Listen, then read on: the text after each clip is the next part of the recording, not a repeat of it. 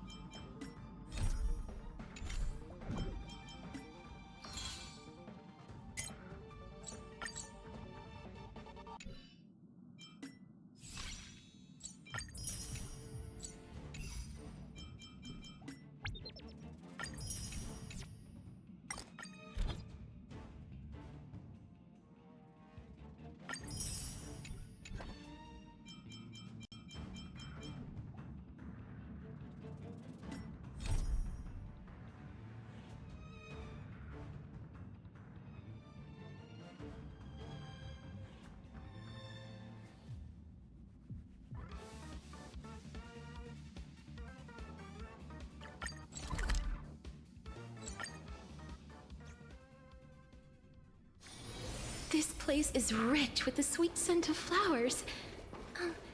Can we stay here for a while longer?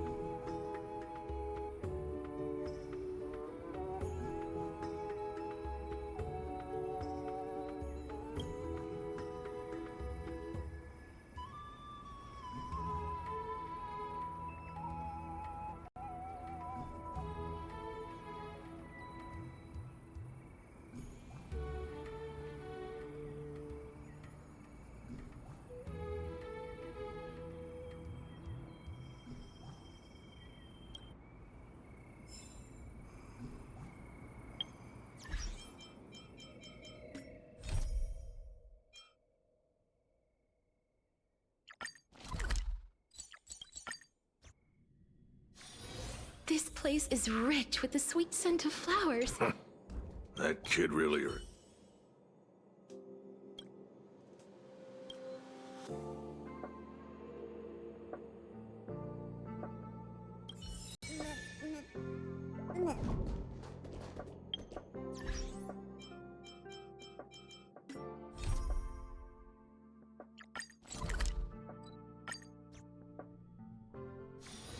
This place is rich with the sweet scent of flowers. Can we stay here for a while longer?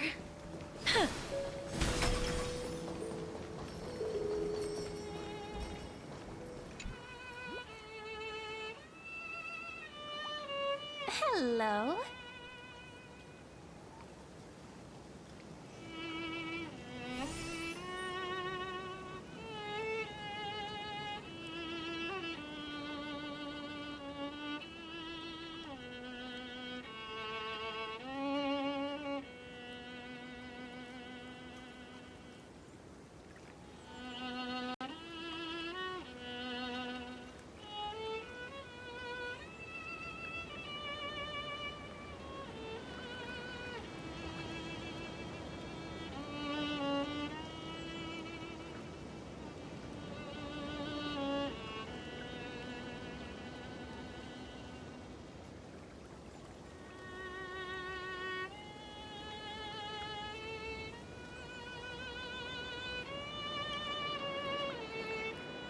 Your surprised expression is just like what the memories recorded.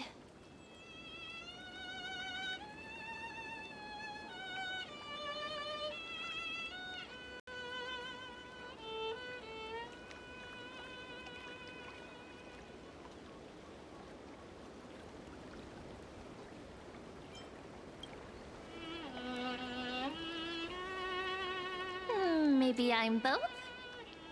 Just kidding.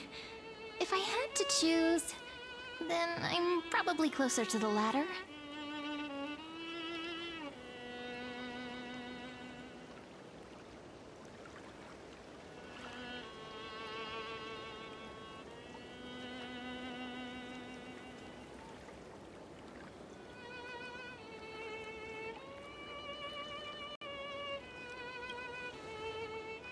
It's pretty unbelievable for me, too. It's like I had a long, long dream. Cyrene's memories and Mem's memories, they're all tangled together. But when I woke up, there were only broken fragments left.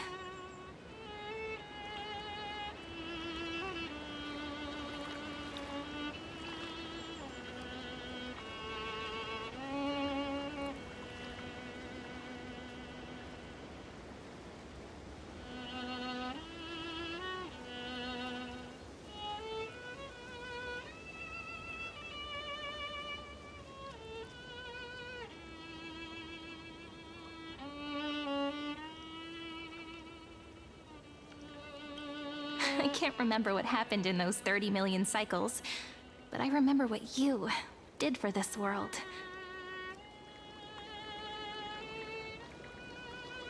Like, didn't you wish for me to turn into a pretty girl back at the Grove?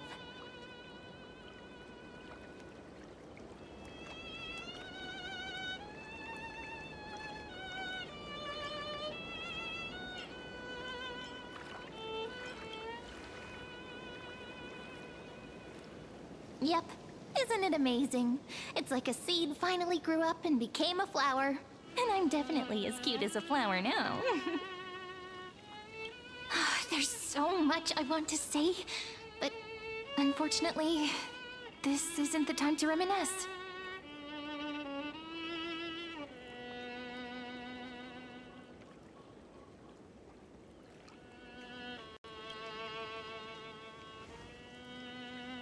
With the memories of the previous flame chase still intact, we've returned to this place at the beginning of time, so we can carry out our... The descent of Iron Tomb may be looming over the horizon, but we still have a chance to change everything.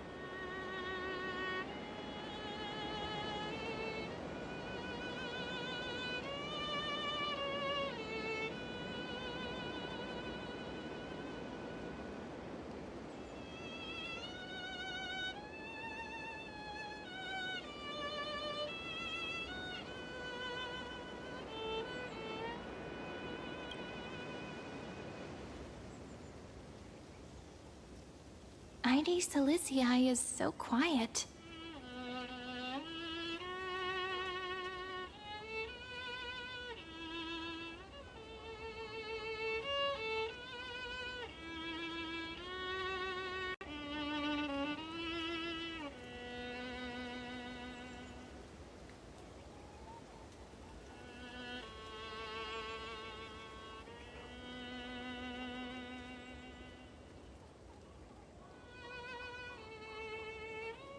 In Cyrene's memories, she always sits alone by the lake, gently swaying on the swing, like she's waiting for someone.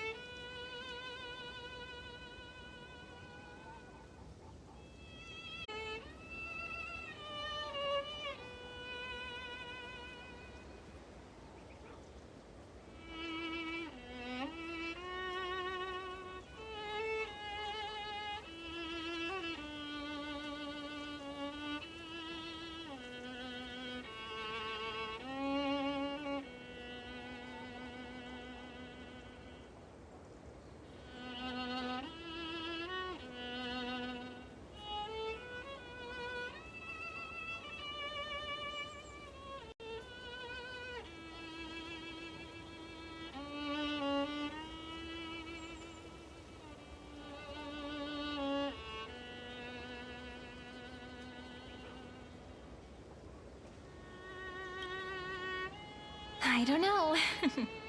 It sounds weird, doesn't it? It's something that happened to me, but I'm talking as if I'm an observer.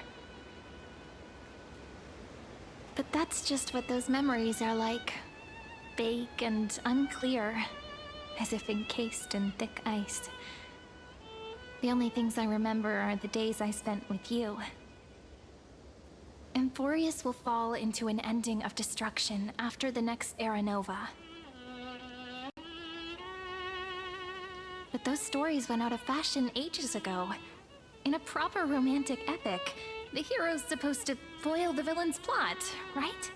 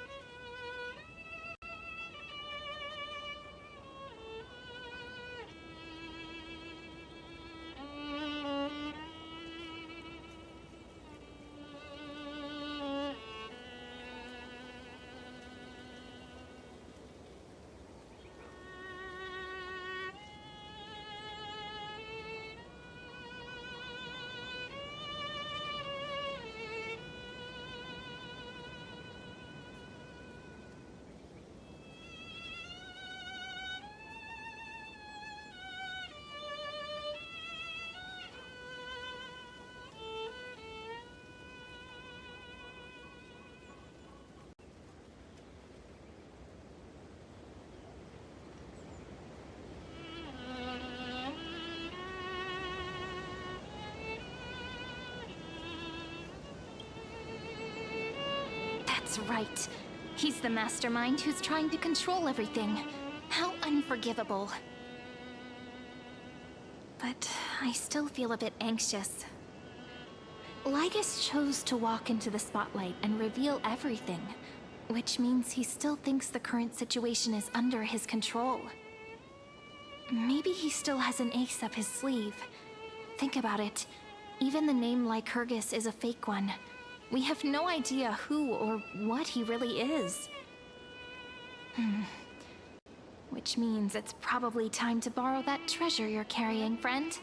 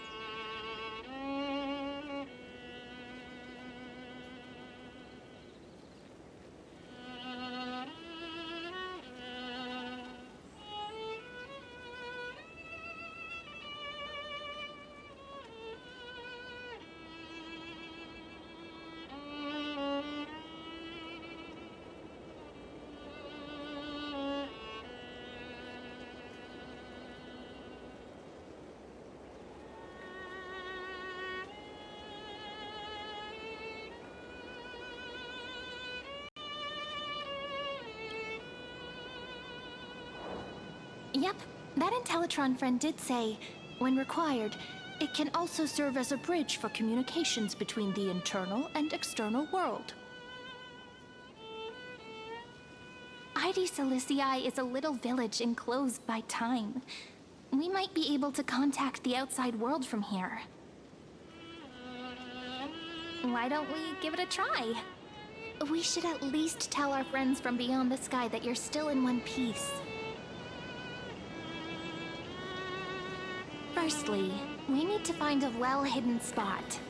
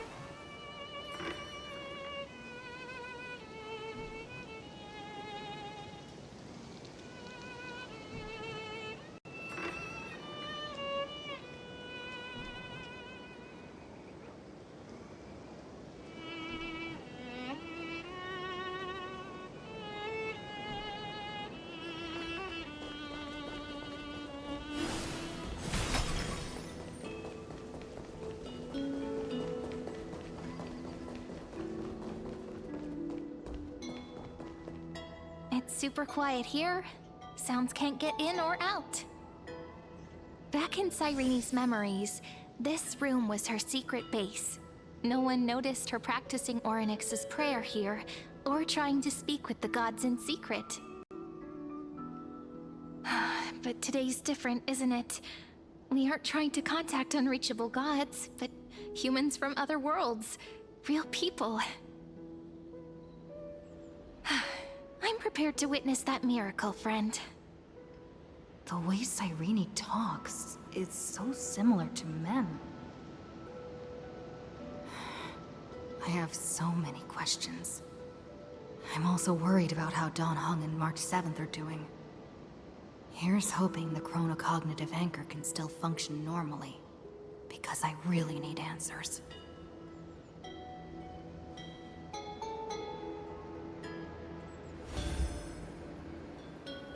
Signal strength, 14.8%. Dialogue window, 16 minutes 22 seconds. Prerequisite, no external interferences. We are very glad to learn that you're safe.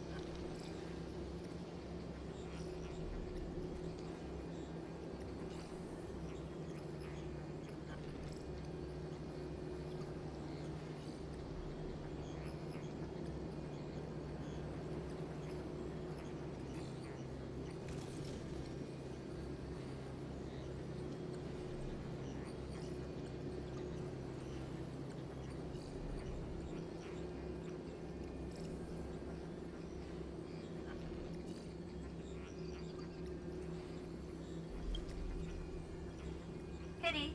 Now's not the time to celebrate.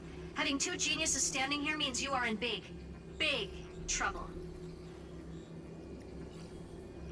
Listen up, little one.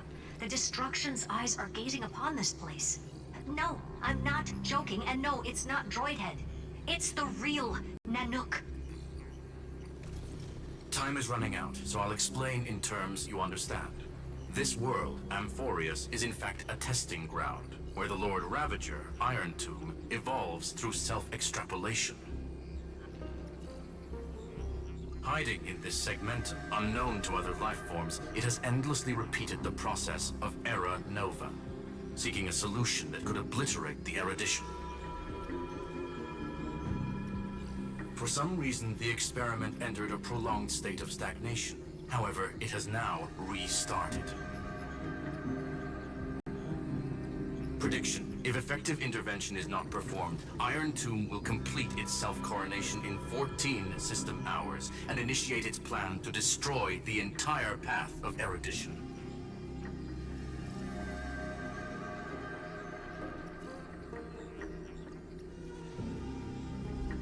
The possibilities are endless. Breaking down interstellar communications, destroying the synesthesia beacons, returning cosmic civilizations to the Dark Ages, or even starting the third anti-organic war. Any of it would be able to bring the cosmos to its knees. Simply put, it will tilt all sciences and technologies towards the destruction. And since Nanook glanced at this place, it means they are being dead serious.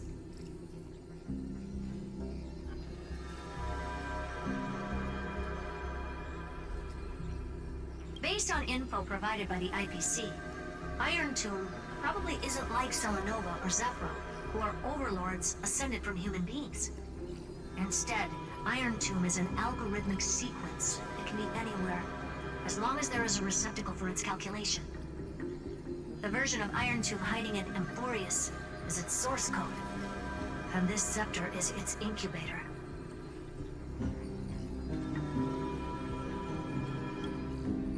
Yep. Think of it as the program having reached 99.98% completion already. And then it's over. Something in the shadows has been driving everything forward. It's the Observer named Lygus. Speculation. He's the Scepter System's administrator. He wants Iron Tomb to break through the knowledge singularity. I don't know why he wants to do it, but he'll remove interferences at any cost. You're the only variable within this world, and you're the only thing he fears. So listen closely, little one. The speed of time is different in Amphorius compared to the outside. Destruction is just about to arrive, but you can still play Deliverer one last time. The cycles have already been broken. You've entered what is theoretically the last cycle Amphorius will ever be able to run. And Iron Tomb will break out of its prison as soon as the process of Genesis is triggered once more. But now there's an abnormality within the experiment. You know what I'm talking about. One of the model's 12 factors. That is one of the 12 demigods. Destroyed himself using the power of the destruction. Fine and Signal disappeared from the cycles the moment Nanook cast their gaze this way. That means World Bearing's computational logic is currently flawed and bugged. Yet it's the factor directly related to the process of Genesis.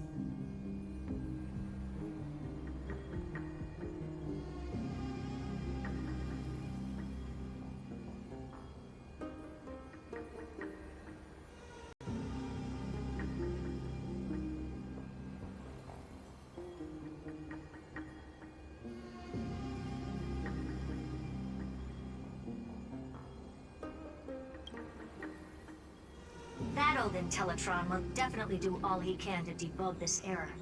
So you have to take this chance to claim Kephalli's core flame. Don't let him have his way.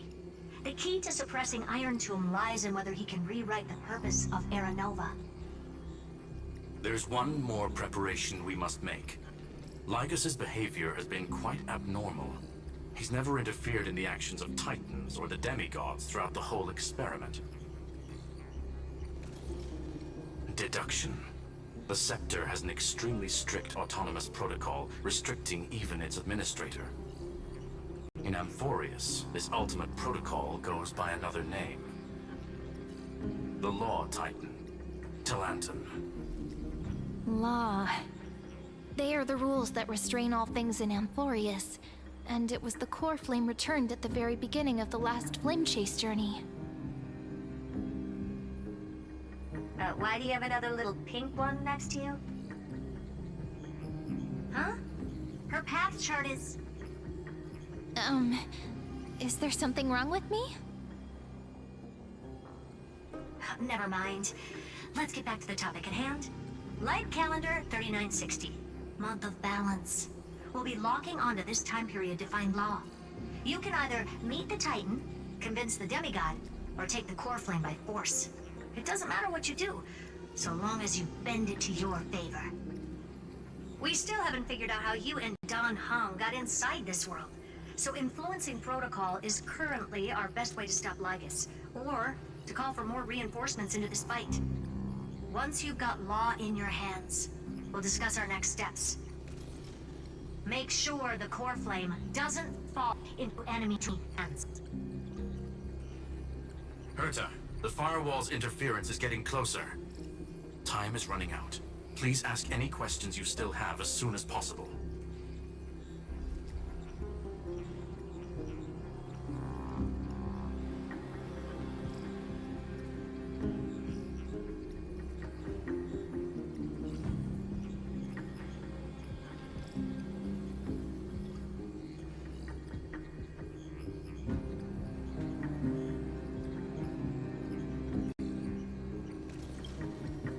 Iron Tomb can't affect the real world just yet. Don't worry. Himiko and the others are more concerned about your well-being than their own.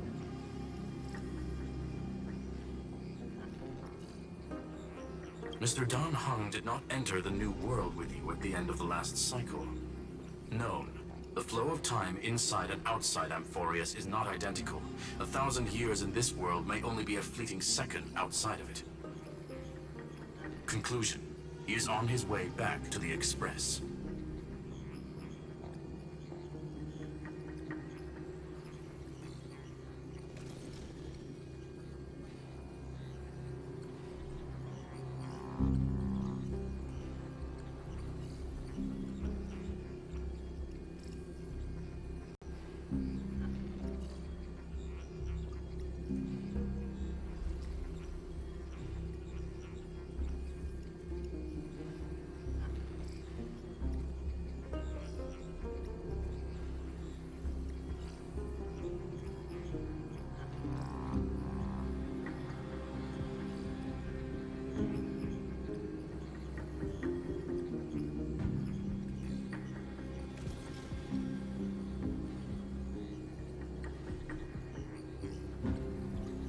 Miss March's situation is rather complicated. Madame Herta and I can detect her signal, but cannot ascertain her location. What we can be sure of is that she's still in Amphorius. Don't worry about her. She's absolutely chock full of mysteries. Even if Amphorius explodes, she'll probably float out perfectly protected in a nice thick layer of ice. Worry more about yourself instead.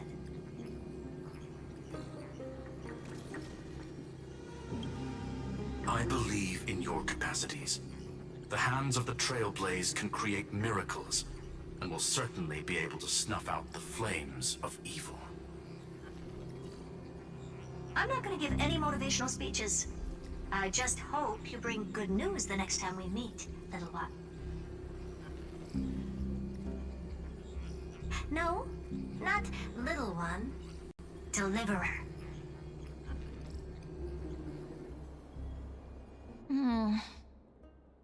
Those two geniuses certainly have memorable personalities.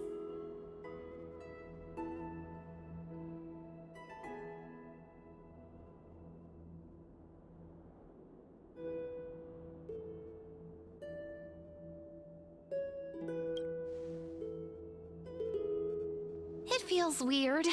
This all feels really familiar. Some of that conversation feels like it's about things I once knew, but then forgot. Maybe it's because of Mem? After all, Mem's a memo sprite born out of your thoughts, friend. Maybe our memories somehow got tangled up together. Never mind. Let's focus on something more important with what little time we have. Just treat me as an ordinary girl with secrets, okay? Light calendar 3960. I remember that Talantin had already fallen by then, and the Chrysos heir who inherited that core flame is named Saridra. That's what's recorded in history, and the period we'll be heading to. We'll need to find Law and stop Lygus. So, we've at least got a solid direction, right? Can you give me a little bit of time before we go? I want to pack some stuff. There's so much more I need to take care of in this form, and I'm still getting used to it.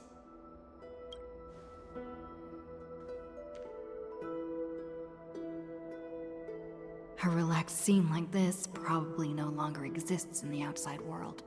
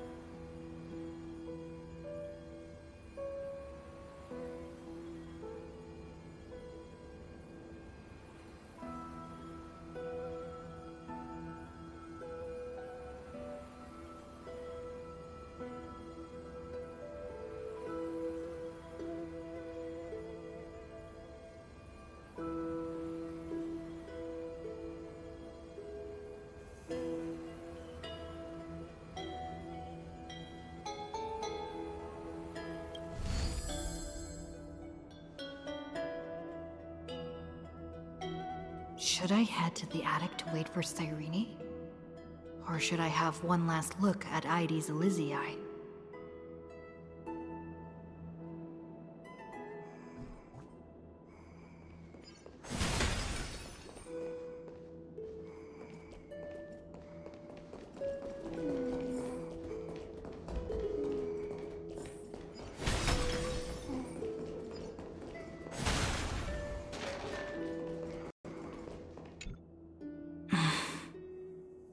This village is where Finan's life started. After 30 million cycles and 30 million failures, his burden is now in my hands. He said I will take over the responsibilities of world-bearing. But what does that mean? Becoming the new Kefali?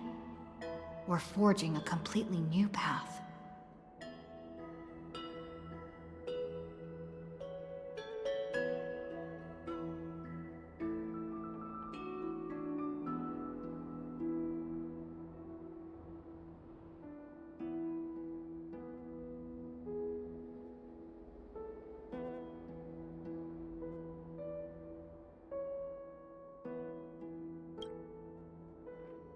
Destiny must have brought me here for a purpose. This isn't a coincidence, but an eventuality created after 30 million quantitative changes. There's nothing to fear. I'm destined to play the most important role in this final battle. I've already beaten another Lord Ravager after all. Thinking hard over there? I finished packing. I decided to just bring these few things in the end. See?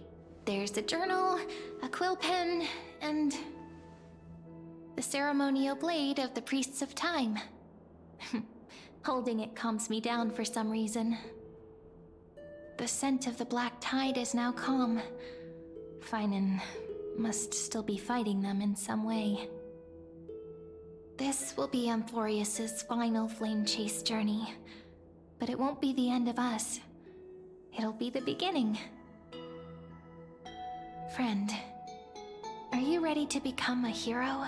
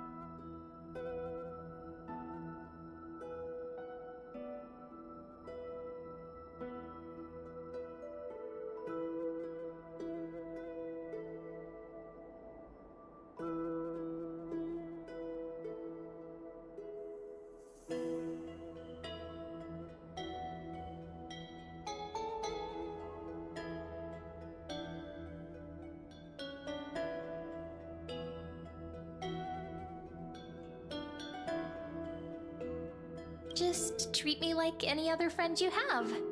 We share a common goal and common enemies. And we may also share a common future. A future that has never emerged in any other cycles. If you still can't get used to it, just call me ma'am like you did before. Just kidding.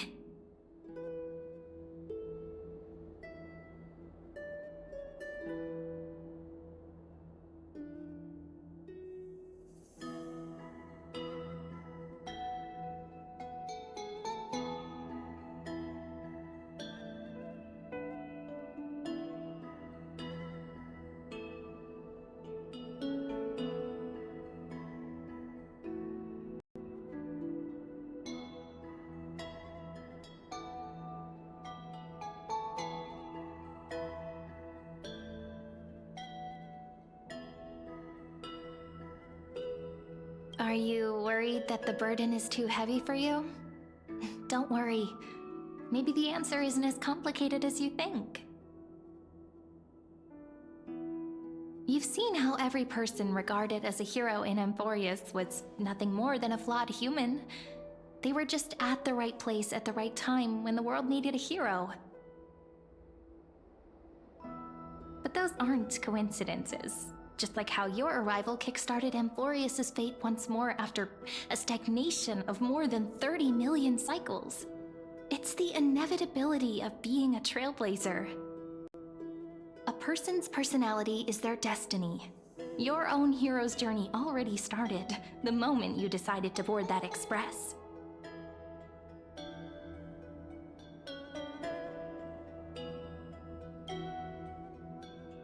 That promise might be far too heavy.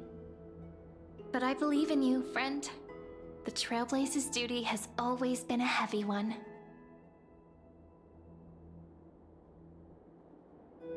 In other words, since you've already saved so many worlds, friend, you should be used to being called a hero by now. Maybe you can tell me those stories as we travel. That way they can become our shared memories too. Let's trailblaze onward like before and create a future that's worth being remembered.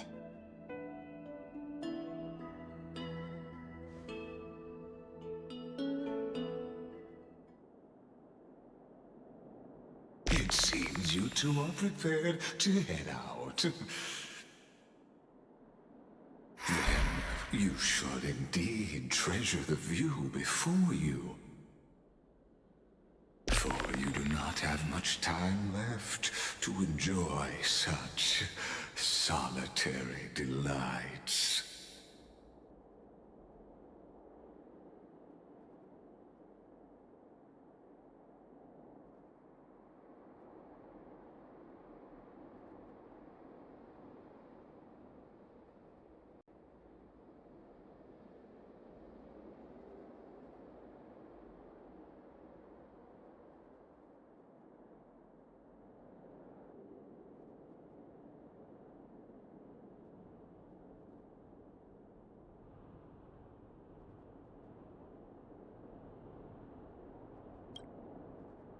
My apologies for disturbing your moment of repose. To fully express my apologies, please grace my abode with your presence.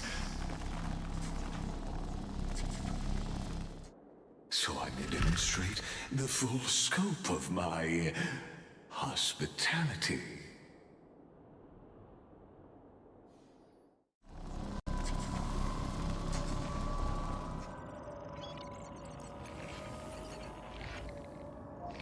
What is this place?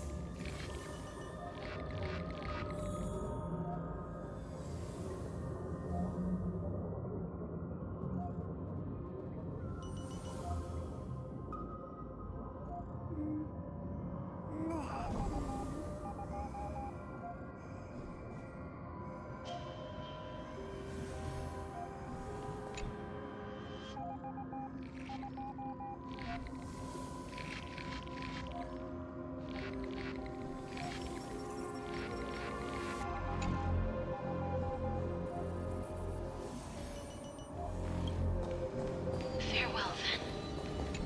May we reunite in the new world.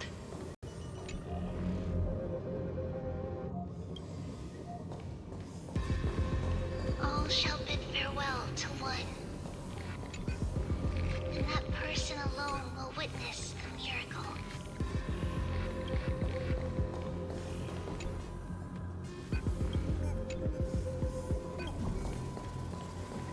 The light of the Dawn Device never fades.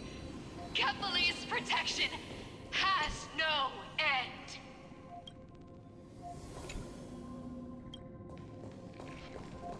After I cross this river, it will be a tragedy for mankind.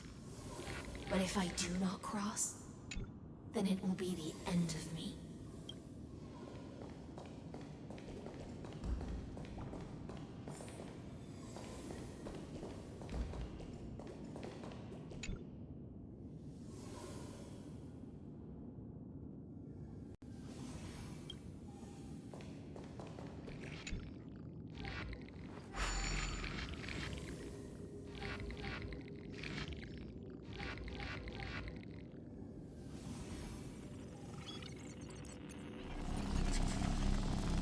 Outlier.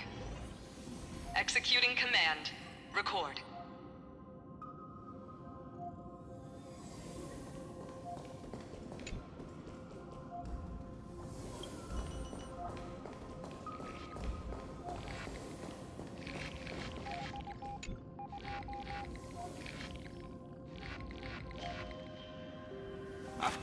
Oh, did that startle you?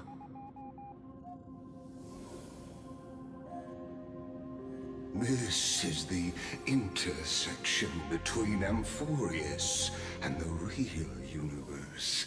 The audience seat where I observe this experiment. You can also call this location the Exomyth. What you see is the true form of the Eternal Land and the 12 demigods after they've shed their disguise of legends. Doesn't it look marvelous? Amphorius is like a microcosm of the cosmos. People love to portray the romance of the starry skies, but their tales often forget a different and far more truthful type of universe. The moment ancient Antikytherians sketched geometric shapes on the sandy beach and recorded the first numerals and symbols on parchment, the universe turned into a silent equation flowing under the pen of these relentless decoders. Erudition. It was once the mother tongue of the Creator, the pen of divinity, and the first lyrical verse ever written by free will.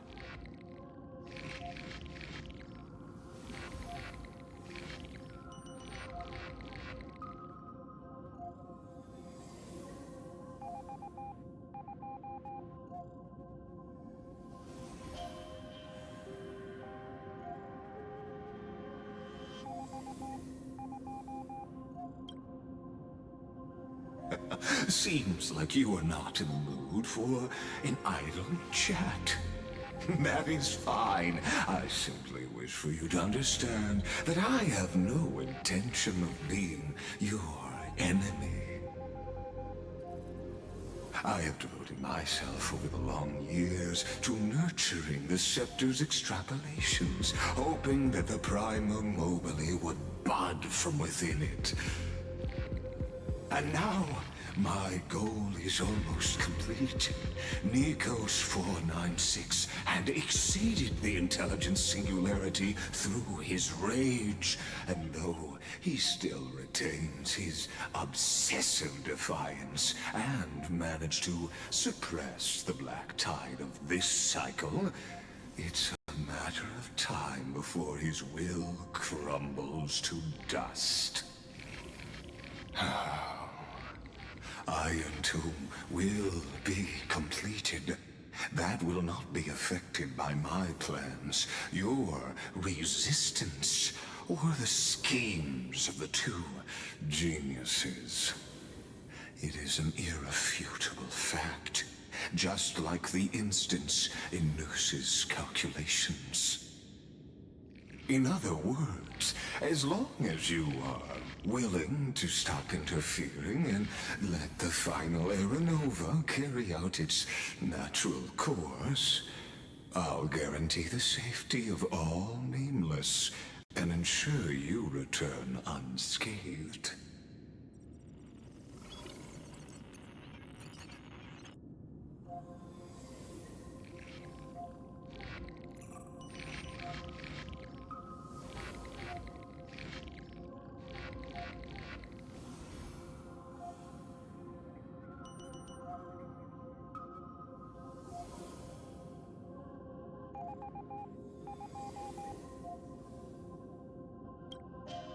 You've always had a choice, my lady. You can either accept my sincerity or face the consequences of defying it.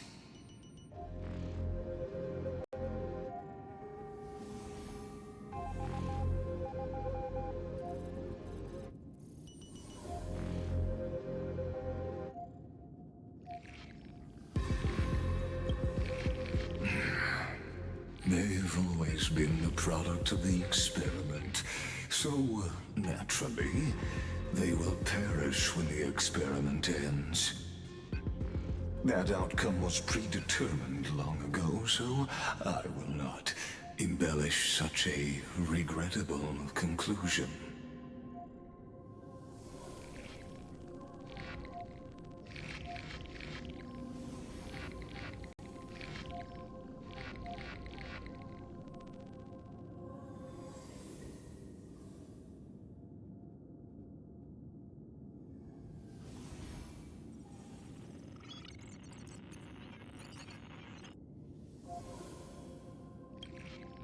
Ah, yes. I am aware of that esteemed lady's whereabouts. Her real identity is quite astounding. If you decide to accept my proposal, then I will do all I can to send her back to you.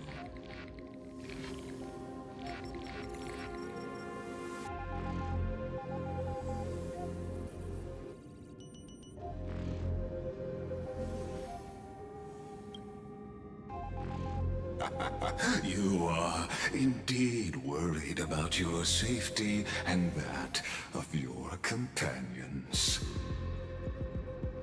Rest assured, as a fellow Pathstrider of this path, Nanook's gaze left a brand on your soul long ago. You harbor the seed of destruction within you. But you need to learn how to use it in the right way. That vital knowledge is also my bargaining chip in this negotiation between us. For there are few in this world who are truly capable of such a feat. And I happen to be one of them.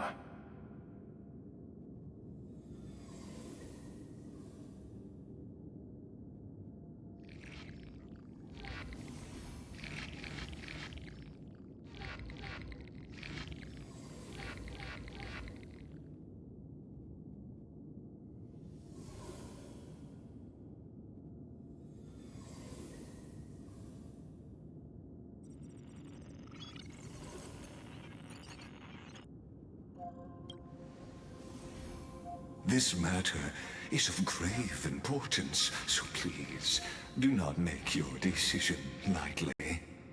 After all, the choice before you bears a 1 in 3 chance of elevating you to an unparalleled existence among the stars.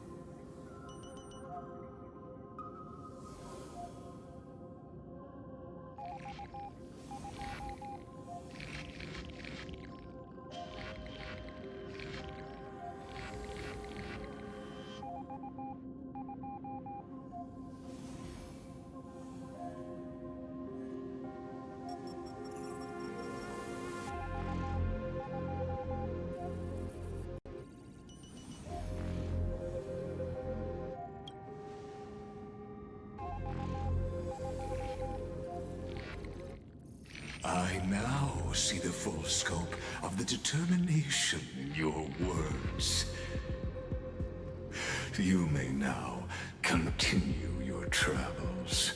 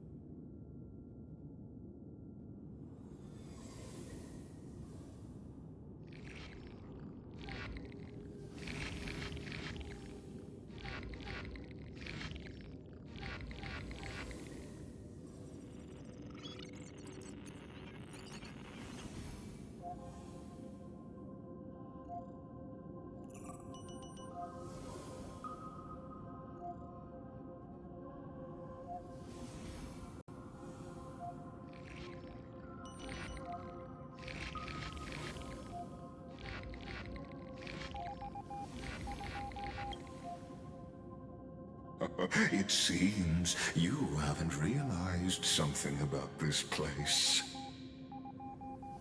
The Exomyth is the Erudition's domain. You cannot physically interact with me in any way in this place, and vice versa. As negotiations have broken down, there's no more need for us to remain in the audience's seat. Let's return to the theater called Amphorius, where you will meet me once again. Of course, this meeting was not without merit. Your presence has inscribed a new footnote in the Exomyth. As for its purpose, allow me to reveal it to you in detail the next time we meet. This...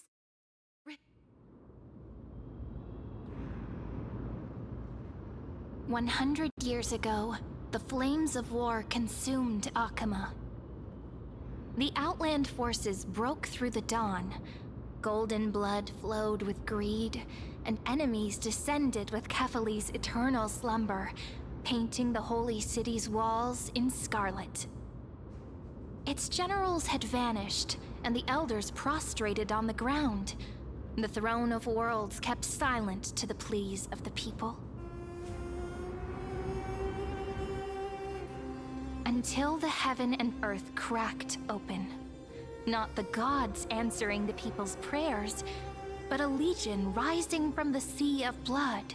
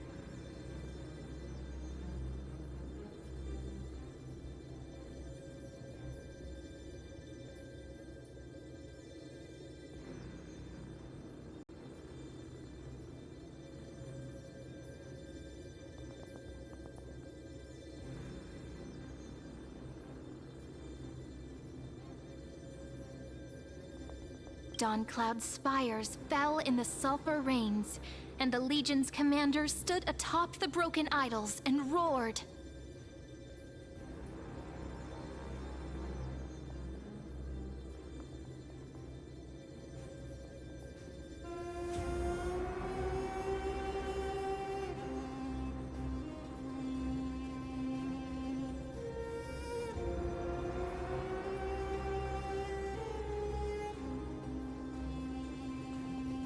Compatriots, no more kneeling!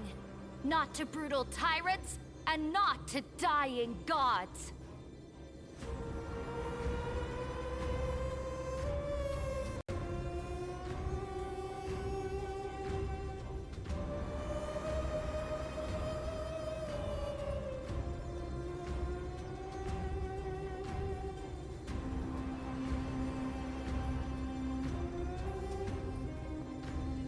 Those rebels have twisted the prophecy and ignited the flames of war in order to stoke fear in your hearts!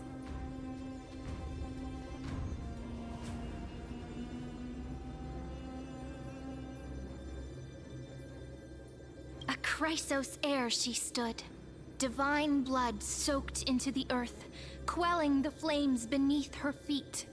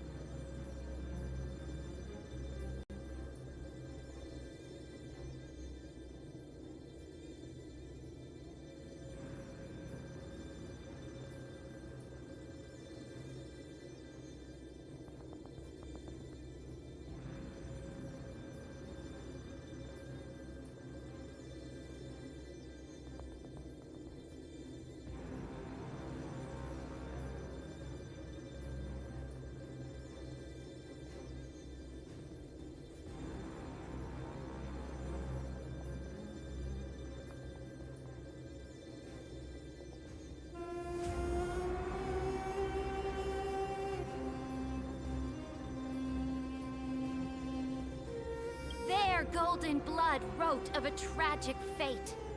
Mine shall overturn it!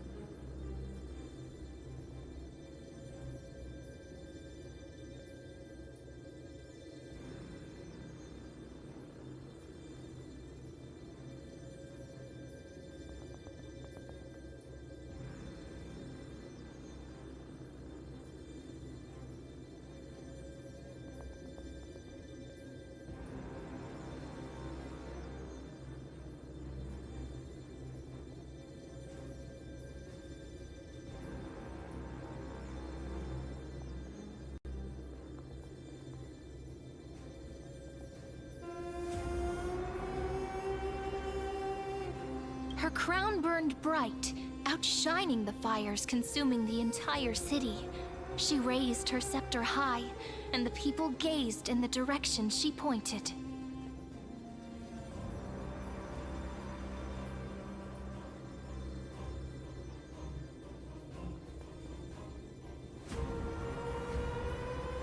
My blood flows in you now. Heroic compatriots, follow me, and we'll seize the reins of fate.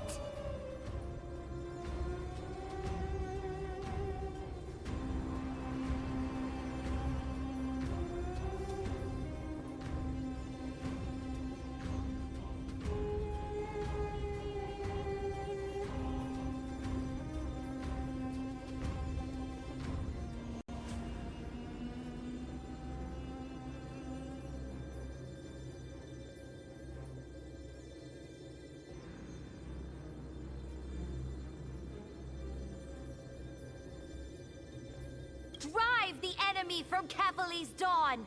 Smother their flames with their own dead! Win glory! Win peace! Let history sing your deeds!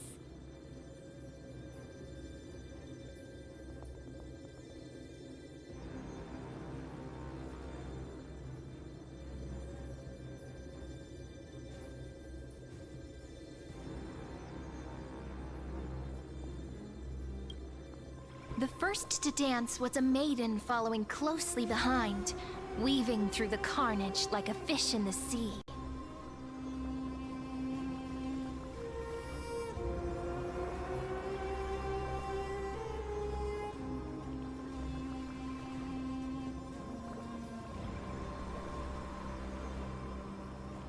The people, full of wrath, surged with her, forming a colossal wave, and the enemy hordes, drained of life, vanished into nothing. Onward to Marmorial Palace! To Dawn Cloud's Heights! Announce to all the wicked and cowardly! Announce to this stagnant age! We are the rising tide! History remembers this as the first siege of Akama. It is said that after the flames died, people found identical inscriptions in every place in the city that had been scorched by fire. It was the name borne by Akama's first and final sovereign, the Imperator Ciridra. Friend, are you listening? Friend? Honestly, you were the one who insisted on reviewing history, yet here you are, dozing off? Wake up! Otherwise, I'll have to... Wake up! Otherwise, I'll have to...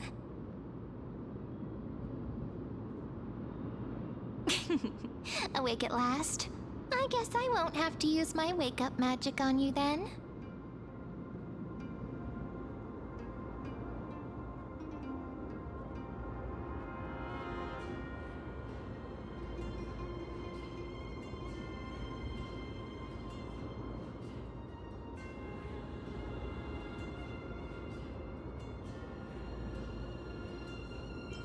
What are you murmuring?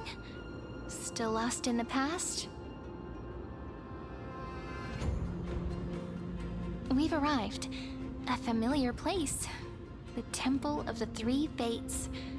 If everything went according to plan, it should be shortly after Talantin's fall. And also the end of the first Flame Chase journey.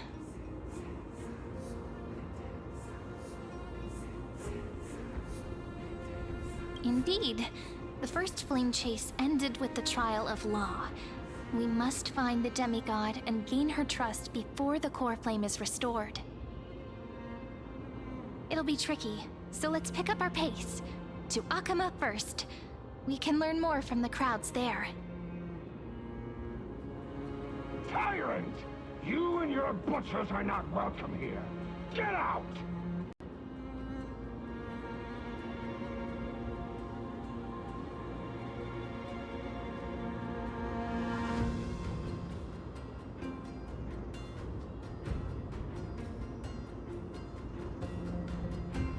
Hold your tongue!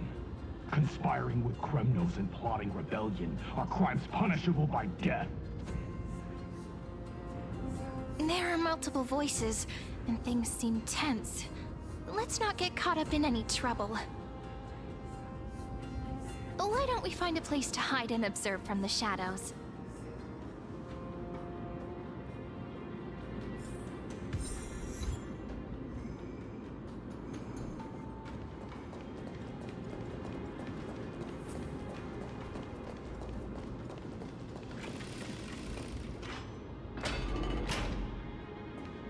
At least Kremnoans keep their faith.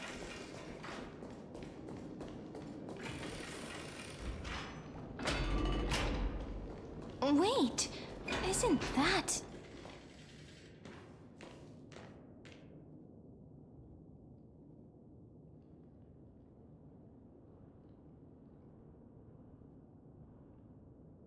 Golden-blooded defilers, perverting the prophecy and trying to slay gods! Stars beyond the sky? Gods who created the Titans? What kind of nonsense? Look at this broken world and see what your atrocious acts have done! What? Did he just mentioned the stars beyond the sky? But how is that possible? You impudent! Dux for Goris. We're here to welcome the Deliverer from beyond the sky. Stand down. Heretic! No one but the Great Talantin can deliver this world from misery!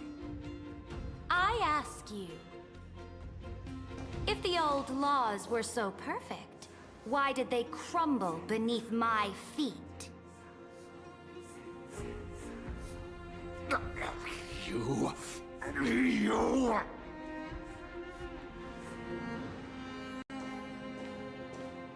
Talantin is long gone. Now I am the law. Challenge me, or submit to my judgment.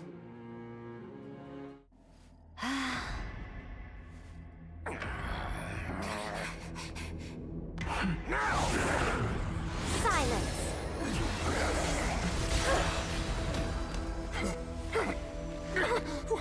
What gives you the right to judge a priest of law? That's because I came, I saw, I conquered.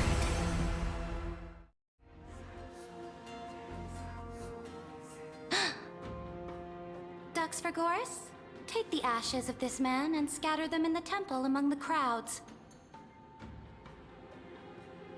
Tell them that the High Priest attempted to take away the rights granted to the people by the Imperator. Thus, he met his fate.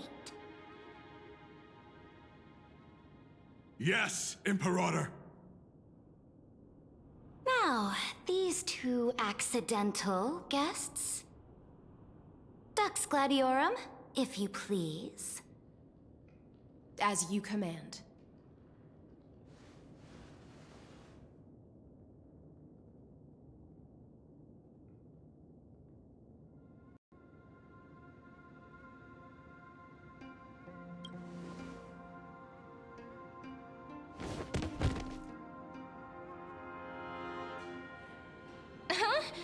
Is this... Correct, but not the kindness you know. This is the leader of the Cleaners in this era.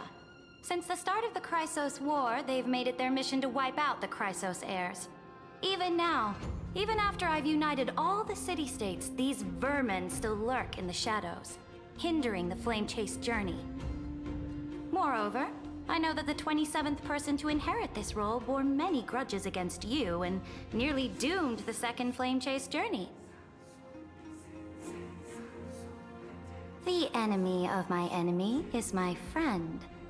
So, out of courtesy, I present to you this corpse as a gift.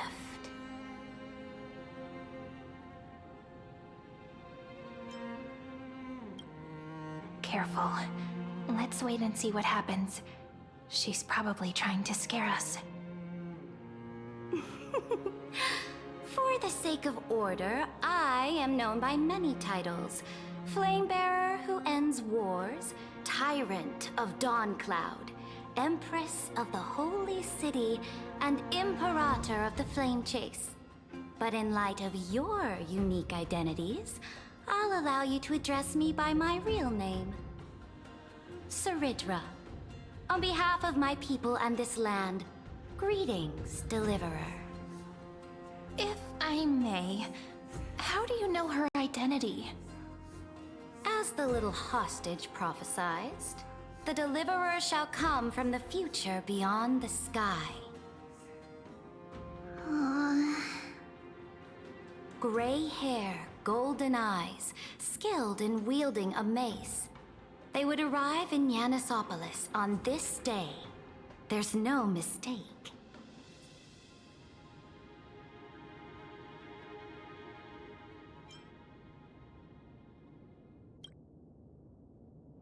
Your orders, Imperator.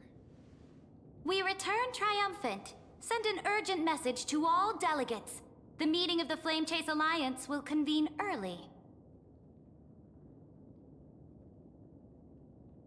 As for you two, Akuma knows what you seek. We'll confer in the Holy City.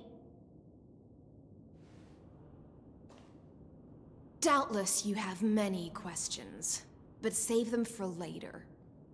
Please follow us. This is not what I expected at all.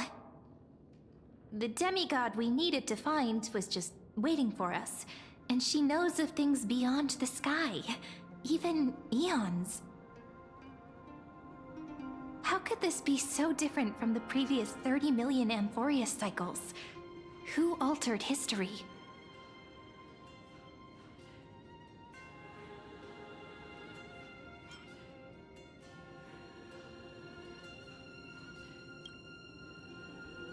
I wish, but other possibilities remain.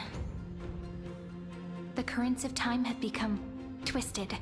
Regardless of who caused this, that Imperator came prepared. We're the ones at a disadvantage now.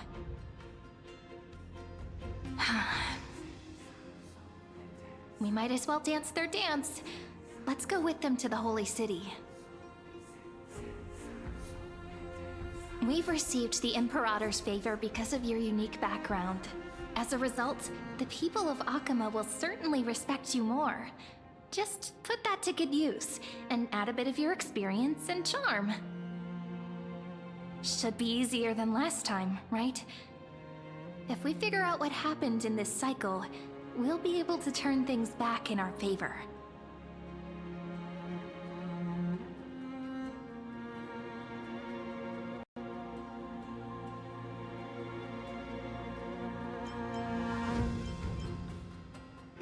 Exactly. Treeby, Aglaya, maybe even little Cypher.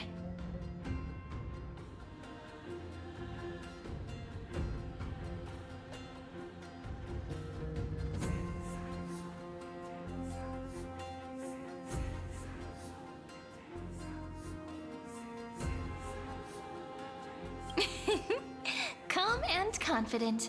That's the you I'm familiar with. Guests, please. The journey to save the world starts with a single step. Let's set off, my friend.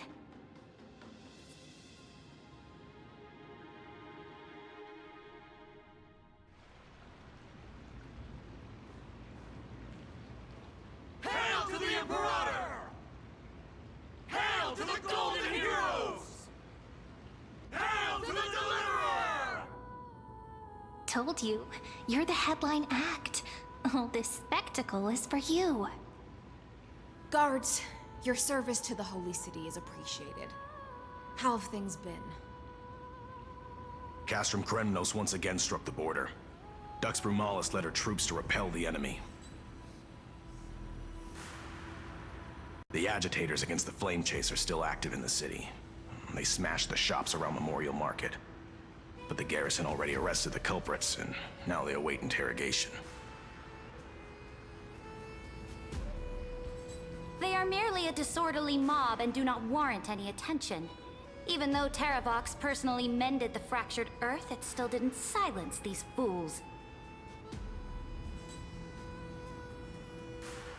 Guests from beyond the sky, worry not about these trivial matters.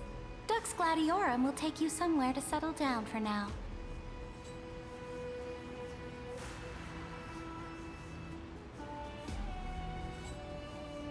Please allow me to introduce myself.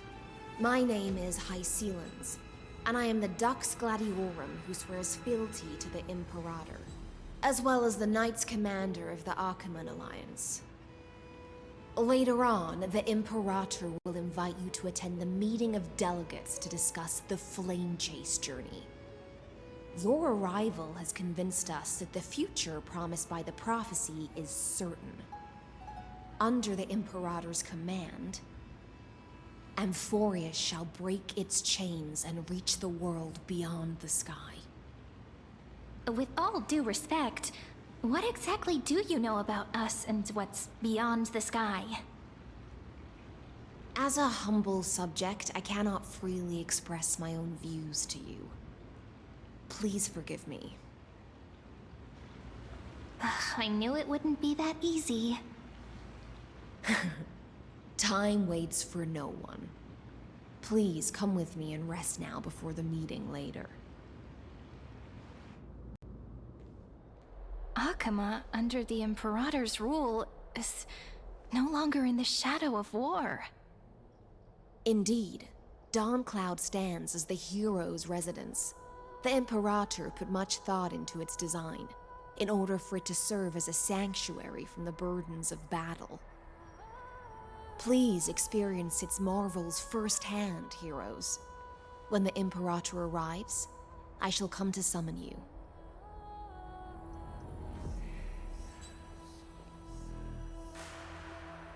High Steelens. No wonder she's the Knight's commander.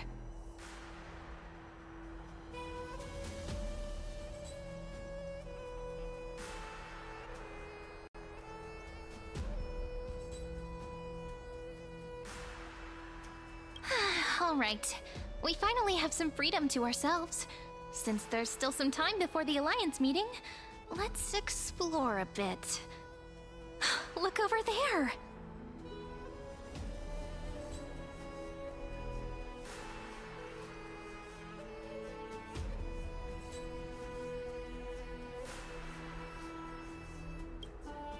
Not the ones you're familiar with. But the hearts of heroes stay the same in every cycle, never changing.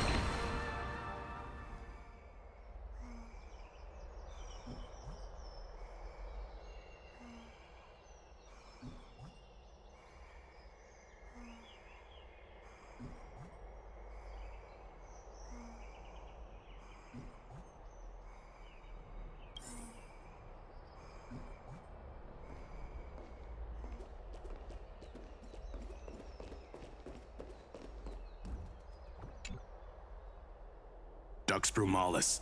Our great Imperator found the mastermind and executed him in public. Seeing that scoundrel burn to nothing should deter these miscreants from being so brazen again. So the great Imperator isn't afraid of getting her hands dirty? What a ridiculous display. What do you know? No matter what sins the people commit, they are still the Imperator's people, and it's only right that they be judged by the Imperator's own hand. Our distinguished trespassing guests.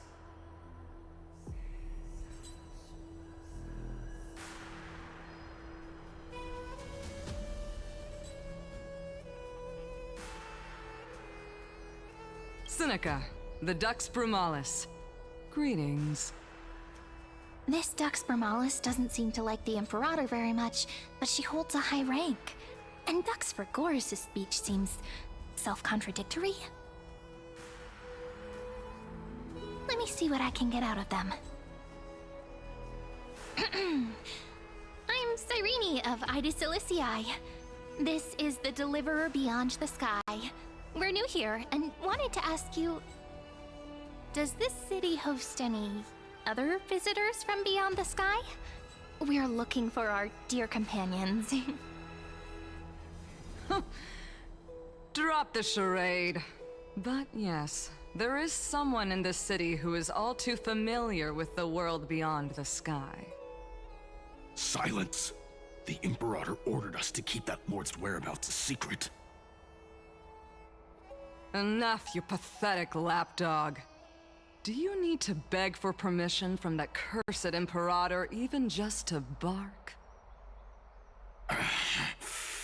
You... Someone who is all too familiar with the world beyond the sky and is referred to as that lord. Could it be? Looks like things are getting heated. Let's get out of here.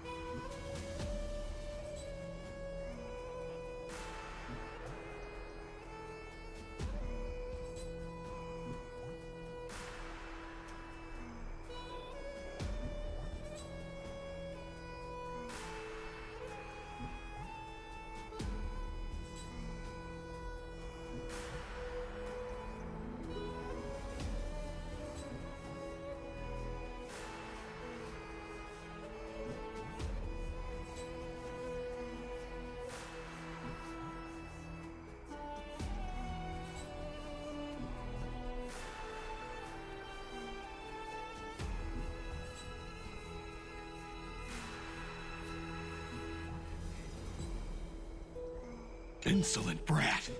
I'll shatter that ice of yours. Groveling fool. I'll freeze that brain of yours.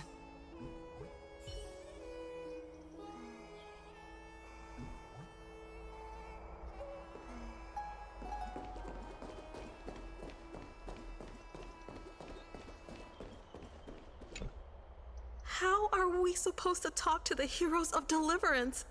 What if they're really intimidating? Virginia, don't be so nervous. Once they hear your poetry... Ah, heroes, you're already here. Greetings. I am Apollonius, the Dux Helcolithus, one of the 5 sages of the Grove of Epiphany, advisor to the Flame Chase army. This is Virginia of Castrum Kremnos, the Dux Carminum and imperial scribe of the great Imperator. Hello. I'm Virginia. I compose poetry. I'm Cyrene from Ida Silicii. This is the Deliverer. Nice to meet you both. They're not as frightening as the rumors claimed. This is our first time in the Imperator's realm. Akuma is even more magnificent than we imagined. If you all weren't here to look after us, we'd be completely lost and confused. The Akuma you imagined is long gone. Under the Imperator, this city has been reborn as the capital of the world. Bask in her free-spirited winds. For anyone who fulfills their duties to the Imperator, these winds shall forever remain at their service. But what if... Those who are loyal do not need to consider the consequences of betrayal. But if you're curious, why not head to the lake and take a look? Those elders who lie at the bottom of the lake are the best example of what happens when you disobey the Imperator. The elders of this cycle were all... Looks like that priest who was sentenced to death wasn't an isolated case. Aggie, you're still so listless today. Did you have trouble sleeping again? Yes. We know. The Titan's prophecy haunts you. If you want, you can talk to us, just like when you were young. No matter what, we'll always remain by your side. I know. I also understand that fate cannot be changed. It is not the future that I worry about. I spent all last night weaving clothes and linen for the refugees. The Chrysos War is born of injustice and has shattered their dignity. They deserve at least some basic decency. If Amphorius one day abandons this, then all of us, commoners, Chrysos heirs, Titans, become no better than beasts. Oh, we have guests. Welcome. I am Aglaya, the Gold Weaver. These rags on you are not worthy of the title of Deliverer. I must prepare some proper attire for you.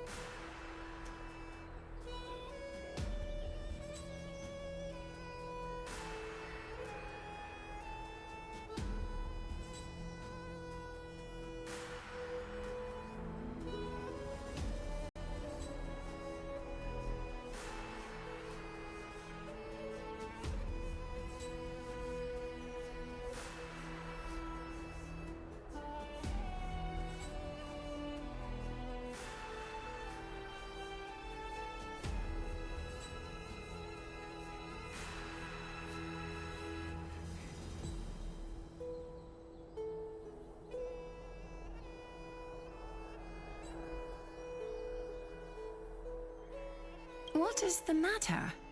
Your gaze seems somewhat unsure. Does your Aglaya differ so much from me? Greetings, Deliverer from beyond the sky. We are Trebi of Yanisopolis. It's very nice to meet you. Although, introductions are probably unnecessary.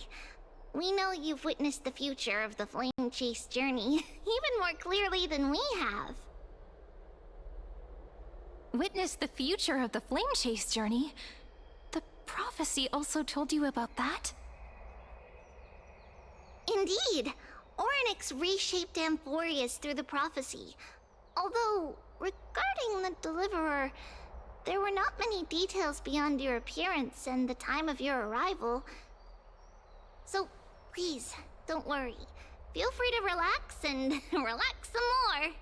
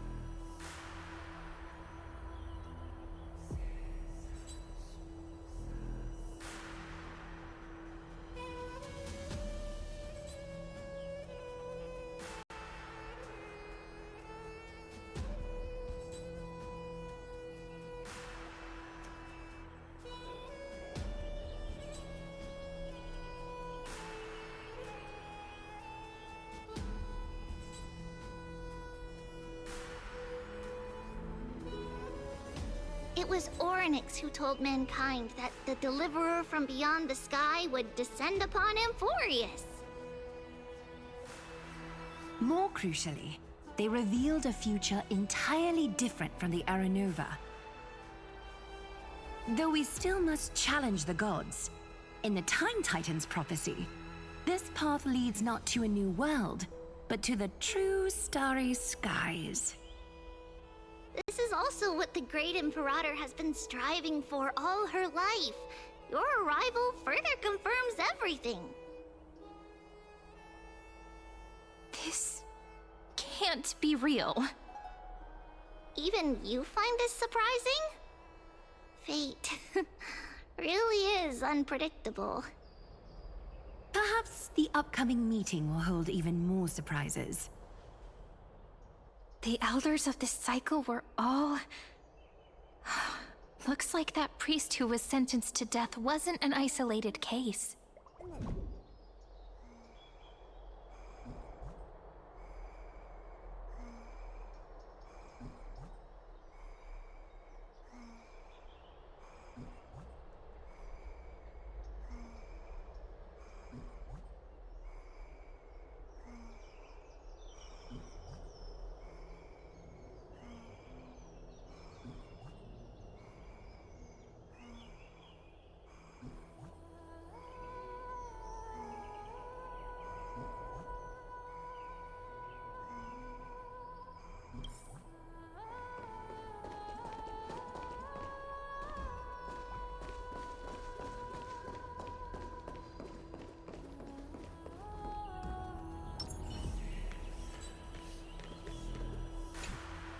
Little fish from beyond the sky, did you rest well?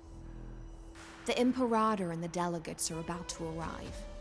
If you are ready, please follow me to the meeting.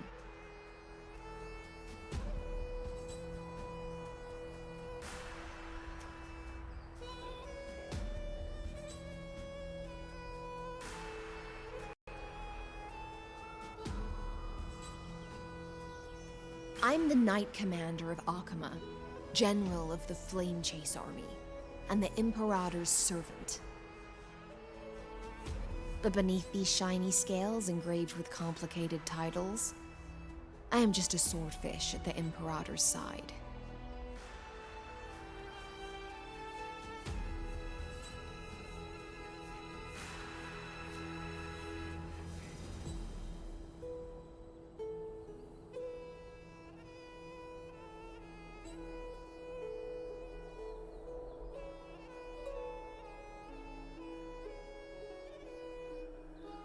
As you've witnessed, she is the Empress of Akama, the one who ended the Chrysos War and the leader of the Chrysos heirs. As merely a humble subject, I cannot say more beyond this.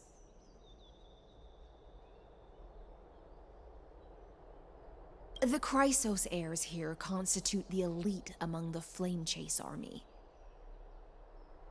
Dux Halkalithist Apollonius and Dux Carminin, Virginia, serve as the army's advisor and historian, respectfully. One offers advice and counsel to the Imperator, while the other writes verses of her supreme glory. Dux Frigoris Labienus and Dux Brumalis Seneca are both formidable warriors, clearing the way for the flame chase with steel and storm. Dux Fatorum, the holy maiden who interprets the prophecy. Only the one named Treebe remains in the city. The Imperator once took them as hostages in order to unify the prophecies of the world, but they are now Akama's most vital prophets. Dux Goldweaver, Aglaya. Well, she dislikes it when people talk about her behind her back. You should get to know her in person.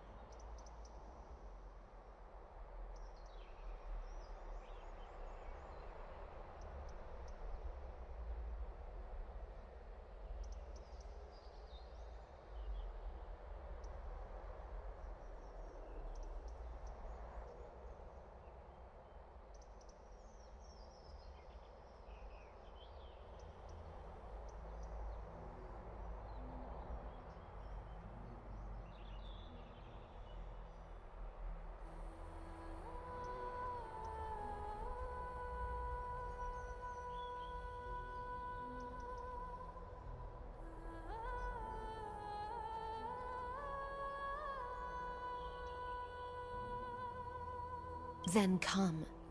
The Imperator reserved seats for you. I'm starting to feel a bit nervous about the meeting. Since Sir Ridra is presiding over the meeting, it'll be a good opportunity to learn about the law's inclinations in the current era. Let's keep our ears open, okay?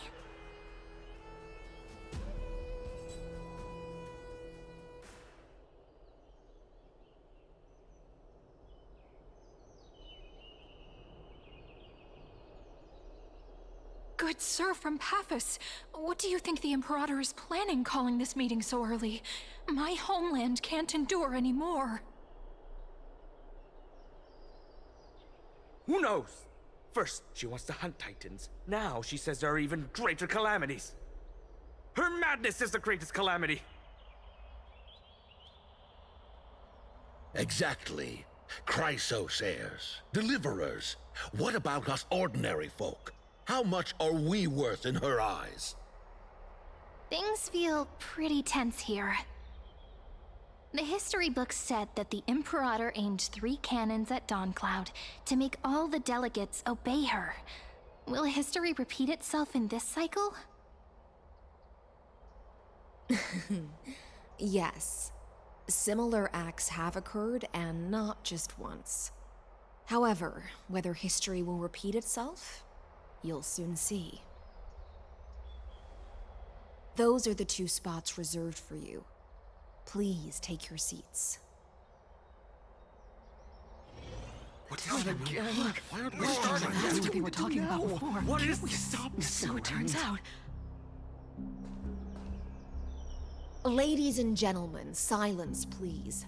The Imperator has arrived before her faithful council, and the Alliance meeting is about to begin. All rise. In the names of Talantin and Kefali, the Akama Alliance swears upon the gods. Cease the pageantry. I pray not to the vanquished. What? Kefali, of course, needs no further explanation. As for the law, at the entry hour 2 days past, a scout should have brought news of the conquest to all of you. Unfortunately, guards found his corpse among the rocks not far from the city.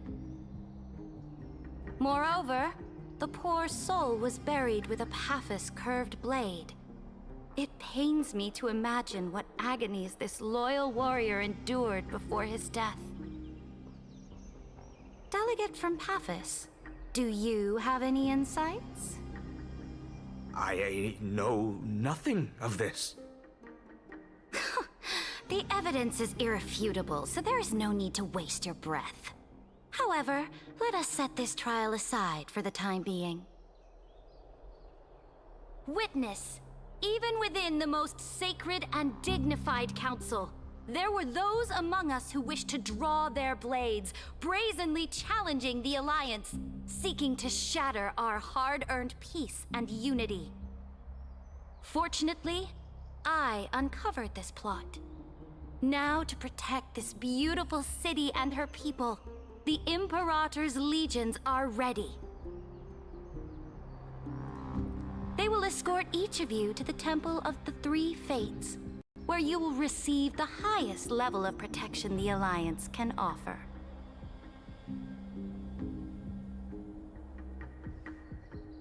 Then, the Legion's warriors will join me in embarking on the campaign against Fagusa. This is clearly a trap! Imperator, did you summon us here just to trample on the dignity of your allies? Enough! Just calm down. What should we do? Things are starting to get pretty intense. Comrades, you've all seen her true face now. According to the ancient laws of Akuma, only with the consent of 2/3 of the Elders can the legions carry out the commander's orders. The ancient laws. Didn't you destroy them long ago? You defected during the first siege of Akuma, voted unanimously in favor of the Council of Elders restructuring, and just yesterday, you desecrated them with a blood-stained blade. The decaying old laws fell with Talanton and are no longer deserving of respect. But if you still insist on proclaiming yourselves defenders of the law, then be silent and offer up the highest respect to this core flame in my hand. That really is the core flame of law in her hand. Since there are no objections, then the original agenda of this meeting, the campaign against Fagusa, is hereby passed. The Flamechase Army's hunt for the Ocean Titan begins today. In order to prepare for war, all allied city-states must surrender command of their militaries and pay all war taxes by the end of the month of Evernight. At this moment, I would also like to introduce to everyone the newest honored guest to join our alliance. The Deliverer, revealed in the prophecy of time, has descended from beyond the sky. With her aid, we shall shatter the Chalice of Plenty and return Fagusa's core flame to the Holy City!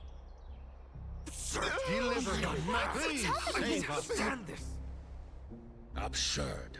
Simply absurd. A deliverer from beyond the sky. This is just like that prophecy about slaying gods. It's a lie you've used to grow your power. Ladon has already sacrificed countless soldiers. And now you want me to send even more of my brothers and sisters to be used and discarded by a tyrant?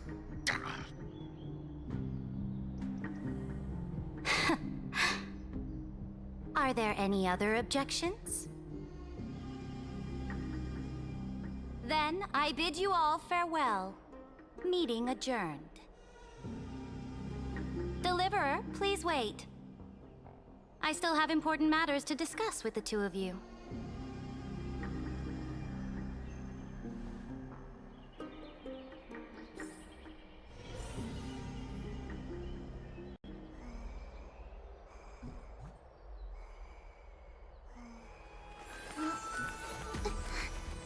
It's a blessing to the past. We'll pass it on as fast as we can. Let's go.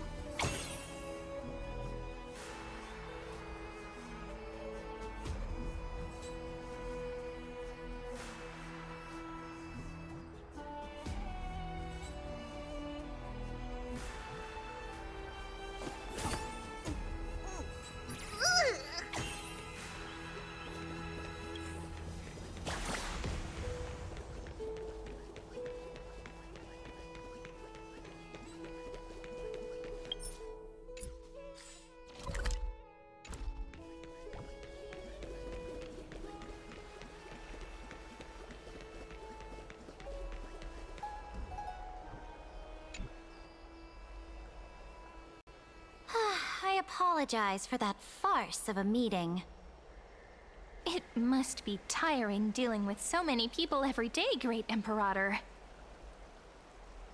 Tiring? You're mistaken. Moving chess pieces, placing wagers. This game of strategy adds a dash of color to our heavy fates. Much like how rule and conquest are always accompanied by sacrifice. Is the war with the Titans also part of that sacrifice? After I glimpse the secrets of this world... No, the secrets beyond the sky. The divine authority of Amphorius no longer held any significance. Let me ask you, Deliverer. Is it true that beyond Amphorius' sky, there are magnificent deities called Eons?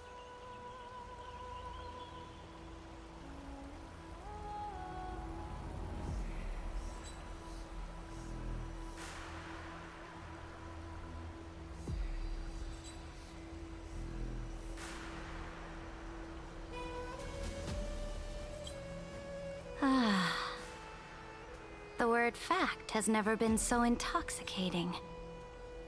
Then, please tell me more. How will you use this great power to guide the people? In the future you envision, where will our flame chase journey lead?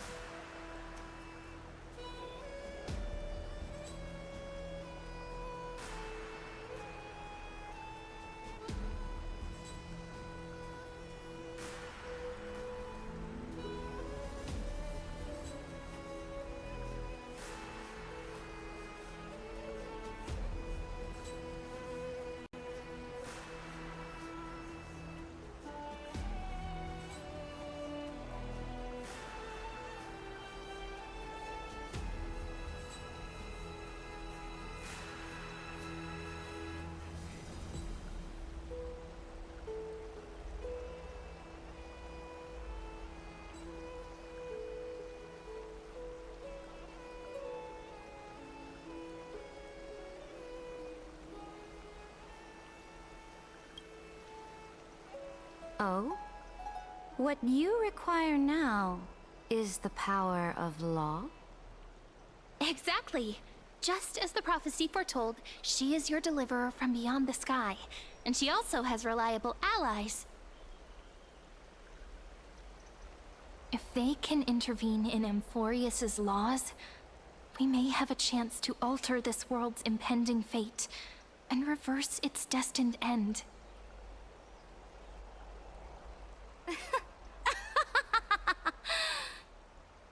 Very good, Deliverer. You have courage. To say such presumptuous things, even knowing that the inheritor of the law stands before you. You mean... In the past, anyone who dared to covet the Imperator's divine authority would have met a gruesome end. But now we can see beyond this dying world. Our journey should no longer be confined below this stubborn sky. Alas, that fickle ocean titan has obstructed the spirit water leading to the vortex of Genesis, hindering my ascension. If the core flame of law cannot be returned, your path to deliverance will never be realized. Now that things have come to this, we must resume our once stagnant journey and force the waves that block our way to recede. So, You agreed to cooperate with us. Cooperate? Forgive me, but I never cooperate with anyone. Though I will permit you to join me as subjects. And together, we will forge the most perfect law. This is... The Flame Chase Medallion, a symbol of the Flame Chase army. Every noble in Akuma carries one. This medallion represents the will of the Imperator herself, and you may act freely within the city with it. Before we embark on the crusade against the Ocean Titan, you should rest in Akuma for a time.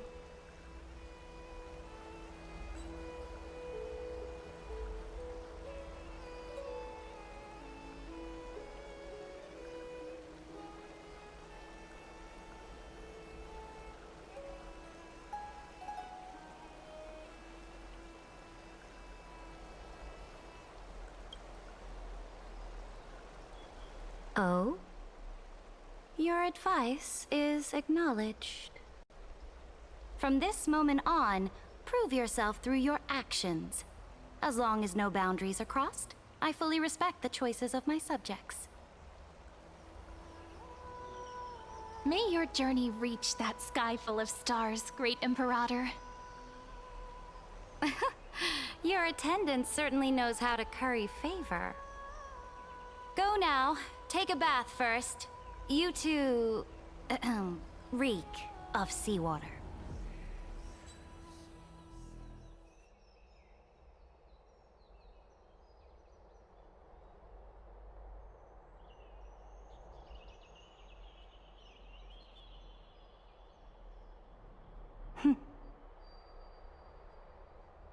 Come forth, Theoros.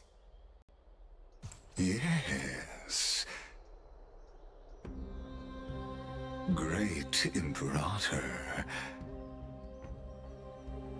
Now, perhaps you're willing to hear my counsel?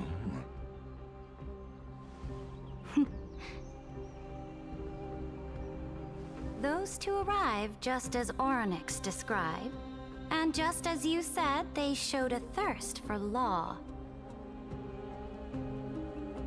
At least this proves that my judgment was right. Sparing your life was the correct decision. You've once again confirmed that your wisdom is no empty boast. Now another choice lies before you. With whom shall you ally to tip the scales of law? Me? Or that deliverer?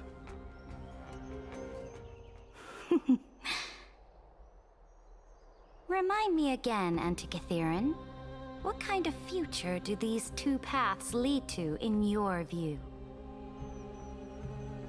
I shall tell you. You are entitled to know that the Deliverer from beyond the sky is not a wholly wicked being, but from the very start, her stance has been completely at odds with Amphorius.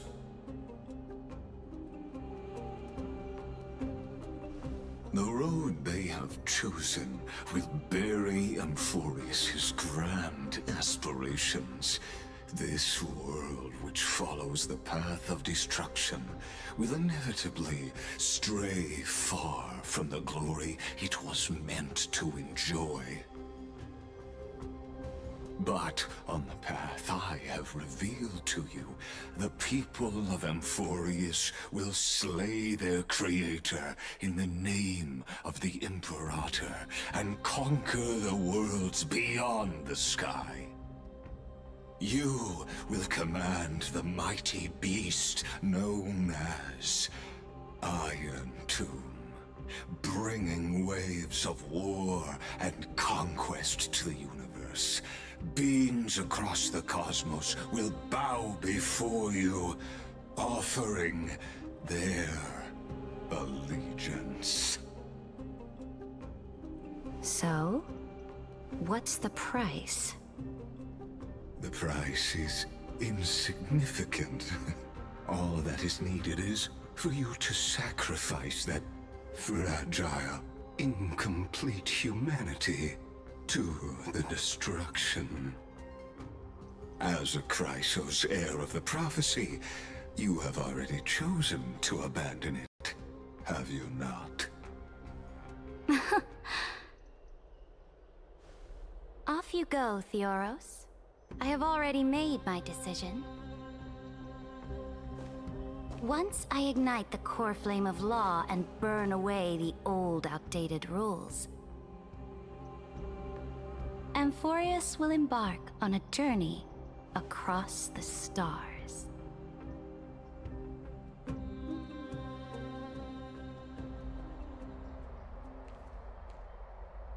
The Imperator is quite forceful.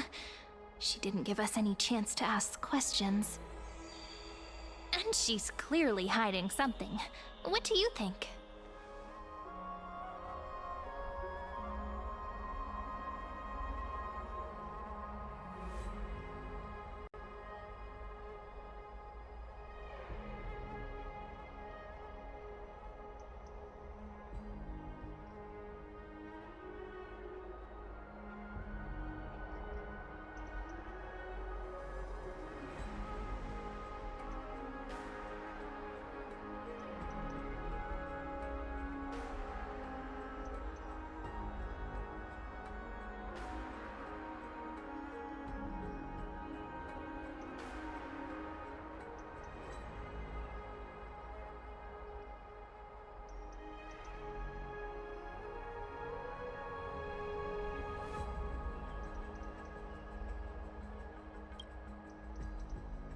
There are many uncertainties right now, but this is one of the few blessings.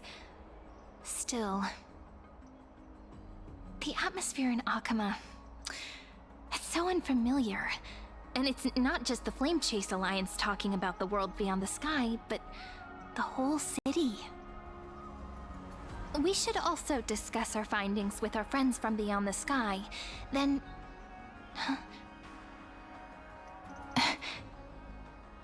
Then we should go enjoy the renowned bathing culture of the Holy City and relax. It's the thing I've been looking forward to most on this journey.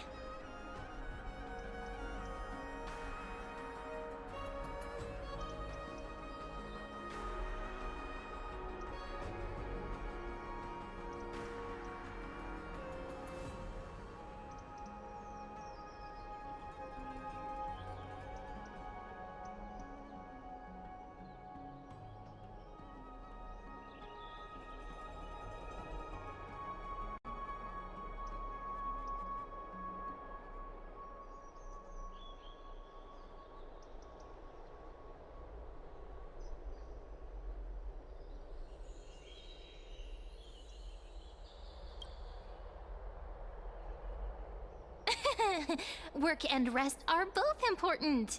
You see, everyone agrees, right? So someone's watching. Can't let our guard down for a second. Let's use taking a bath as an excuse to find a quiet corner to update Madame Herta and Screwlum on our progress. We can also check out what's happening in the city. Since the outcome of the meeting was just announced, people must be gossiping. We can kill 3 birds with 1 stone. Let's go.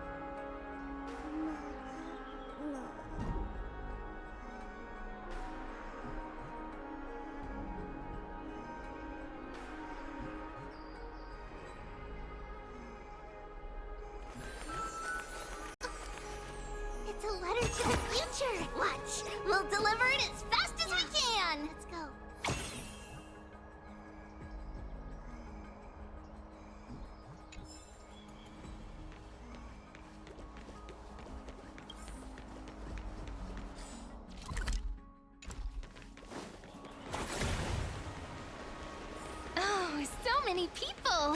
The holy city is so lively.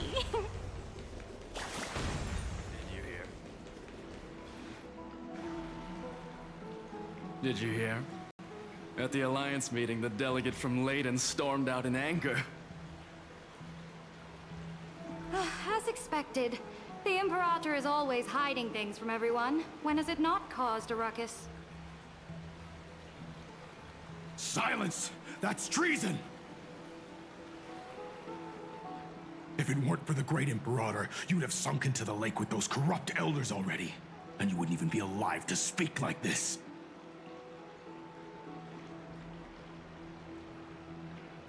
Oh no. It's the Imperator's loyal dog. Let's go. We can't talk in front of this guy. Ugh. How disappointing. Oh, honored guests, we meet again. Looks like I'm not the only one who came to the baths to unwind after the meeting. For the upcoming campaign, please make sure to rest well. I am Dux Fregoris, a trusted officer of the Great Imperator, willing to fight alongside the Deliverer in the coming battles. Ugh. Another war? Ever since the Imperator took control of Akuma, we haven't had a day of peace. Idle chatter. The atmosphere is a bit tense, with rumors flying around the city. You must be troubled. My apologies. After every Alliance meeting, there are always some pests in the city who get restless. I prefer to ignore them. Pests on the ground don't affect the sky in the slightest. They just complain from the shadows that the sun's light is too harsh. Besides, the Theoros has already promised the Imperator her fate. And these clowns will eventually realize their foolishness. May I ask, who is this Theoros? The Imperator has ordered us to keep his lordship's whereabouts a secret. Ah, so it's his lordship. Stop trying to get things out of me. Leave me alone. I didn't even need to try. Big and strong Dux Fregoris really can't hide anything. Theoros. What an ominous name. Bad news. He's been staring at us the whole time. Let's move to another place for now. We don't know how much Saridra has concealed from us. In the worst case scenario, we may have to face more than one enemy.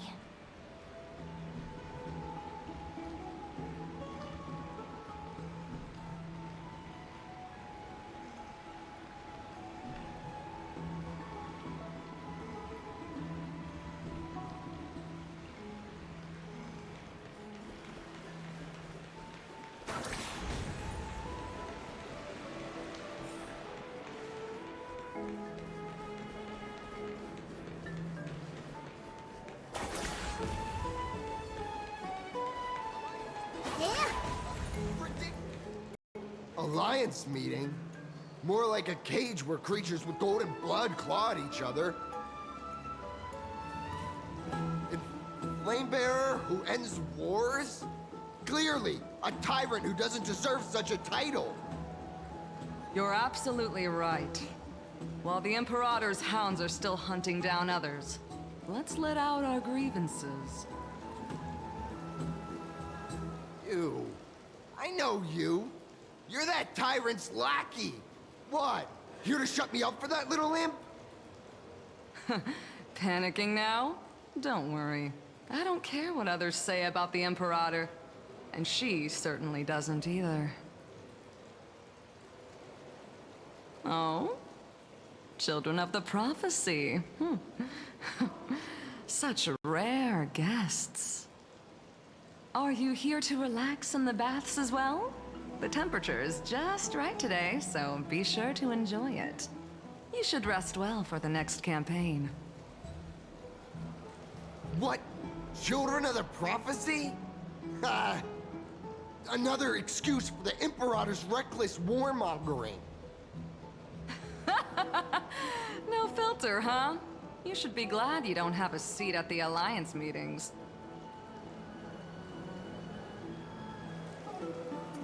By the way, if you still want to bathe, hurry up. Once that predatory fish joins the flow of water and eliminates all the fools questioning the world beyond the sky, you won't be able to enjoy this perfect water temperature anymore. Seems like there's more to Dux Bermalis' words than meets the eye. But would the Imperator actually kill those who question the world beyond the sky?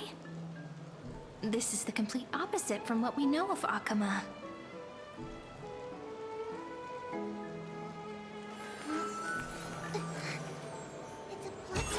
Watch! We'll pass it on as fast as...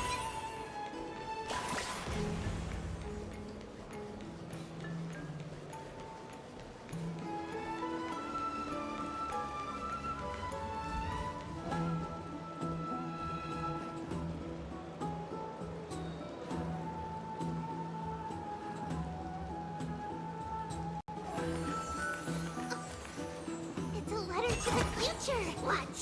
We'll deliver it as fast as we can! Let's go.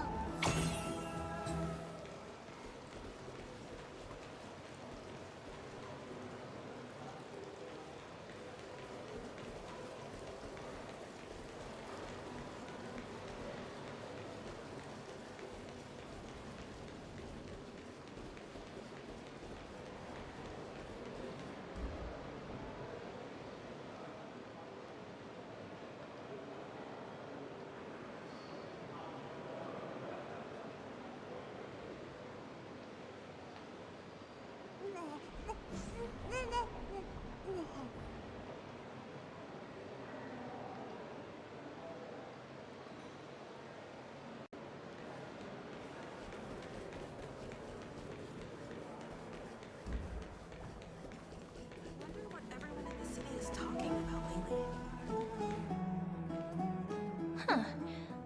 These two are... So many guests today. Let's see who's here now. Two distinguished guests of the prophecy. One a clever and adorable warrior. The other, also quite heroic.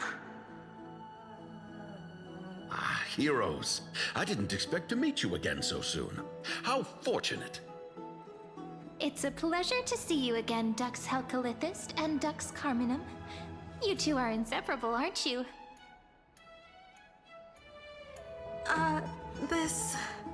This is... She wants to find someone to help with research for her new work. I'm the far-seeing eye and all-hearing ear of Akuma. I see and hear every single thing that happens in the streets and alleys of this place. I'm the perfect partner for research. Ahem. Enough small talk. Here's the latest news from Akuma, as you requested. The children of the prophecy arrived in the Holy City, and the Imperator unilaterally stripped away military power. The Alliance meeting ended in discord, and there may be bloody upheaval. As expected. I get the feeling you might have embellished a bit to keep people's attention. I swear on my stone mane, I would never do such a thing. But if you wish to quell this terrifying news, perhaps a more explosive topic would help. Never mind. While the influence of rumors can be minimized, the fact remains that the Great Imperator did swiftly consolidate military power in an almost threatening way. It's undeniable. Heroes, I know the Imperator's way of doing things may seem a bit autocratic to outsiders, but soon you will witness her blade dance with enemies on the battlefield. I can't comment on the source of her loyalty, but when that blade is drawn, you two, as bright as you are, will surely see the deep thoughts beneath her exterior. The Imperator's blade. Is he talking about Miss Hysealans? I sense some unease in Dux Helcolith's words. It seems the Imperator and Miss Hysealans share a much deeper bond than the others do.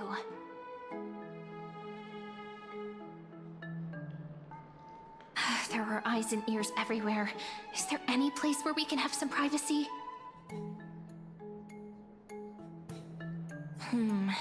To understand the Imperator's secrets, we have to get past Miss Hysealans.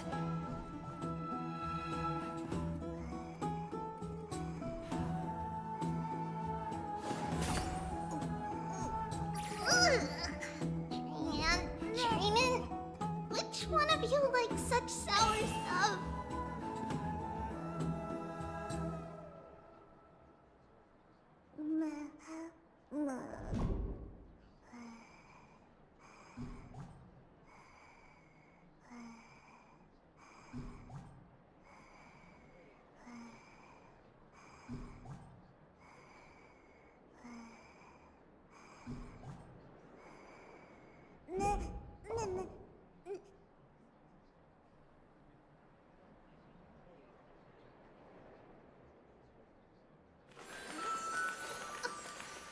It's a letter to the future. Watch, we'll deliver it as fast as we can. Let's go.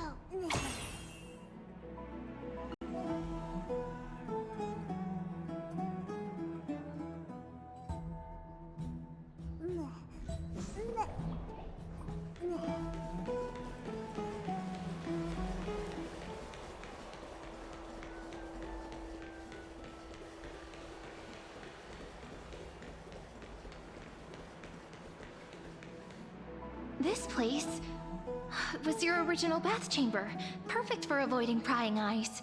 I wonder if anyone is using it now. Huh? The smell is...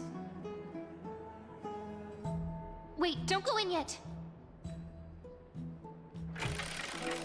Who's there? Oh, the little gray fry in pink sea hair. Little sea hair? You barged into here without warning. Was it an accident, or did you wish to bathe with me?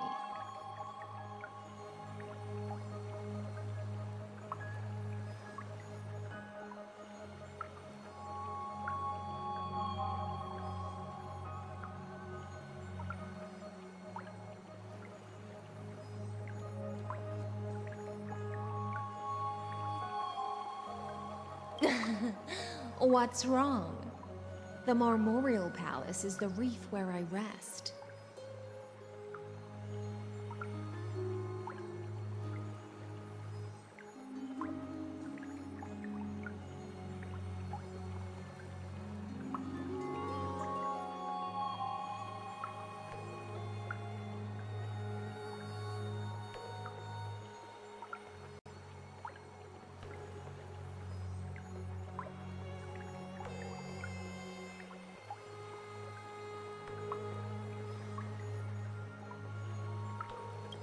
Sorry, we didn't mean to disturb your bath. We'll leave now.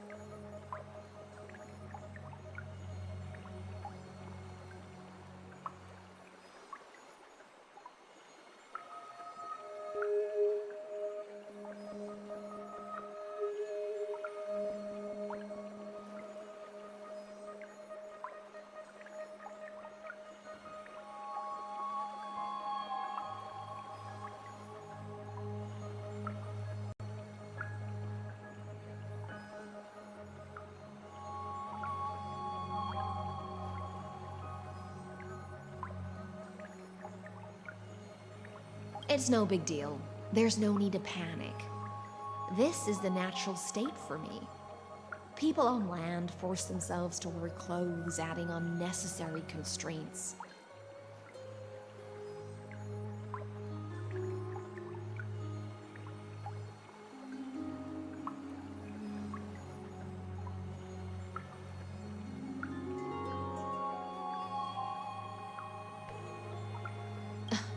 Forget it.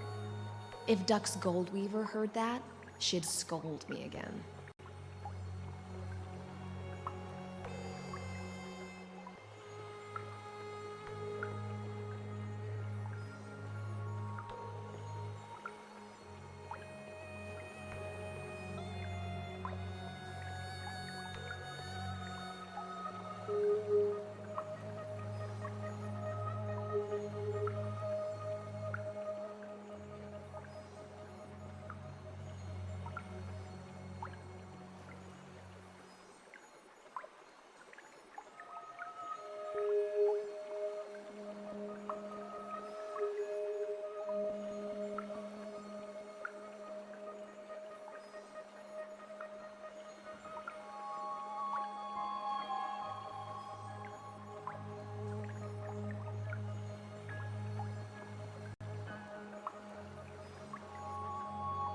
All right.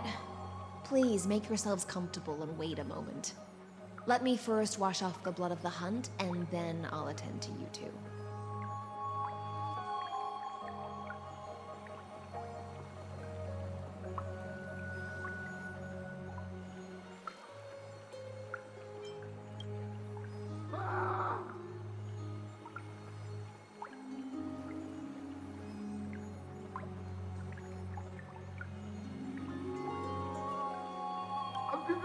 The delegate from Ladon has been assassinated! Quick! Quick, someone come quick!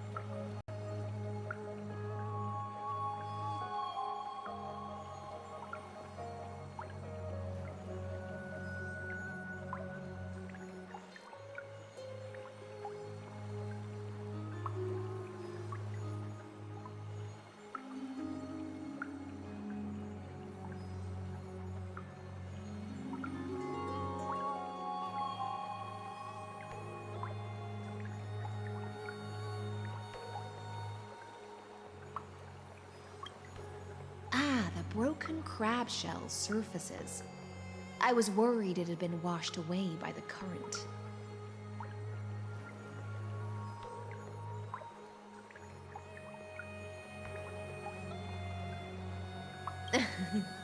Just a regular cleaning. No need to be so surprised.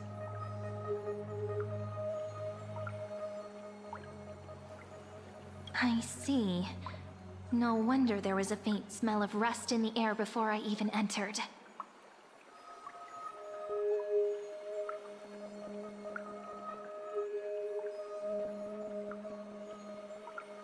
Why? Is it because the Ladonians refused to contribute troops to the Flame Chase journey?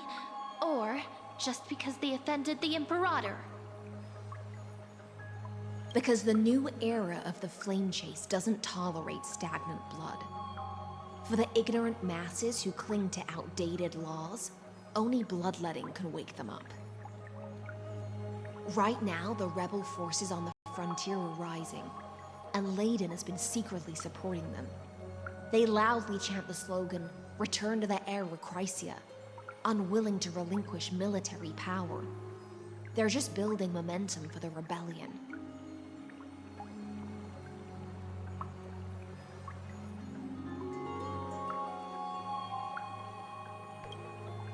Thinking is a right given to citizens by the Imperator. I won't interfere with your thoughts. As long as you don't try to reverse the current of the times, you and I will both be free. But, Miss Hysealans, I can't even hear the slightest hint of joy in your words. Because I've already tasted ultimate freedom. Long, long ago, I lived in the sea. In that lightless abyss, far beyond civilization's reach, the great fish consumed the small, and when the great fish perished, their bodies became sustenance for the newborn, nourishing the whole ocean. This is the tide that carries civilization forward. Anyone may be devoured, or meet the fate of inevitable decay. Are you suggesting that ultimate freedom is in fact the cruelest fate for life? I only mean that if life wishes to preserve its dignity, it must first be bound by the law. There's no need for me to say more, Little Sea Hare. We're of one mind. Whether the Imperator's law can guide the schools of fish and lead us to a truly free ocean, let us wait and see. But for now, let's pause this heart-to-heart. Another fish has come, following the scent of blood. Being your subordinate is such a tragedy. I'm always having to worry about the messes you leave behind. It's simply our duty to the Imperator. All ready to go in an instant. Miss Hysealans, you truly are impossible to predict. Yet you, a golden trout who's always busy all day, suddenly have the time to visit me? Do you think I wanted to come? I suggest you burn some more of the incense offered by our allies, lest my creations be tainted by the reek of fish. I'm only here on the Imperator's behalf to remind you to prepare for the banquet. Fine. But I must retort. What you call the reek of fish, to me, is the unique fragrance of the sea. Besides, if my fine clothes get stained, won't you just gift me new ones? I won't.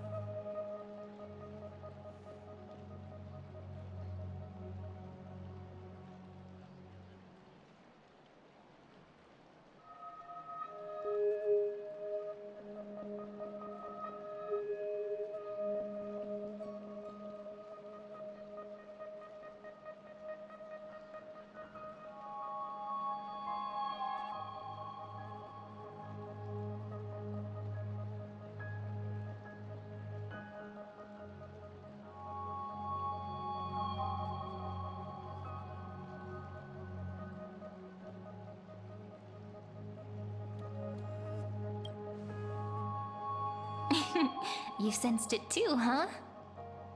By the way, you both just mentioned a banquet. Could you elaborate on that? Oh, right, you don't know. Every time before a battle, or after a victory, the Imperator holds a grand feast for the Chrysos heirs to lift our spirits. For us warriors who swim constantly between life and death, these feasts are more worth looking forward to than victory. A banquet to prelude the hunt for the god of banquets, and honey brew as a tribute to commemorate the ancestor of honey brew. How absurd. Don't look so grim. All has been decided. Since it's a banquet for Fagusa, why not take a leaf out of the Tidens book? Live in the moment and enjoy life to the fullest. I'm not as carefree as you. That little Dolos kitten is already causing enough trouble for me. And on top of that, I still have tailoring commissions to complete. By the time the cool flame illuminates my eyes, I might not be able to focus as I used to.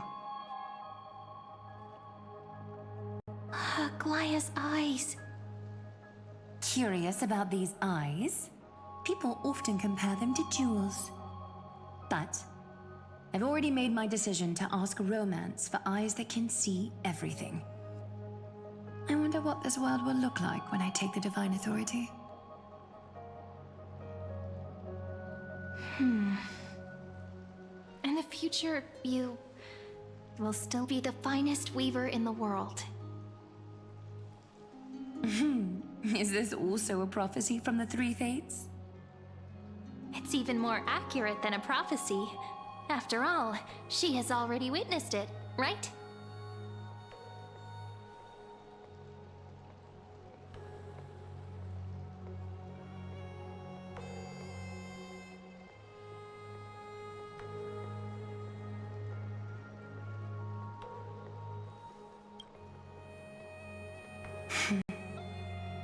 Become a demigod and lose your humanity. That is the only reply I've received in the countless times I've sought wisdom from the prophecy. But Destiny's fragments are like stitches. Before they're threaded into splendid garments, no one can see their true charm, can they?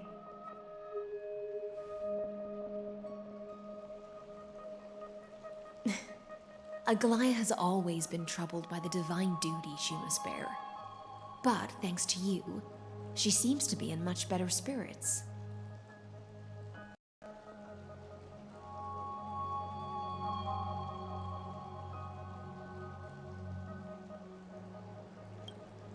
Just as she knows how the spinning wheel trembles, I can sense the smallest changes in the damp air.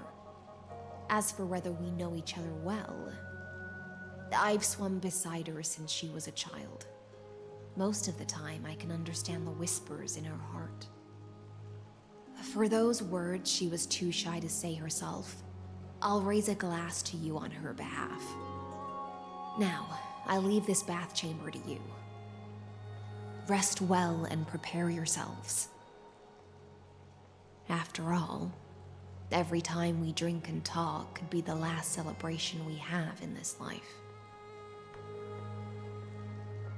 Miss High Sealens has given us the bath chamber. It seems she really does do whatever she wants.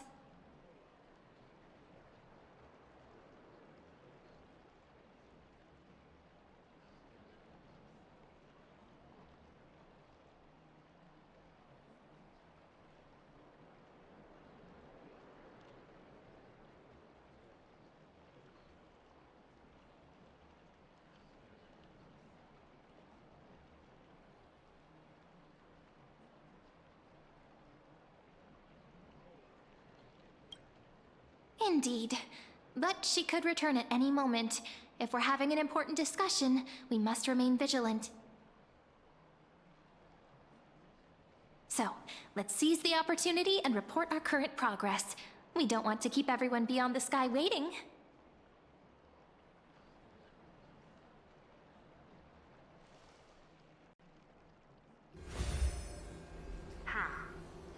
first, while that little empress with a candle stuck on her head didn't explicitly say it, she firmly rejected your request to take over the law. Fair enough. Second, Lygus is indeed in this timeline, but since he's somehow connected to that little empress, you have no way to find him. As expected.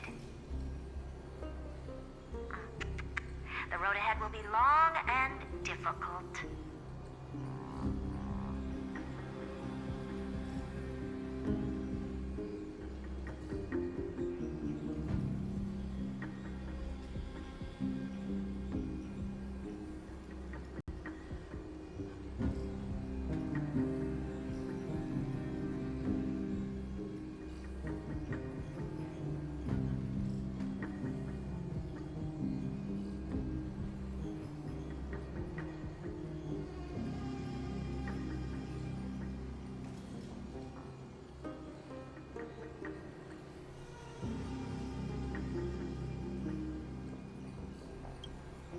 It's all just a guess.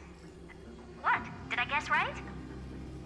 We've made some progress here too, but nothing to get too excited about. Our time is short, so let me summarize.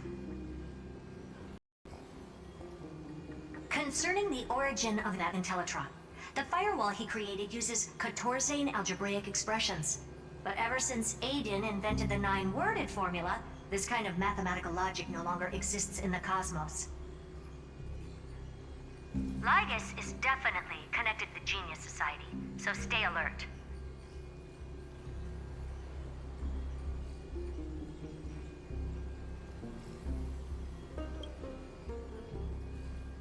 We can first exclude Droidhead themselves.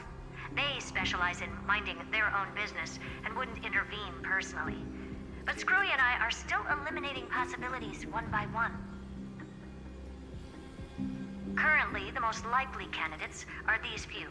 The Lord of Silence, Acha. Oh, the 2 Ruperts are also possible. But it would be too boring if it were one of them.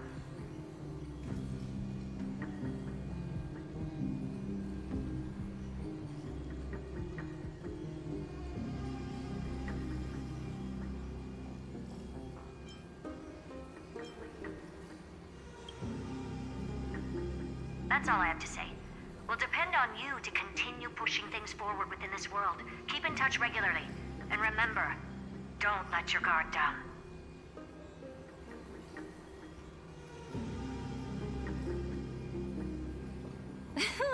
Madame Herta is a real whirlwind. Well then, let's use the banquet Aglaya mentioned as our next starting point. Ceridra's trusted followers should all be present at that time. It'll be a good opportunity to get closer to them.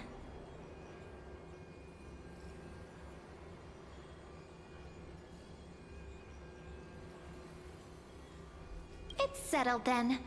With our great teamwork, we'll be able to deal with anything that comes our way. It's been a long day. We should get some rest now.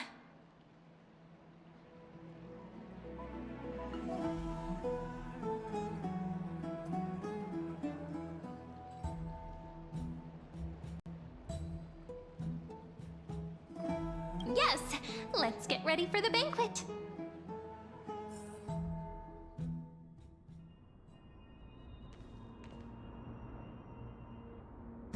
Look, the venue's right ahead.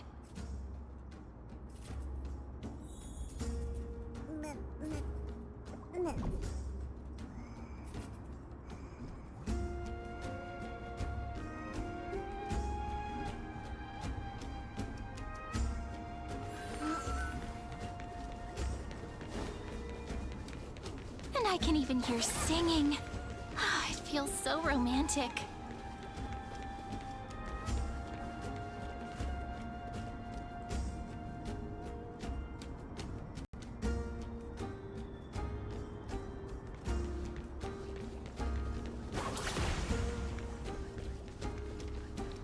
Honored guests, wait here for a moment.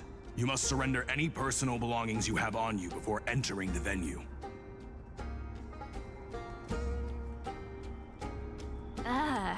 This hero always brings down the vibe whenever he shows up. The Imperator's elevated position means she must always remain meticulous and careful. Please do as I say, guests. It would avoid any unnecessary misunderstandings. I get that you don't want people to bring outside food into the banquet, but is it really necessary to confiscate the books and quill pens? Even a quill pen can become a deadly weapon in the right hands. I'm asking for all your items. All, Miss Cyrene. Your belongings will remain safe. They will be looked after appropriately by dedicated staff. Looked after appropriately? Dedicated staff? Talk about a vague choice of words.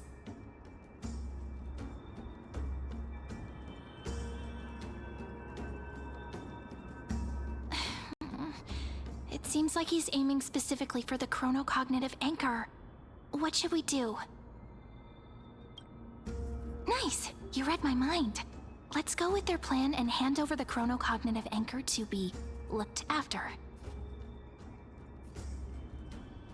After all, if the little Imperator is paying this much attention to you, she probably already knows all about our whispered conversation with the geniuses. I can pretty much guess what'll happen next. But that's actually gonna be our shortcut, right? Guests. All right, we'll listen to you. Here you go. Also, please pass on a message to the Imperator from us. She can trust my friend, anywhere, anytime. Thank you for your cooperation.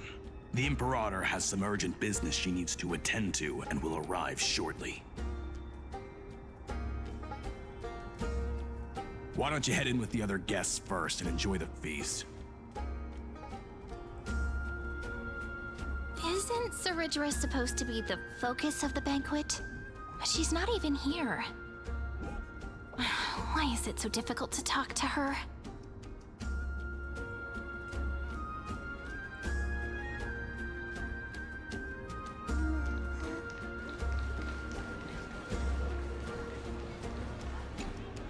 Is there anything else we can help you with, dear guests? Or do you want me to recount the great Imperator's heroic deeds? Hey, Labinas. I managed to get some honey brew that the scholars hid in the cellar. Wanna try it?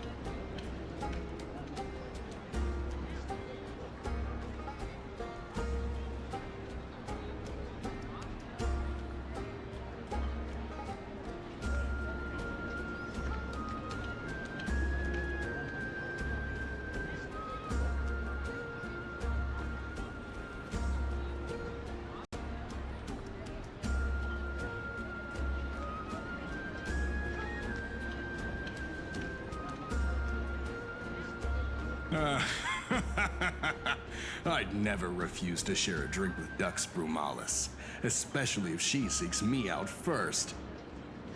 Don't worry, dear guests. The banquet's security won't be compromised. I'd never get drunk before her.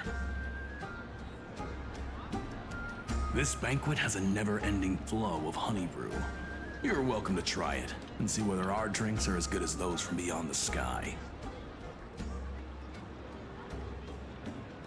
Thank you for the offer, but we're more interested in knowing when the Imperator will be back.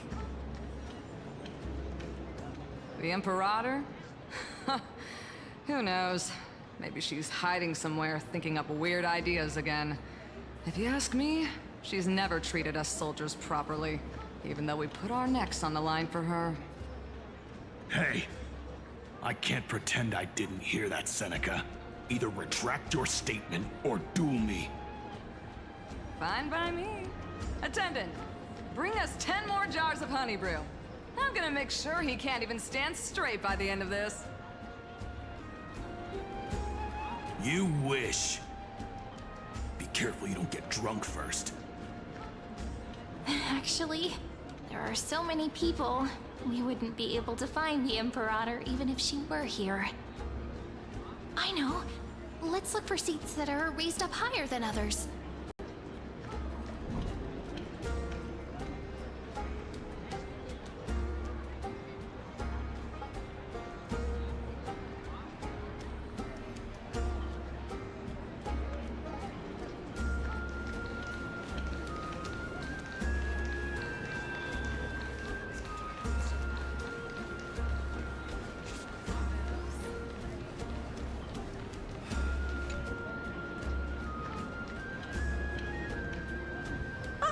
Hello. Welcome to the banquet.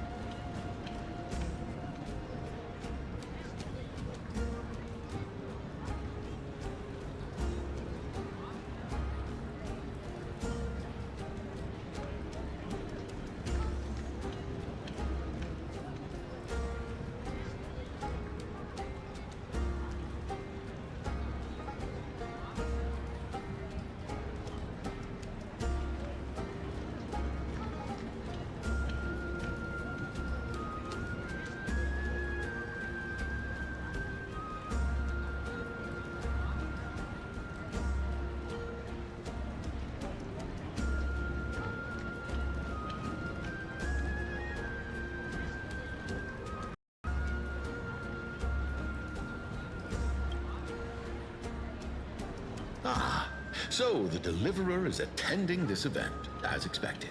Little Virginia here was just wondering whether she should go find you.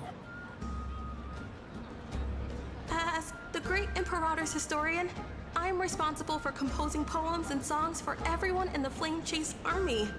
But I have no idea how I should record myself in the annals. Little Virginia is wondering whether you can let slip a hint or two about her future, so she can find some inspiration to write about herself. That doesn't sound like a good idea. Besides, we don't even know her in the future. But she'll probably get really disappointed if we tell her that. What should we do?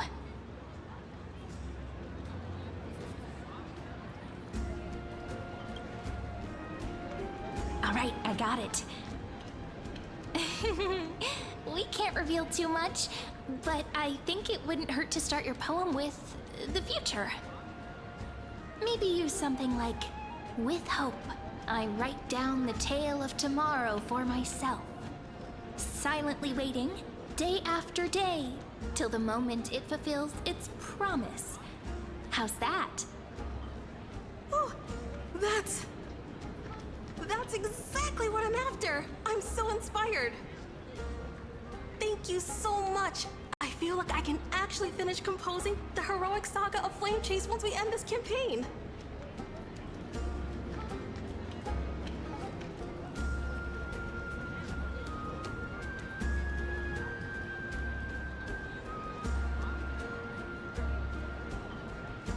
Hey, that wasn't improvised, you know.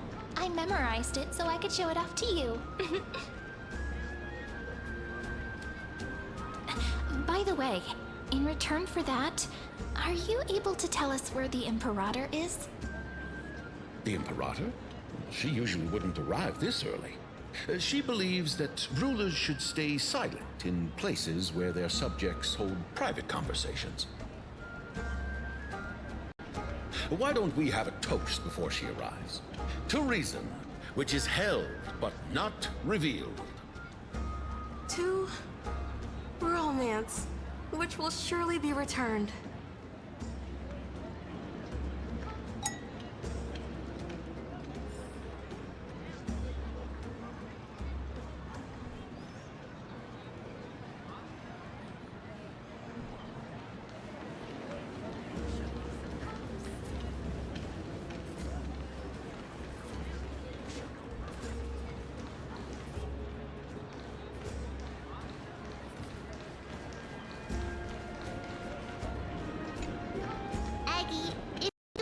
Used to the honey brew, we will go ask for a pot and cook some oatmeal for you. No need for that. This banquet is just too loud. And nothing and no one here is interesting. I just don't really want to be here. Lies! You were pretty energized when you came back from the bath chamber. Let me guess. Are you worrying about someone? About High Sealens or Little Cipher? You take everything too seriously. At this rate, life's gonna be real tough for you later on. Oh, you're the least qualified to lecture me about that, teacher.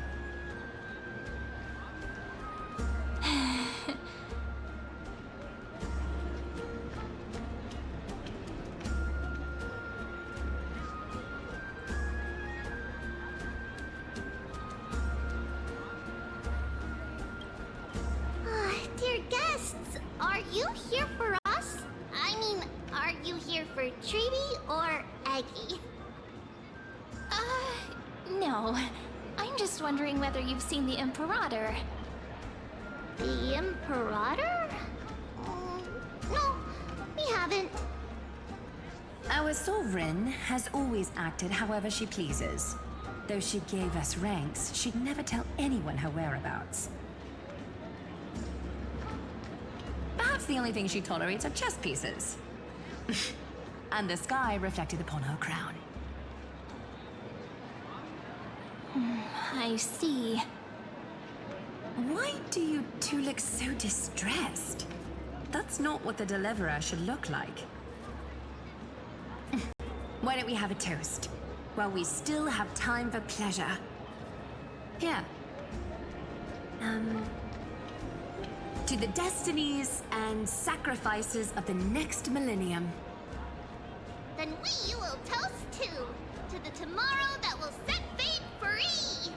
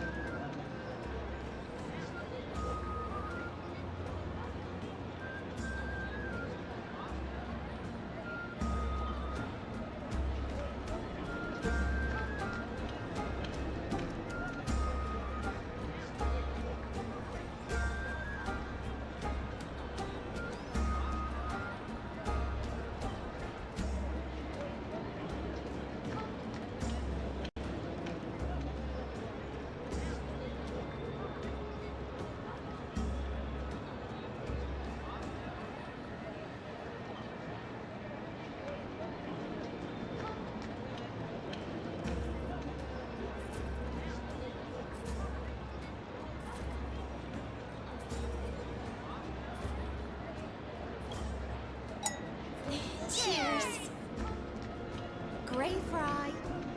A little sea hare. Please come over and share the delicacies of the deep sea with me.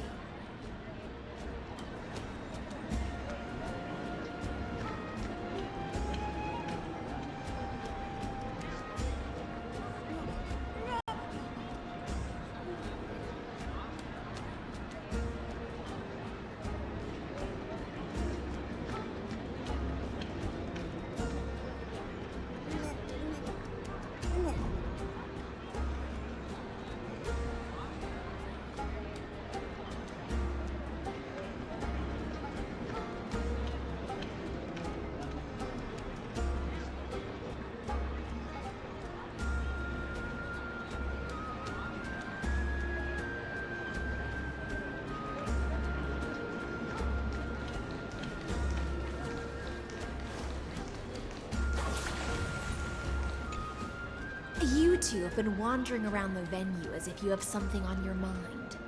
Have the attendants not taken care of you well?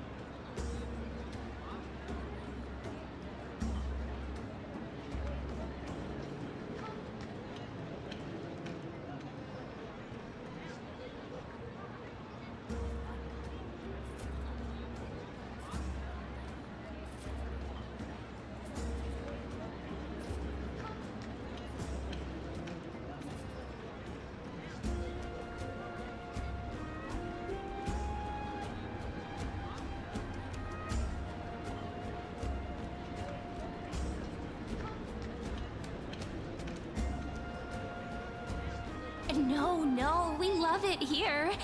It's just... we're a little concerned, seeing how the Imperator still hasn't arrived. Don't worry. I know what you've been waiting for. Come, sit with me for a while, will you? I'd like to share a personal secret with you.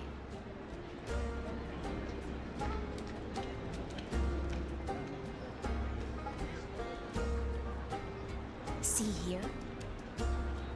This is Fagusa's dew of divine blood, the sweetest of all the 12 bottles. On the night before such a historical event, I'd like to share this marvelous drink with the Deliverer. Doesn't this count as bringing in outside food? I knew that security check was targeted at us. What's the matter, guests? Oh, we're simply overwhelmed by such an honor. Are you worried that I might have poisoned the dew? Well then, let me prove my innocence.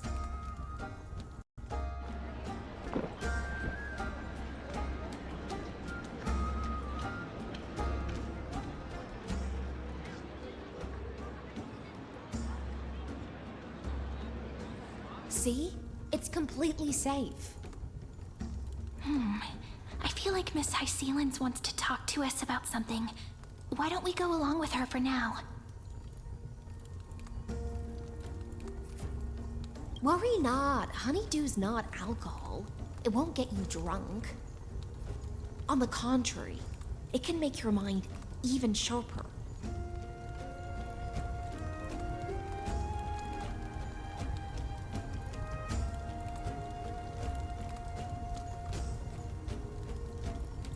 Please, have a taste. Would you like some too, little Sierra? I can drink it myself. How is it? Sweet enough?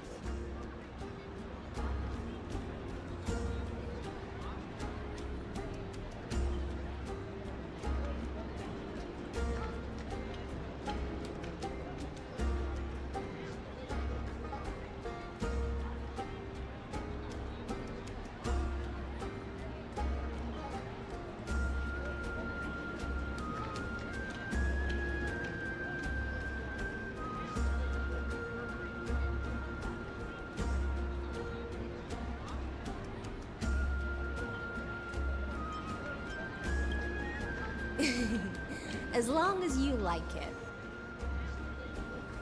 Calm at times, tempestuous at others. That's the taste of the ocean. It'll do you good to understand Fagusa's fickleness before we set off to face their waves. Just like how you're about to understand the secrets within this dew. Now, please turn around. Very, very quietly. Don't make a single noise.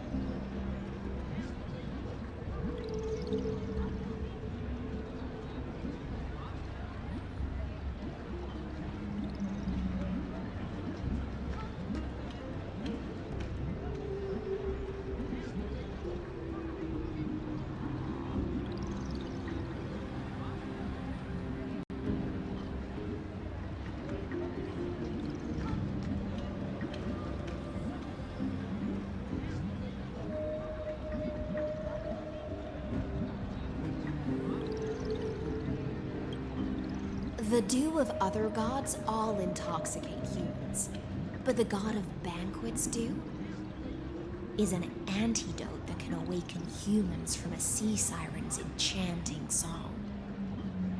Since the start of this banquet, all the guests have been under the spell of my song. None of them can see the Imperator and that Fioros. But you two, I wish for you to see the truth. Is this also what the Imperator wants? This is my personal request. I can't bring myself to trust that Fioros. The Flame Chase army changed after he descended with Orynyx's divination and brought the prophecy of the stars to Akuma. His seductive whispers harbor something malicious within, and will ensnare those of us blinded by ambition. You are the deliverers of the prophecy, and know about him far more than I do. Perhaps only you can find traces of the truth from his actions and words. Then we can show the Imperator the right path forward. Oh, but isn't this acting behind her back? Amphorius has become far too weak. Even heroic actions protecting her from harm must be conducted under the water's surface. I am the Imperator's blade, and I must clear the way for her while remaining concealed in the torrents. Then, ensure I'm pointing my sword towards the true enemy. Can you promise me something, Miss Hysealans? Ask away. My friend has in fact come here to stop that villain's evil scheme. Our goals are aligned. But as to the decision the Imperator must make, she has no wish to transgress her authority. We just want to tell her everything we know. I believe the Imperator will be able to tell right from wrong. I never doubted your loyalty. I'll pass your words faithfully on to her. Provided we can gain the advantage in this tug of war, that is.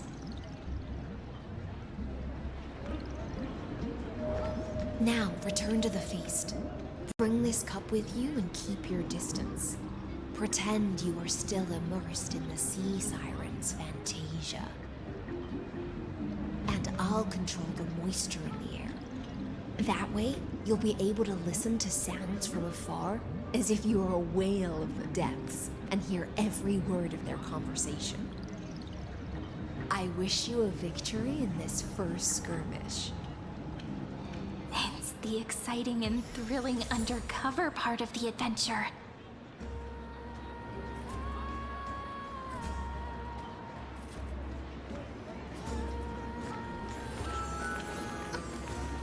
It's a letter to the future. What?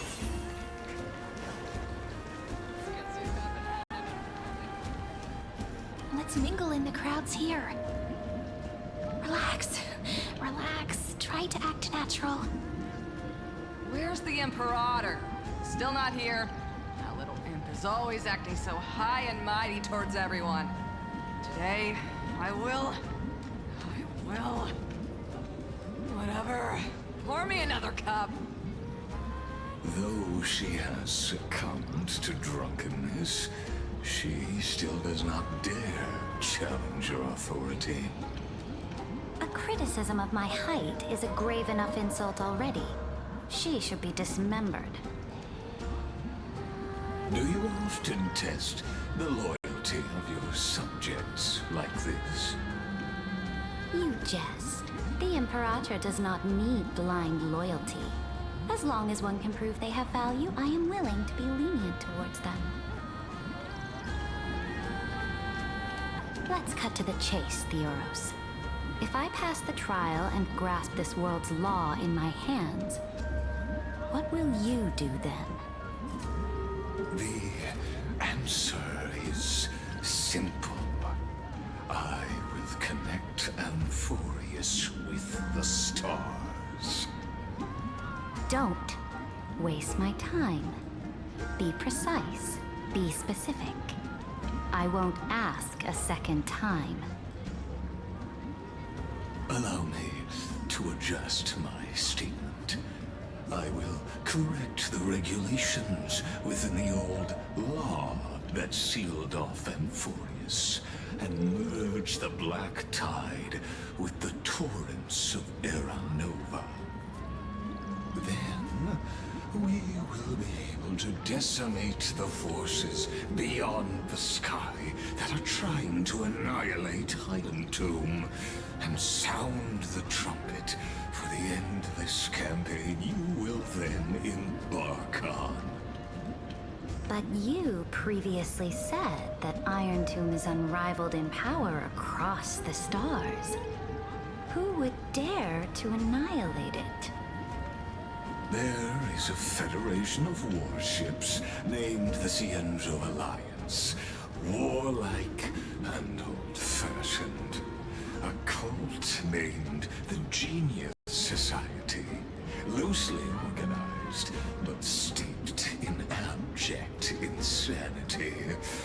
Oh, there's also the Astral Express, a group of lawless vagrants.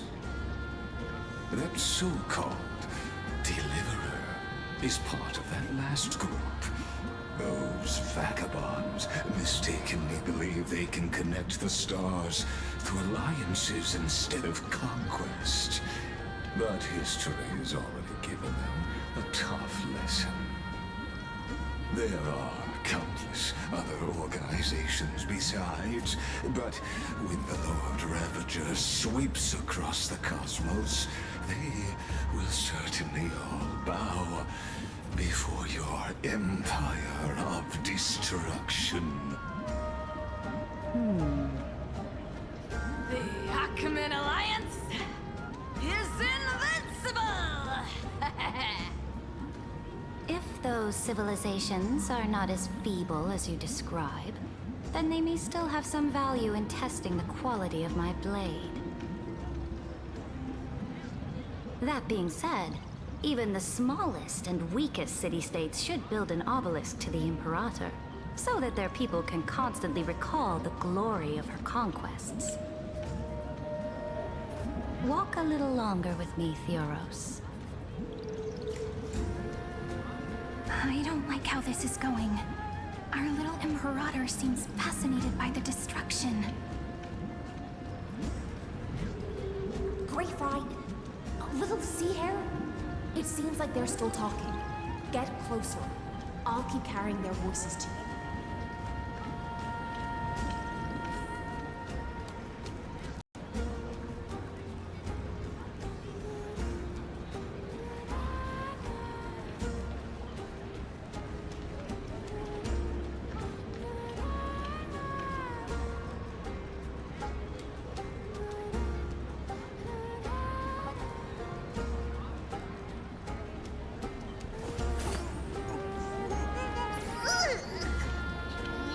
Trinan, which one of you likes such sour stuff?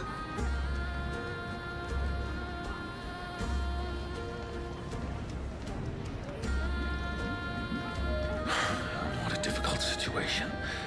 No matter how we position our forces, this battle against Fagusa will result in many casualties.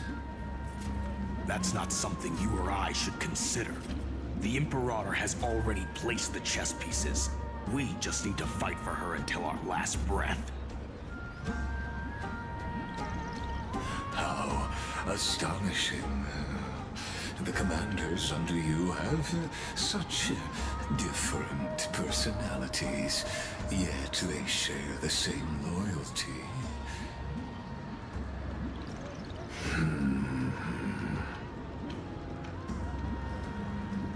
He's looking this way. Quick, do something and pretend we can't see them.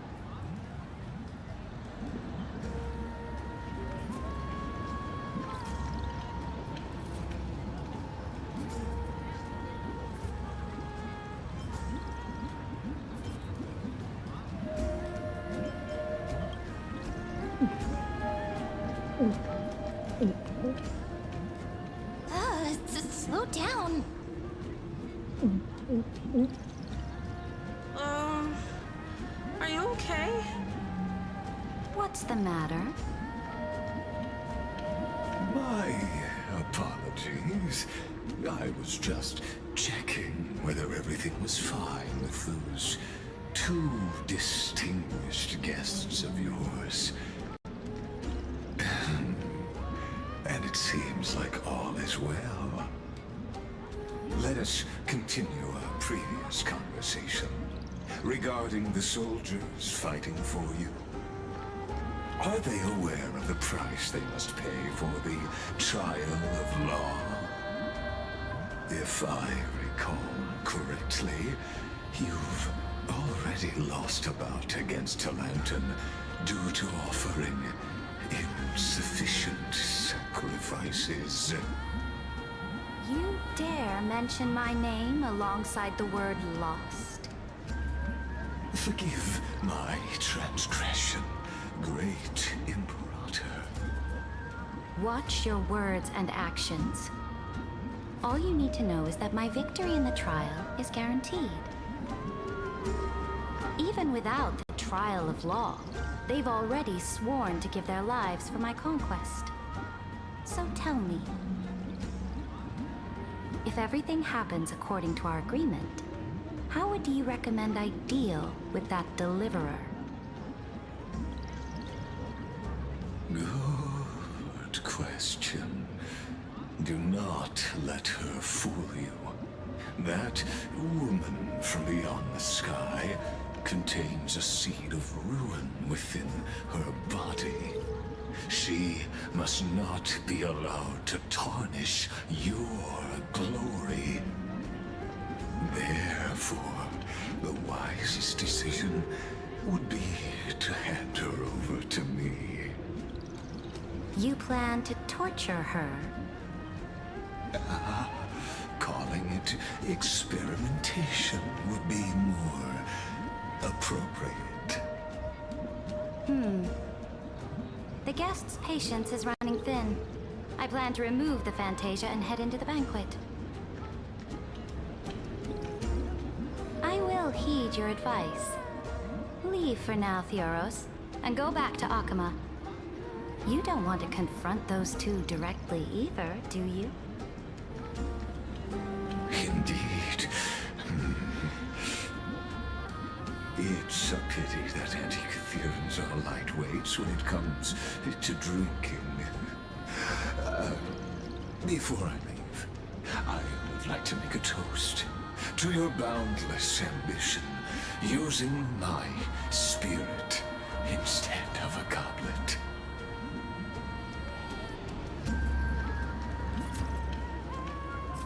As I expected, that Theoros' schemes have been revealed.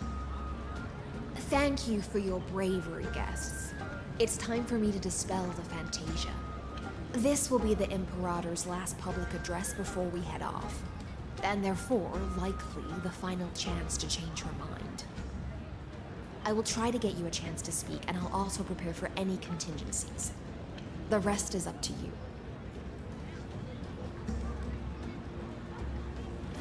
You should head back to your seats for now.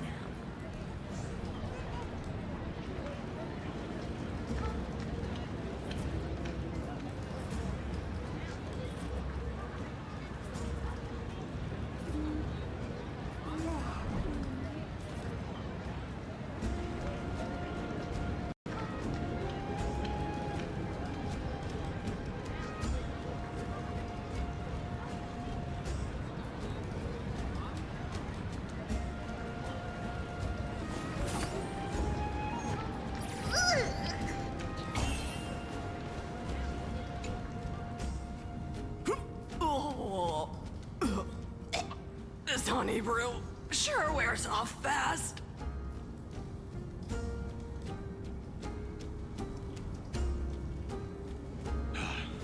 The Imperator! The Imperator has arrived! No need for formalities. I should be apologizing for my tardiness instead. The hour draws late, and I trust you have all had your fill of brews. Therefore, I will not observe the usual ceremonies. Any warrior who has fought by my side should have those speeches memorized by now. The Imperator's word is law. Are you out of your mind, Dux Frigoris? The Imperator hates flattery most of all.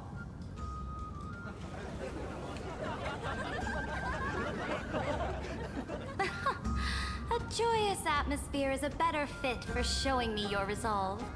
I believe that you, my dukes, will do all you can to assist in the campaign against Fagusa, just as you always have. However, it's a pity that I have never tested your loyalty.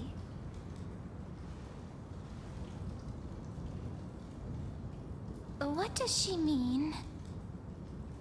The purpose of tonight's banquet is not to raise our morale, but to establish which allies our alliance can actually trust. And sever the heads of the traitors as a toast to all before we march. Yes, some among us have discarded their vows in order to foment vile conspiracies.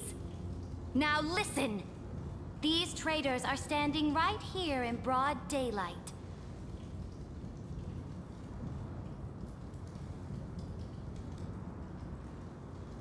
Dux Gladiorum Hycelans. She used the Sea Siren song to immerse the crowds in an illusion and conceal her whereabouts. She then worked with those from beyond the sky to spy on confidential matters, hoping to rob the core flame by force and harm me, the Imperator!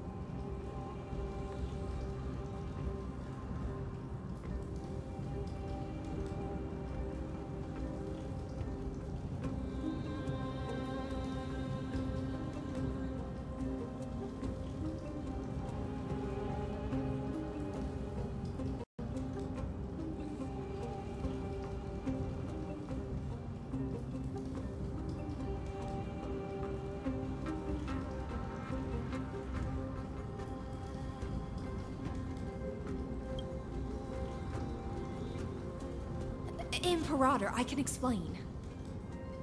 Silence! Do you remember who used to own this blade? She met you once, back at the Temple of the Three Fates. It was Kindness, the head of the Cleaners. She was the first to draw a blade against the Imperator, and personally made herself an example for my enemies.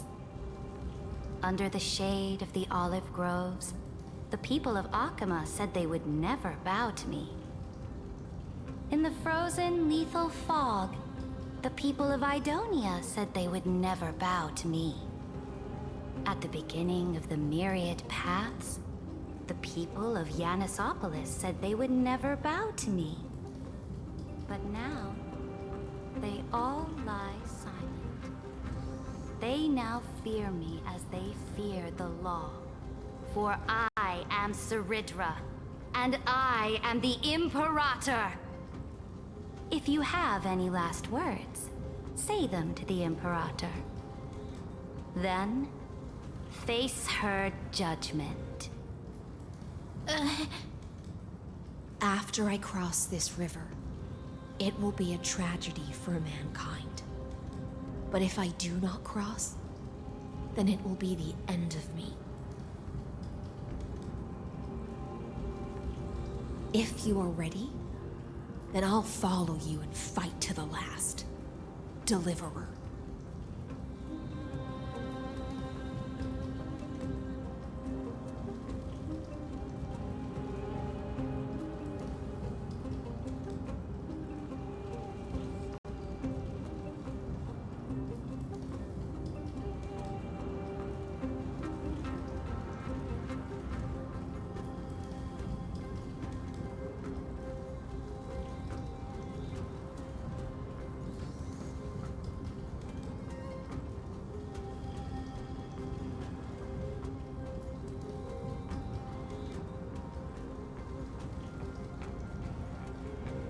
That's right, friend.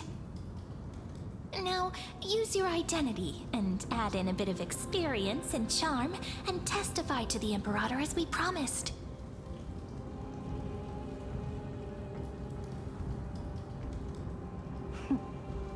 You think you can slay a king using your words instead of a sword?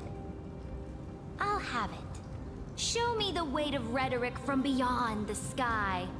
Will it weigh heavier than 3 human lives? Let's try to watch our words carefully.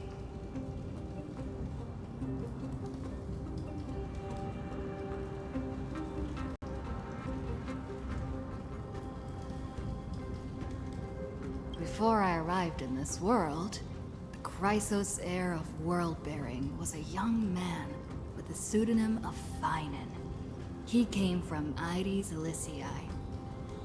In order to combat the lies of the Era Nova and deliver Amphorius from the ending of destruction, he lived through history 30 million times, hoping futilely to find a breakthrough.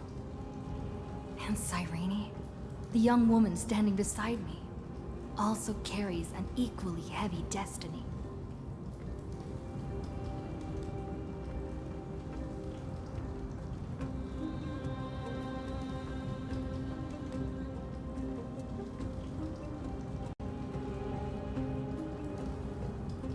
Lygus is not a guide at all.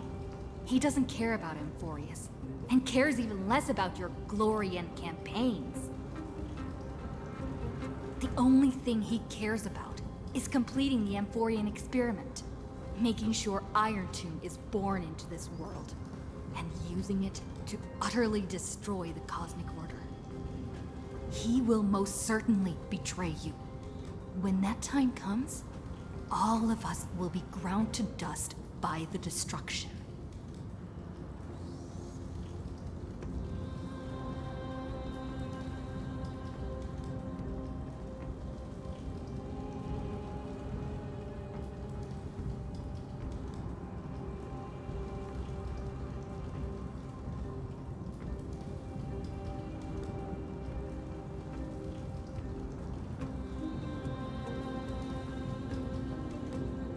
I walk the path of the Trailblaze.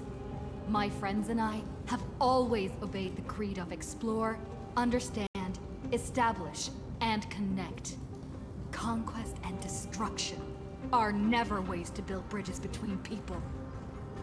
Therefore, if you choose the way of the destruction, then I'll place your ambitions in the same basket as Lycus, and smash them into pieces with my baseball bat.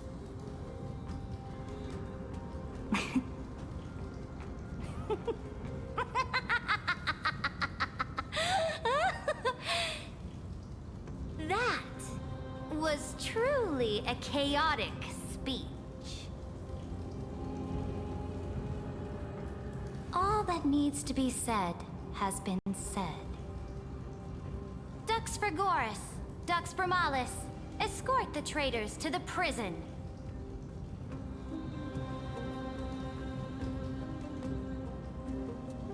Before the next entry hour, I will give them an end befitting of their betrayal.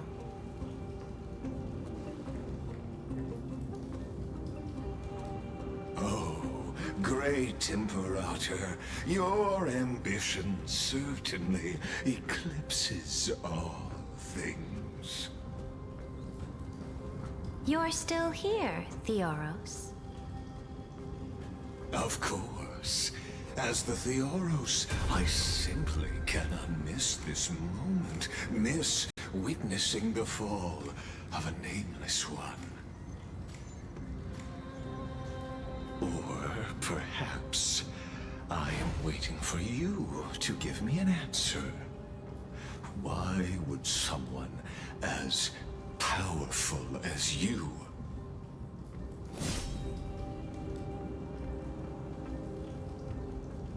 use such a clumsy excuse as imprisonment to ensure the Deliverer's safety?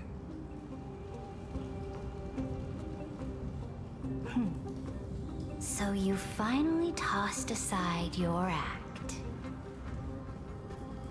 I must point out that you are just as impressive an actor. This banquet was always going to be a game of chess, where you would try to control both sides and turn both them and me into your pawns.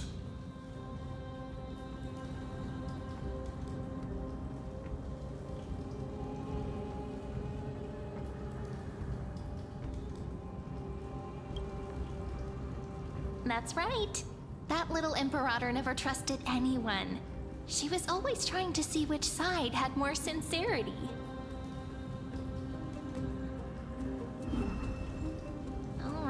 All right, we'll listen to you. Here you go. Also, please pass on a message to the Imperator from us. She can trust my friend, anywhere, anytime. But as to the decision the Imperator must make, he has no wish to transgress her authority. We just want to tell her everything we know.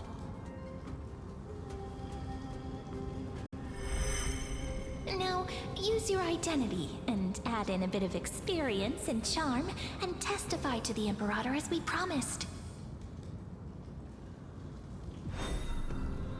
And we won. Sincerity will always remain the greatest shortcut to people's hearts. I can toss your words right back at you, like Kyrgyz. Why would someone as powerful as you pretend to be a mortal and kneel before me? Unless you enjoy giving flattery and prostrating yourself. You are mistaken. I am only trying to ensure the experiment's autonomy, meticulousness, and perfection, thus avoiding any unexpected outcomes. A forceful intervention will only create larger errors, reduce efficiency, and introduce ugliness. Had you fulfilled your promise of giving the law to me and completing the Aranova, then Amphorius would not have deviated from destiny's course. Oh, but you broke your promise. What a pity. In that case, I must carry out my duty as the administrator and eradicate all factors steering the experiment out of control. Factors such as you and her. Careful. Careful. What was that voice? Was it Orynyx? I found you. I finally found you. Be careful. This land will face disaster.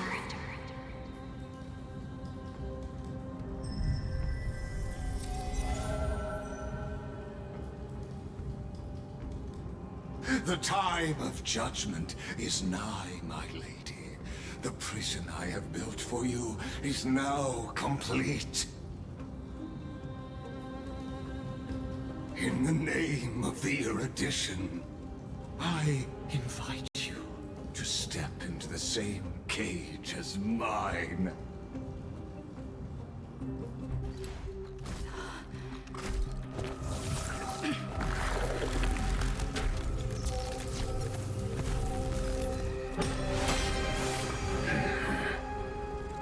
What's the meaning of this, Imperator?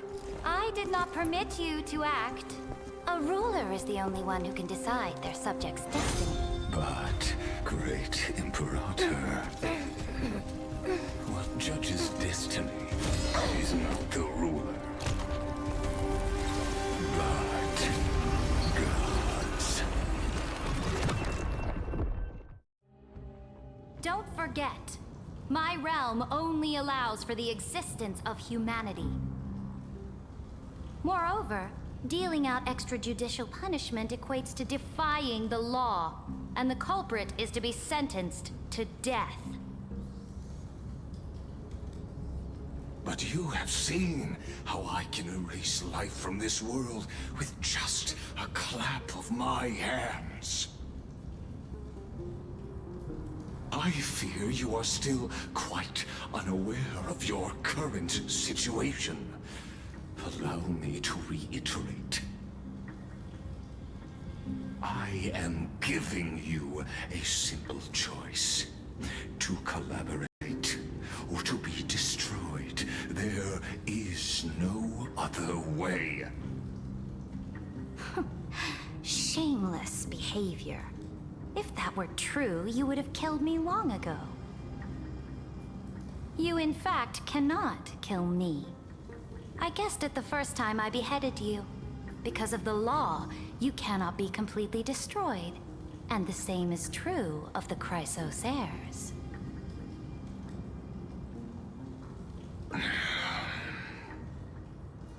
The more you bluff now, the more you are proving that conjecture to be true. What magnificent foresight. I once regarded this precious quality of yours as a sure sign of my ultimate victory. But now, I have to admit that I made a mistake. Yet, as a mere mortal, how will you contend against the Theoros? We are both slaves to hubris. But do you know what differentiates us, Lycurgus? I will never be blinded by my pride. If I wish to break the scale's balance, I only need to appeal to external forces and use them for my own ends.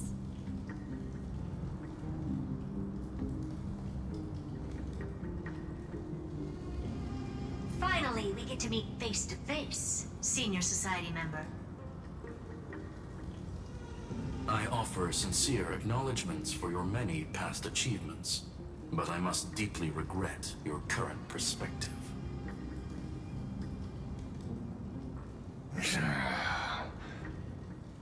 Trust me when I say that you aren't the only one feeling regret right now, Screwlum.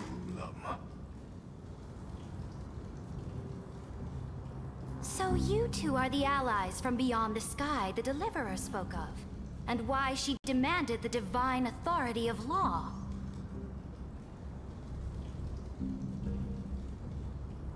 Come and prove your strength to me. Show me the power of these so-called paths. I have spent much time and effort to secure this treasure from beyond the sky just for this moment. In the name of the Sovereign of Planet Screwlum, your allies have responded to your call, esteemed Imperator. Please allow me to spell the situation out for you, Lord Lycus. Permission to read the ultimate protocol is already in my hands. It'll only be a matter of time before we acquire the authority to write and execute commands as well. There's no way the flame chase journey will continue after you burnt your bridges so thoroughly like this. Do you really think you can still win? Oh, seriously. Don't embarrass the society.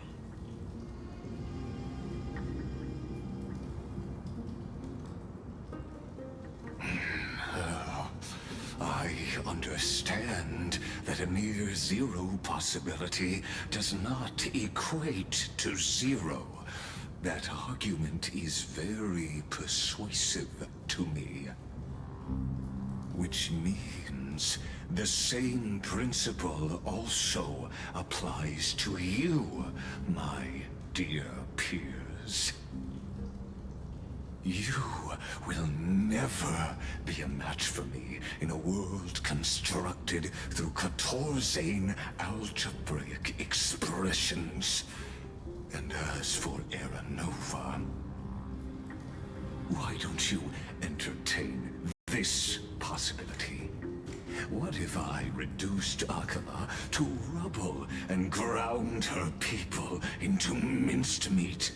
Would the heroes then once again desire the power of demigods so they could fight against me? Listen, Iron Tomb is fated to be born. You may shackle me and put me in chains, but I have thousands of ways to ensure the destruction's descent. And what I just mentioned is only one out of those thousands.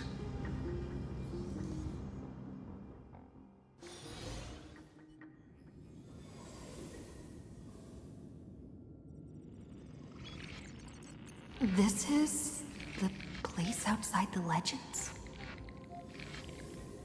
This doesn't feel the same as before. How should I get back? Warning! Warning! Warning! Warning! Warning! Warning! Command... isolation? Since we parted ways last time, I have modified the exomyth into an audience area exclusive to you. Now, you'll be able to silently wait here for the final act of Amphorius to begin.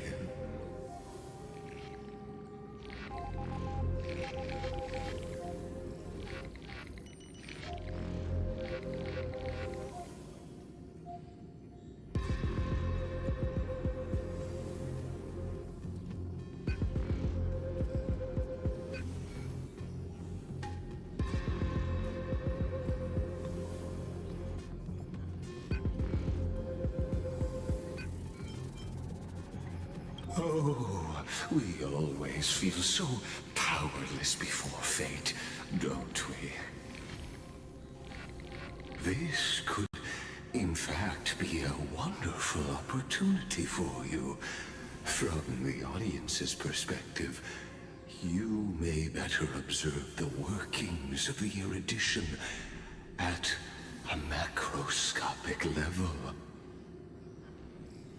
In this place where time flows far slower than within Amphorius, you will witness the end of that world's saga.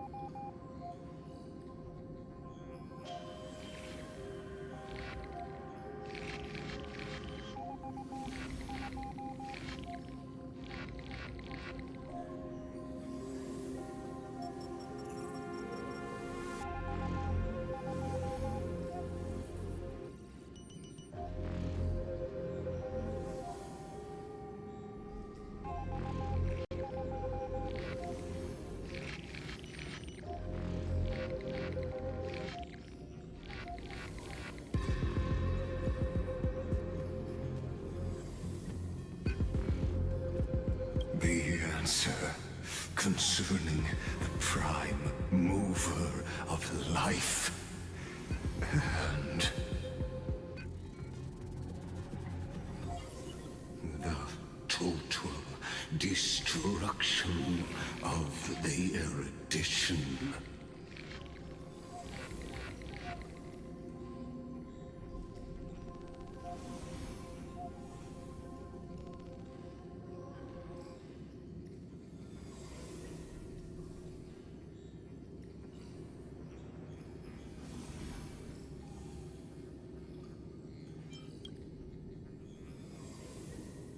Do you see me as their faithful disciple?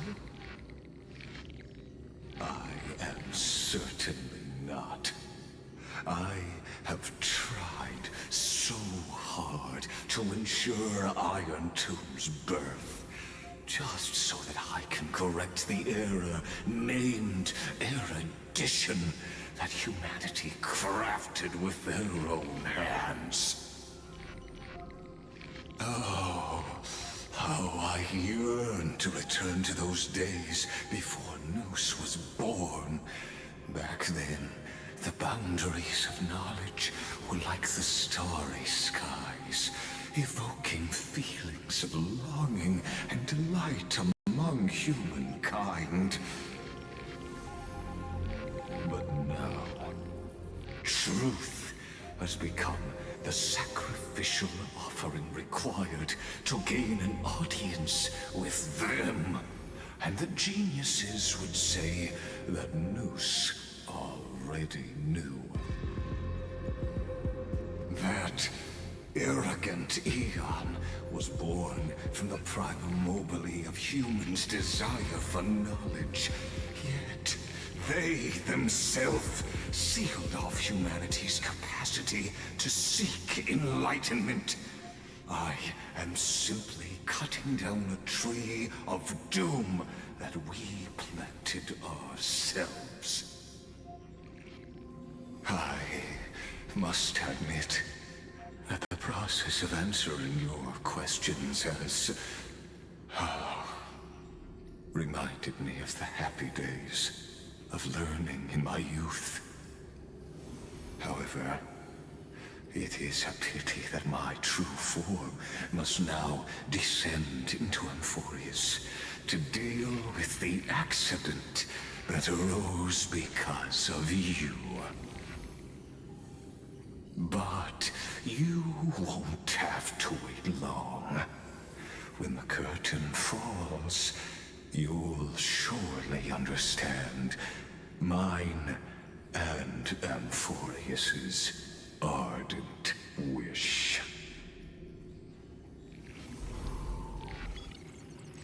Where time flows slower than within Amphorius? If Lygus spoke the truth, then I don't have much time left. But how can I get out of here? Can you hear me? Little one! Is that Herta's voice? Warning! Warning! Warning! Hurry up! Put some speed into it! I can't keep this up for much longer!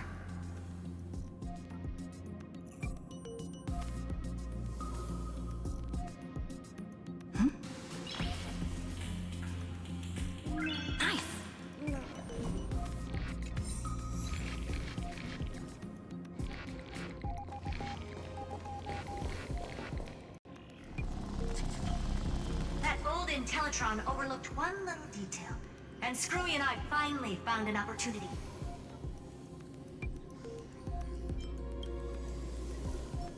Let's keep it short. While you were gone, well, in those few years, Amphorius... Yes, time dilation, resulting in an uneven flow. Don't you know this already? Let's stick to the main points. The Chrysos heirs activated the chronocognitive anchor and helped Skrullum and me open a hole in the firewall. We made some adjustments, so he can't attack us immediately, but it won't hold for long. Critical warning. Critical warning. time is running out. Here's the conclusion. It'll probably take a long time for Screwy and me to completely break this cage before Chrysos heirs have a full grasp of the law. To be safe, we'll continue to launch side-channel attacks on the system to give you opportunities to escape. You need to seize these opportunities. So start moving, and find a way to pull off a magnificent jailbreak.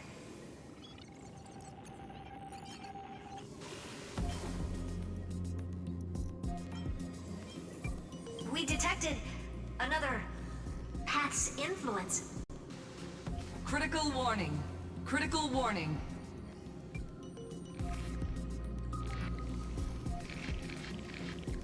Its power is strong. May be able to help. Use the path's power. Make it detect you. Unauthorized communication terminated. Is Herta saying a certain past faction has arrived in Emphorius? And I can ask them for help? I mastered the powers of different paths in my previous journeys. Think hard and figure out exactly which faction has arrived at Emphorius, and which path's power I should use to call for reinforcements. Are these showing my memories?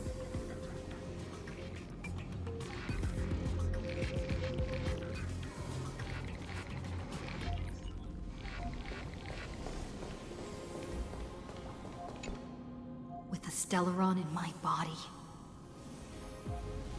I woke up at the Herta space station and gained the power of the destruction.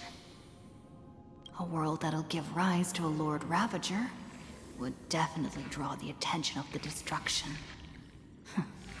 The Stellaron in my belly is gonna be super useful. But what if I end up pulling in the Antimatter Legion, or the Annihilation Gang? Can they really help?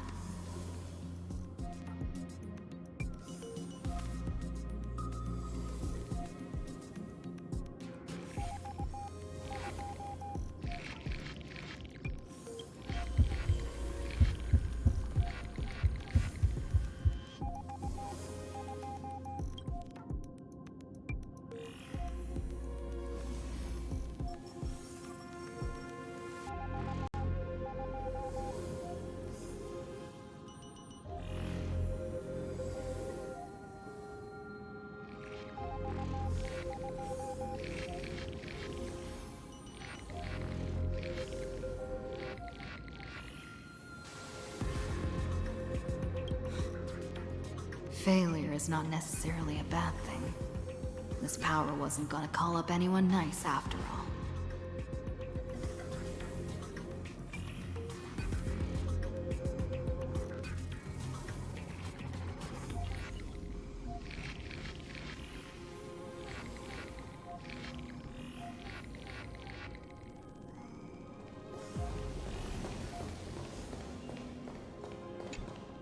I obtained the flaming lance left by the Architects, and gained the power of the preservation in Belobog. That's right! No matter how far away a planet is, the IPC is guaranteed to pay attention, as long as there's a business opportunity. Isn't Emphorius a pristine and untapped market? Besides, even if I can't call up my friends from the IPC, the Architects and the Nomadic Miners should be able to help too. There are definitely cities and ores in this world.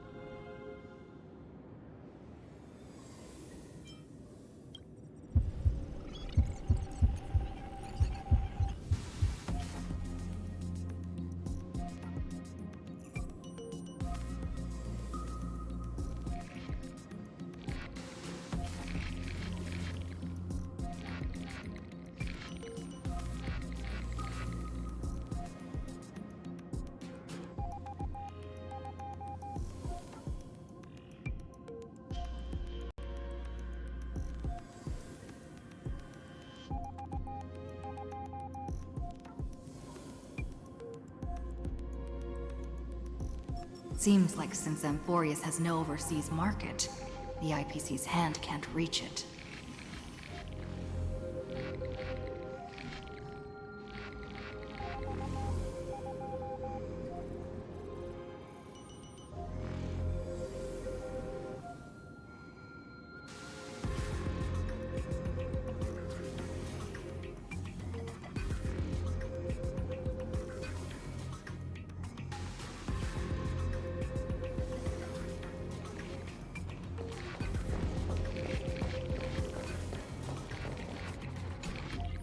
I received the Watchmaker's hat in Penacony and declared war against the Order, then gained the power of the Harmony.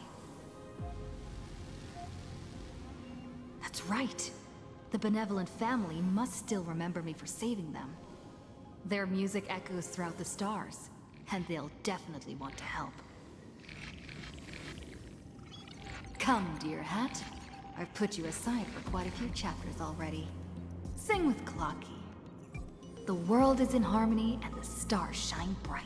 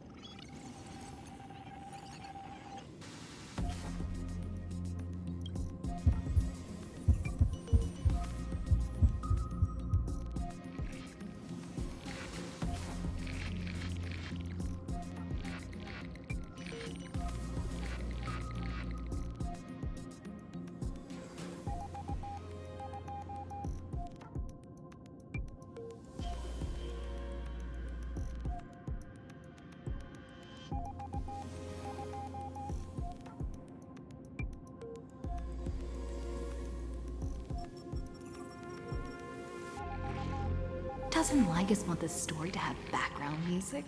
He has such terrible taste.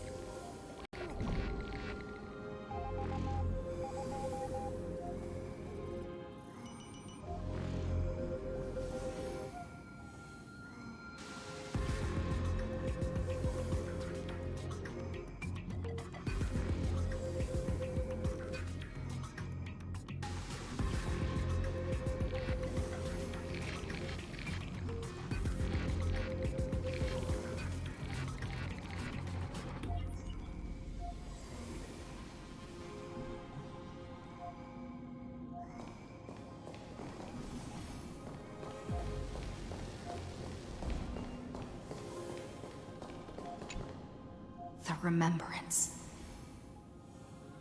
That's right. I came to Emporius because Black Swan asked us to come. And I even got a glance from Fu Li here. The Garden of Recollection must be intricately involved with Emporius. Traces of the Remembrance are also everywhere in this world. I don't know what they want, but I don't have many choices left in this crisis.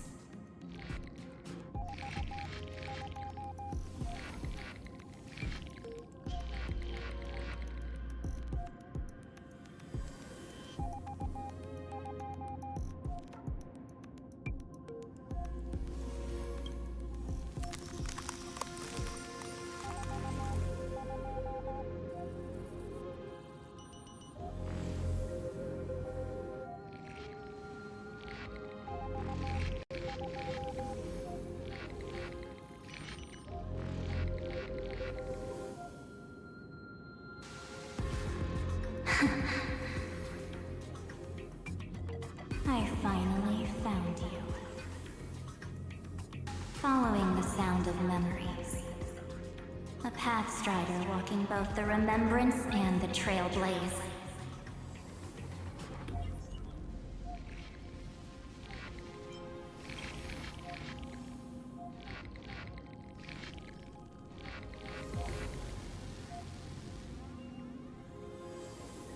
Warning! Warning! Warning!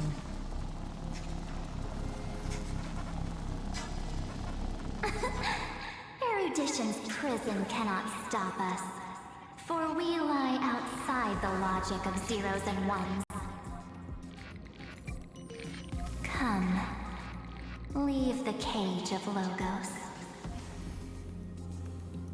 The mythos of Amphorius waits for you to continue its story.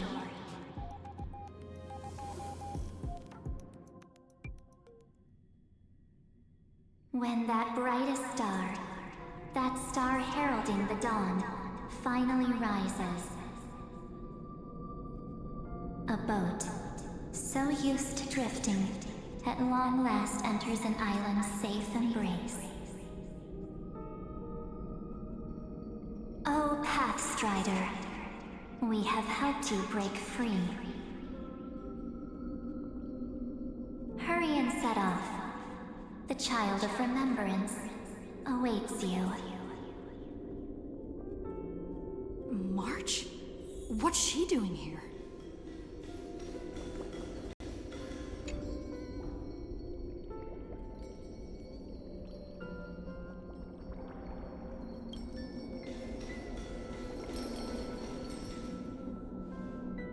Oh, you're finally here! We haven't seen each other for such a long, long time. My good buddy, I've really, really missed you.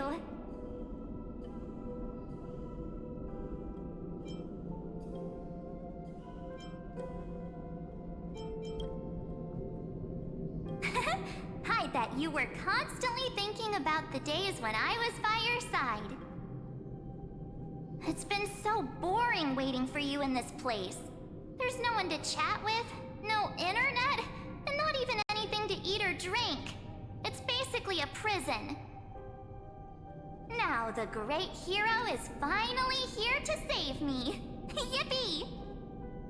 You must have seen a lot in Amphorius during this time, right? You gotta tell me all about it.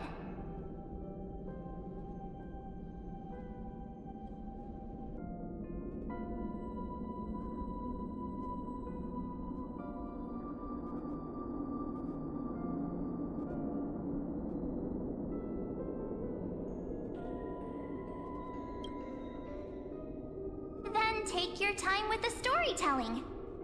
Or do you not want to talk to me? But let's get out of this spooky place first.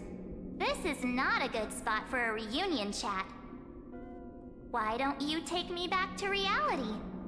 A strange voice told me that I can enter Amphorius if I keep following this road.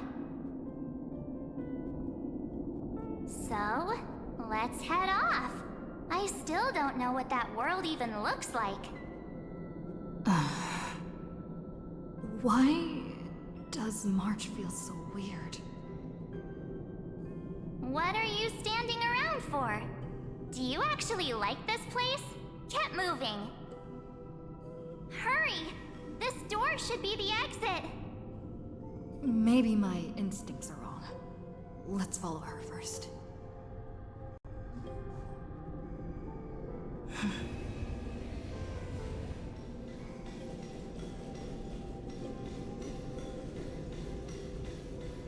Are you okay?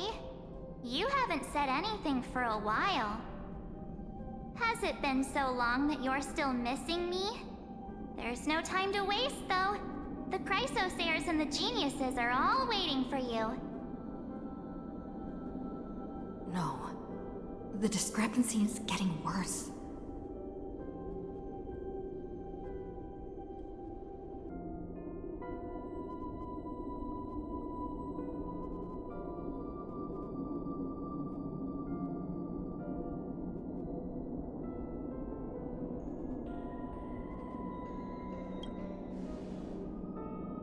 Huh?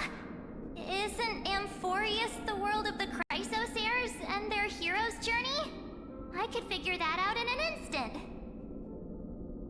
But Amphorius cannot be observed from the outside. She couldn't possibly know about these things unless... Dan Heng told her.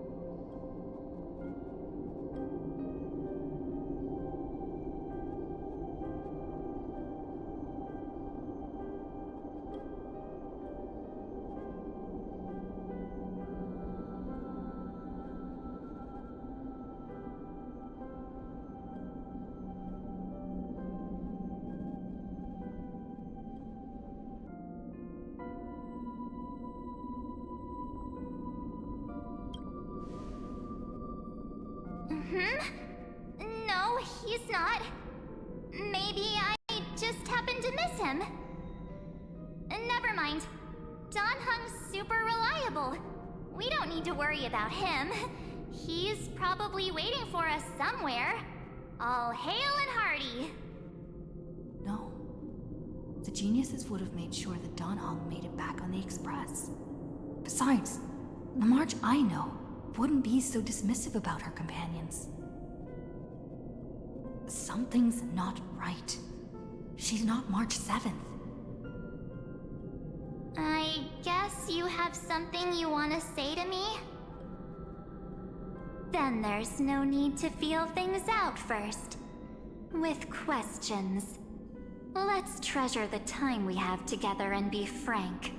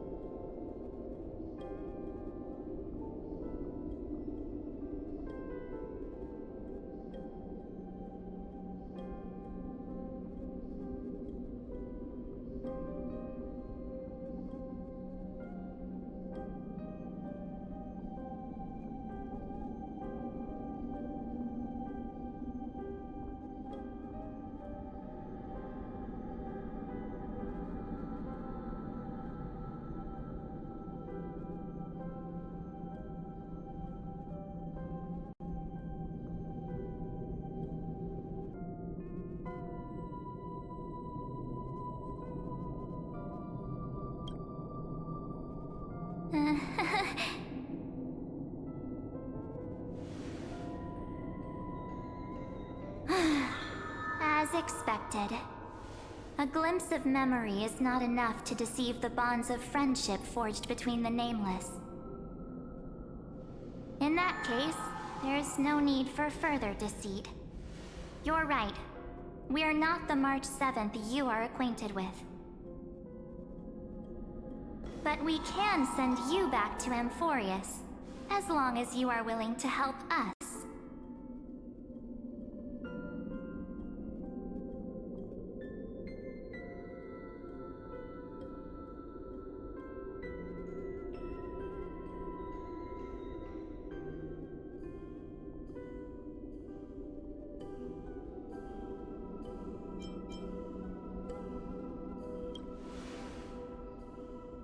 She's fine. This form was simply borrowed from your memories. We'll introduce ourselves to gain your trust. We are the Garden of Recollection. You should be very familiar with that name by now. Just as a reminder, while you hesitate, time is quickly ticking away in Amphorius. Working with us is the best way to stop the enemy of erudition. Erudition would treat any results unrelated to the experiment as garbage and throw them out. But we don't work like that. The Remembrance treats all these instances as important materials needed to weave the universe. Besides, this would be child's play for a great hero like you. It won't be hard at all.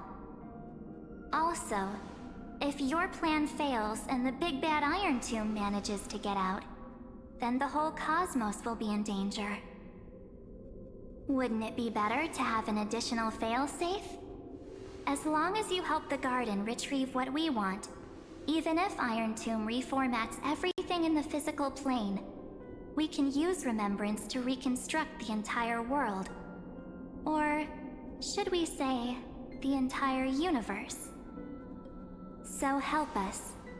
Find where Amphorius's memory began, and bring it out. The Master of Anastrava has already glanced at you. Don't deny it. That storybook is the best evidence. Say, you aren't seriously gonna be moved by their pretty words, are you?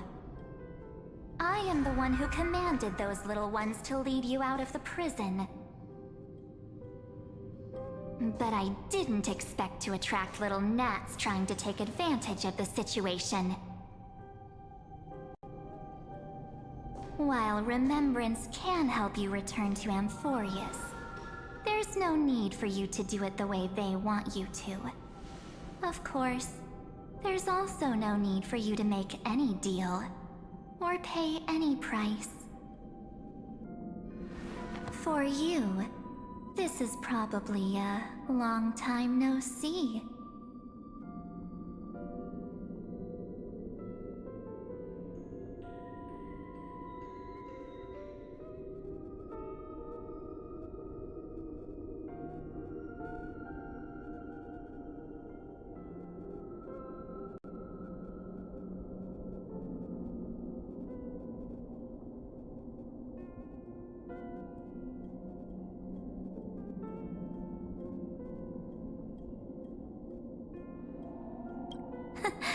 My dear.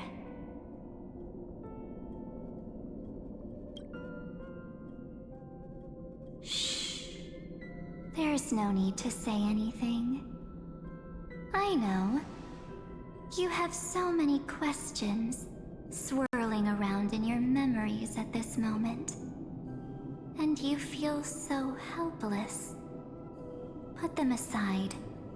For now, all you need to do is trust me.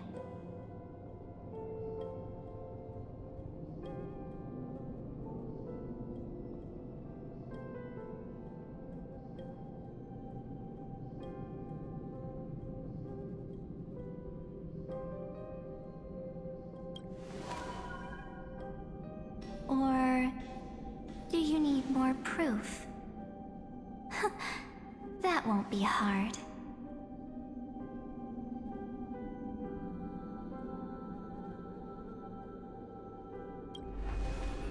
Wait, stop it! They're away! I'm gonna keep our first photo, alright? It won't come to pass while we're around.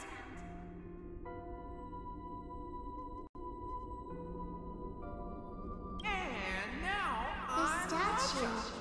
Is that Don Hunter's brother? Oh, did you hear that? She just called me, but my future is full of pain. We won't escape from it.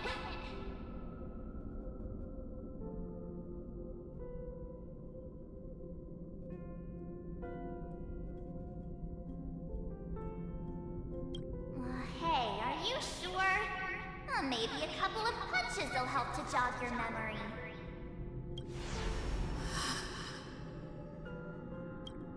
It's as if they all happened just yesterday, right? I don't want to lie to you, which is why I will not use her name. The 3rd month of Amphorius is the month reserved for the Veil of Evernight. So, place me into your memory using the name Evernight for now.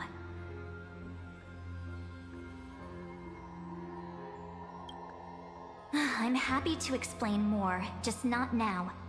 We might have a lot of time to ourselves, but Amphorius does not have that luxury. If we do not stop erudition and destruction, then the journey you've treasured so much will face the prelude to its obliteration. A countdown not in Amber eras, but in days, minutes, seconds.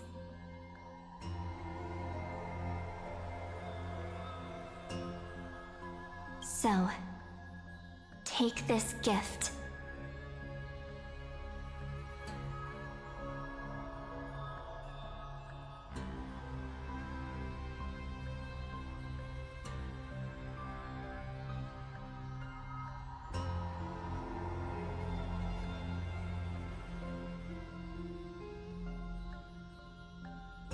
This burning core flame, this footnote of a transaction, it contains hope and the warmth of the entire world.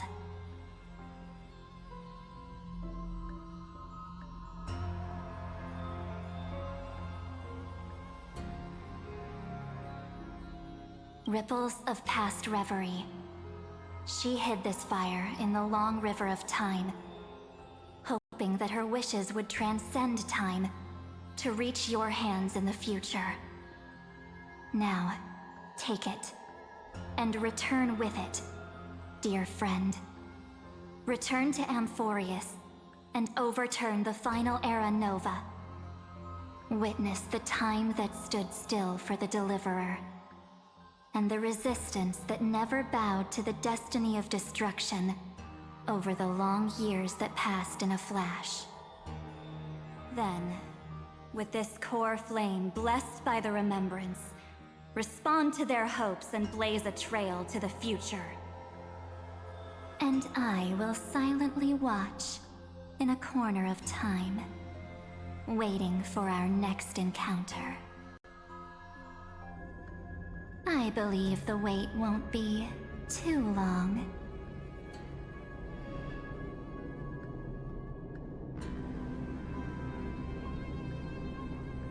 What exactly is happening? Keep going. Keep trailblazing. For Amphorius. For you. And for the March 7th in your memories. Go forth.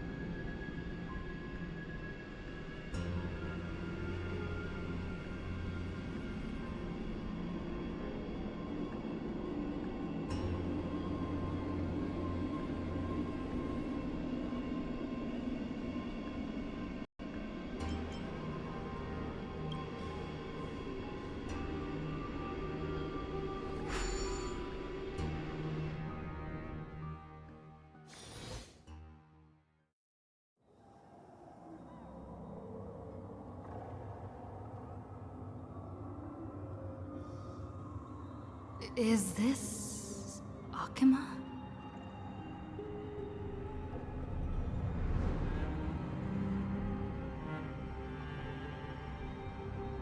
No one's here. And the dawn device is off.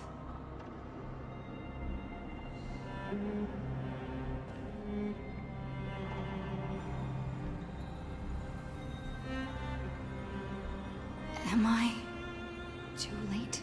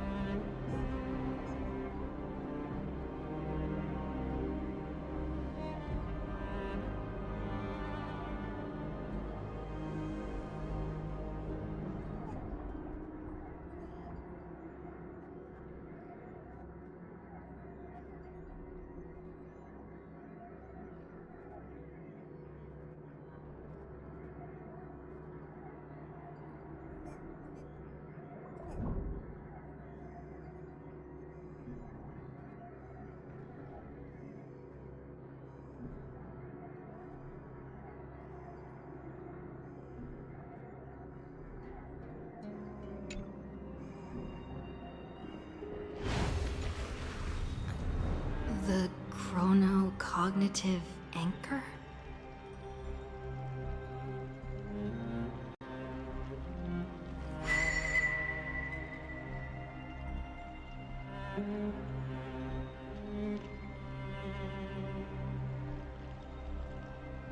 There's so much I wanted to say for our reunion.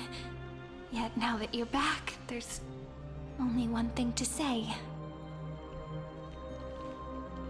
Welcome back, friend. It's been such a long, long time.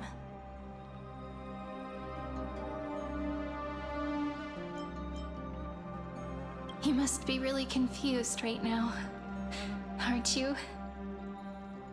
So much has happened in Amphorius while you were gone. But don't worry. The Deliverer can't afford to be lost, no? No, please follow me and turn the pages of time and hear the words everyone left for you. I'll tell you the story of this 1,000-year journey. That way, it won't just be my memories alone. Cyrene can't hear me?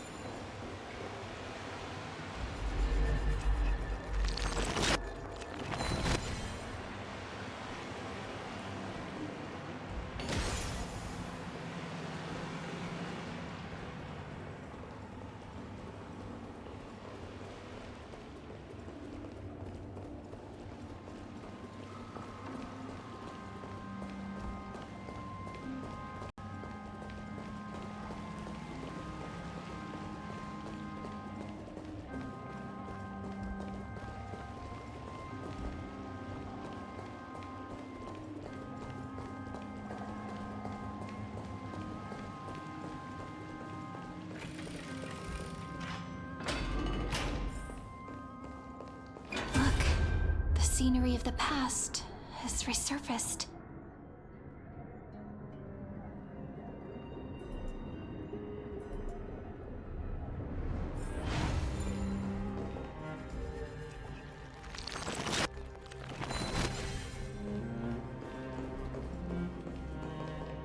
Time flies.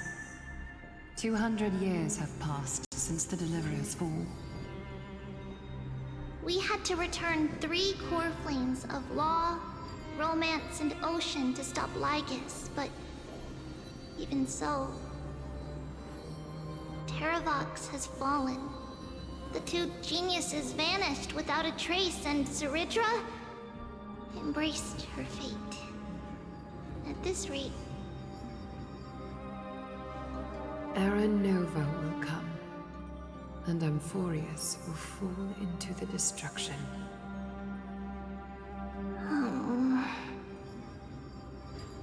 It seems the key to rewriting the end once again lies in the core flame of world-bearing. According to the instructions left behind by those 2 geniuses, we must get it into the Deliverer's hands, no matter the cost. But how? We need to find a way to hide the core flame. And we must buy enough time to keep Lygus at bay. About that, Rini might have some good news. She had that dream again last night, but the Titan's voice was clearer than ever this time. She said, "Pass the flame into the future." Is that a prophecy from Orynyx? She chose to side with humanity this time and hide one of her kin's core flame? It seems Amphorius' fate isn't sealed just yet. You're right. History has changed. Humans and Titans are both giving their all to keep this world going. Perhaps a relay across the ages is finally about to begin somewhere out there. Unfortunately, life will never go smoothly.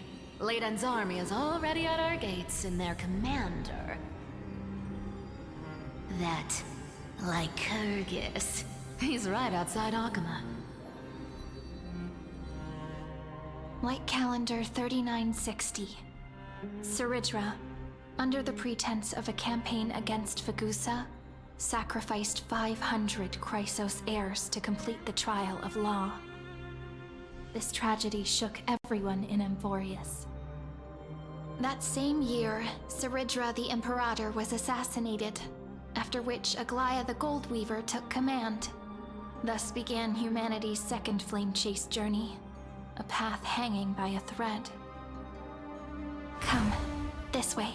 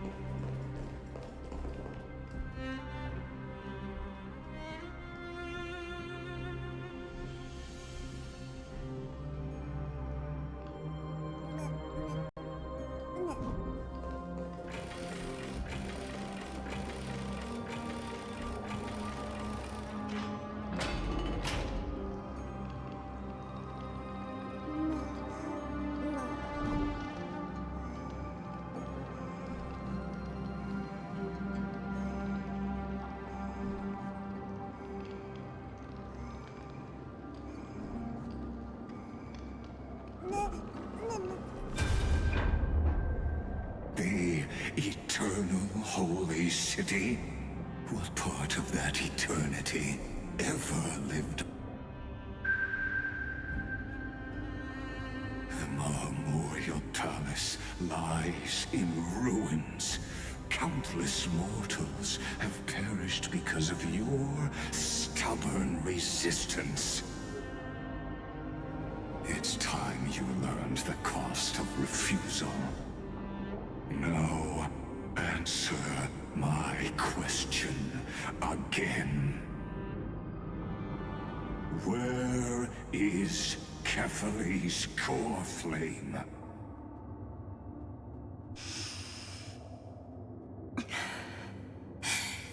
You really think you'll find it by razing the holy city to the ground?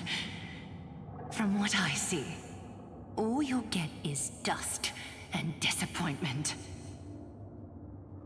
Don't forget, you can't kill the Chrysos as mentioned in the prophecy because of law.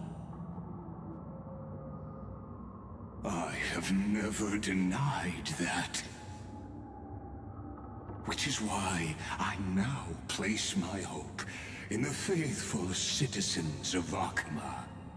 Perhaps they'll give me what I seek in the echo of your screams. Now then, I'll be cutting open your chests and using your scalding golden blood to baptize the masses. Allow me to apologize in advance. We shall start with you, blind and foolish Lady Goldweaver. Leave this to me, Lady Aglaya. You must get away now.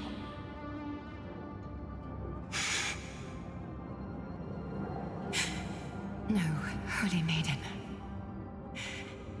I'm the one who must stay. What? His conspiracy won't succeed.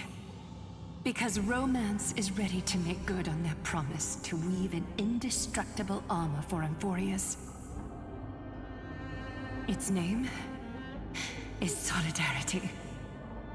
You must escape with your life and carry word of my death to those still fighting, then keep going with them. Just as the Imperator lit the torch of resistance with her death, my passing will make this flame everlasting. Take good care of it, guide it to the future, and place it into the hands of our Deliverer. 50 years later, Lygus led his forces again to Akama. He charged directly into the Holy City and razed the Marmorial Palace. History would name this battle the Third Siege of Akama. 90,000 brave souls gave their lives for Akama that day, including their fearless leader, Aglaya. Go forth, Deliverer.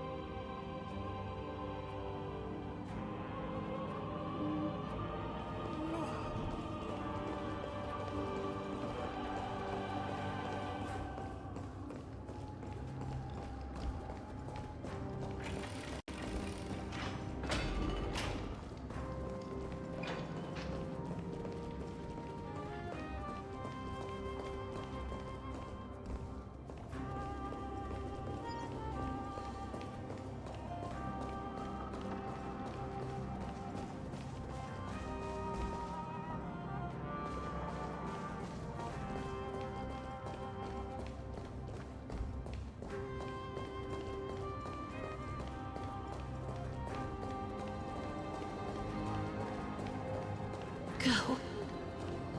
When the frost melts and the snows give way, the flowers will bloom again. You'll find me there.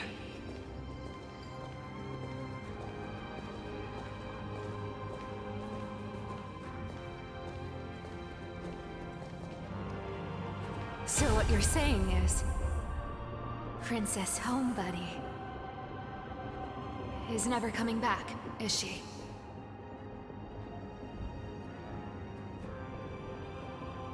She just left, like that. Since Cass has made up her mind, we can't let her resolve be in vain.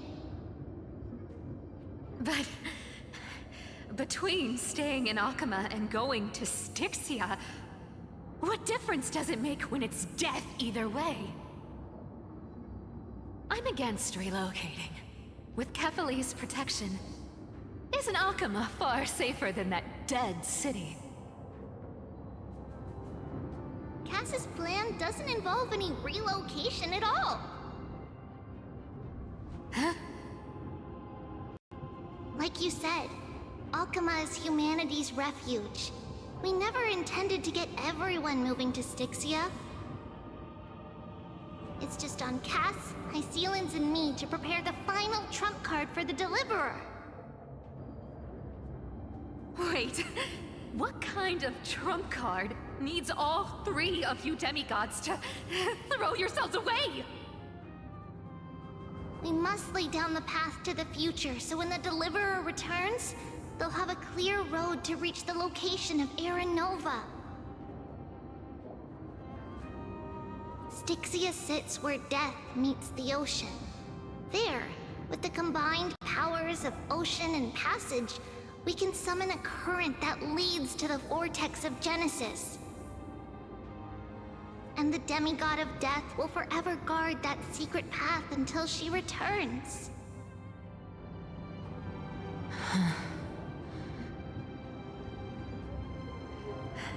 We all know Lygos will set his sights on the vortex of Genesis. That's exactly why we have to do this.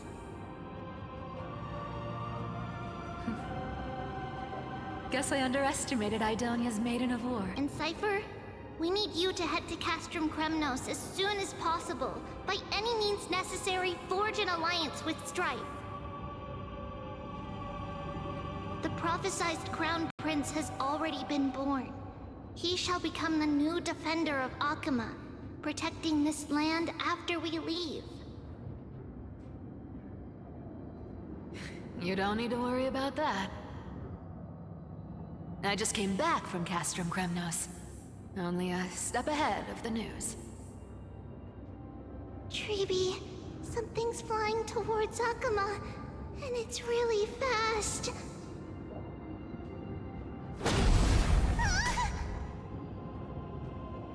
What is it? It's a spear! It's the Kremnoans. Their king's already here. With the protection of the demigods Trebios and Cyphera, Akuma endured wave after wave of warfare, though just barely. Castorus chose Styxia as the last resort, and completed the trial of death, causing the stagnant waters in the River of Souls to recede.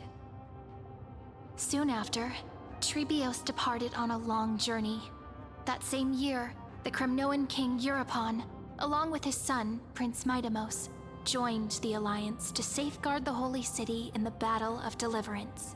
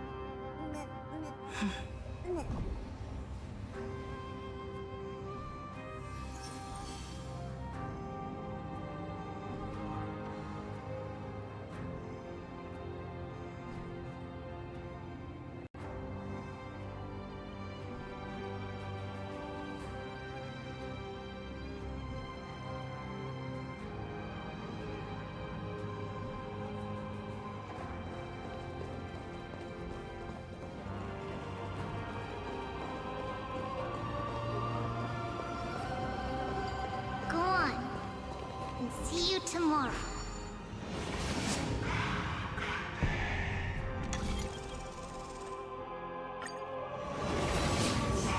Breaking me apart buys this world even one more second. And so be it.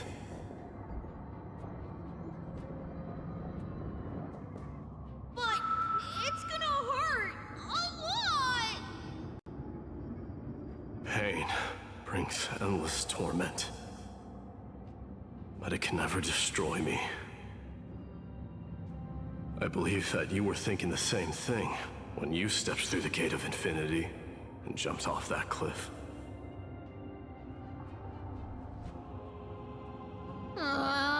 Can't argue with that.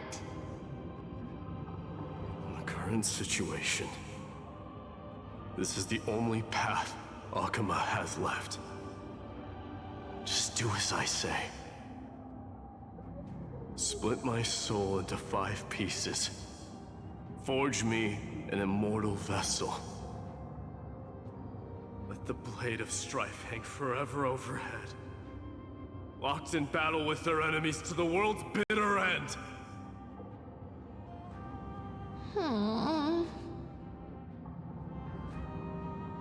There is no need to be sad, Lady Trebios.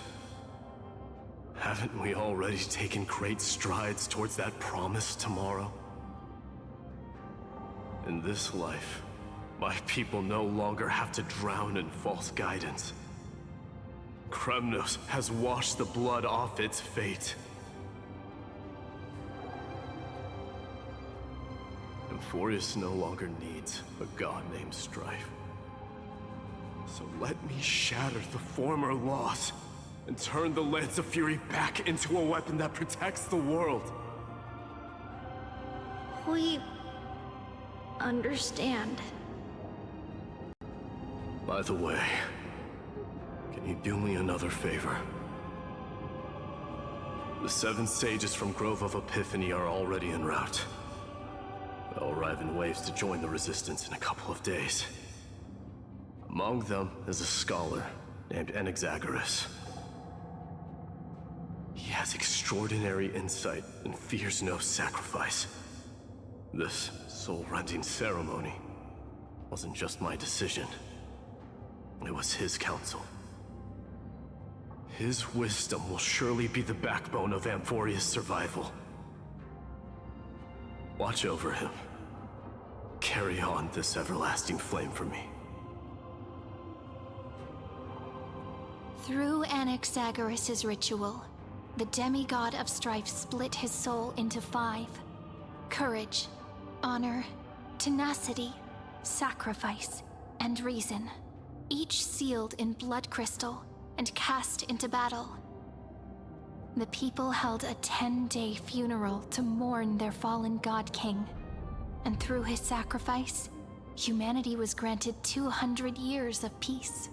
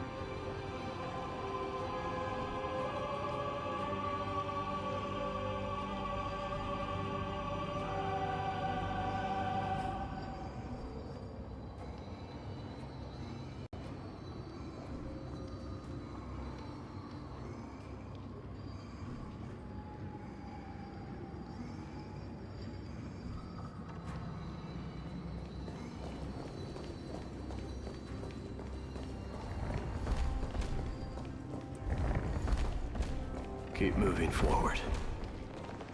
My blood will pave the road ahead for you.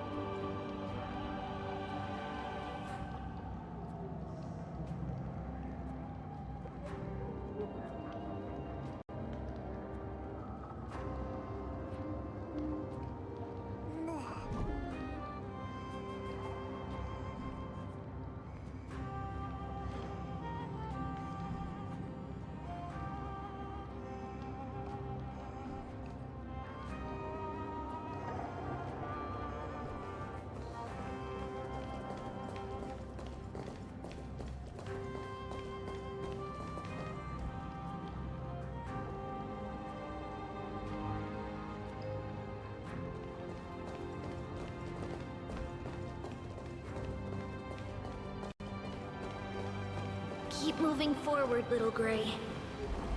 See you tomorrow.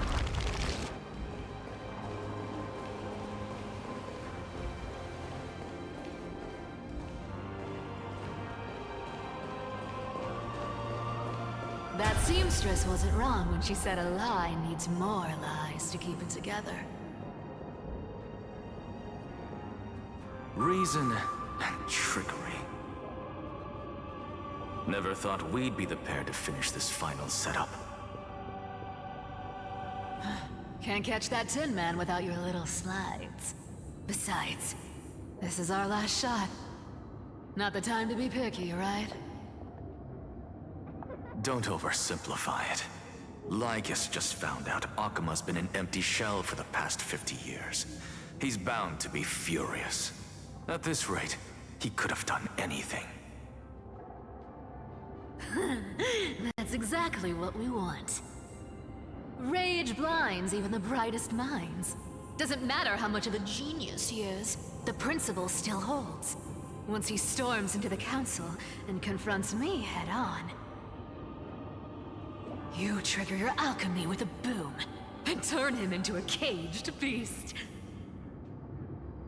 Easier said than done. You still have to pass yourself off as the deliverer without anyone catching on. And you really think a human alchemical array can bind a godlike being? That's just nonsense. What? Getting cold feet? Or you just don't believe in the almighty worth of the demigod of trickery? Just tell me straight. Can you do it or not?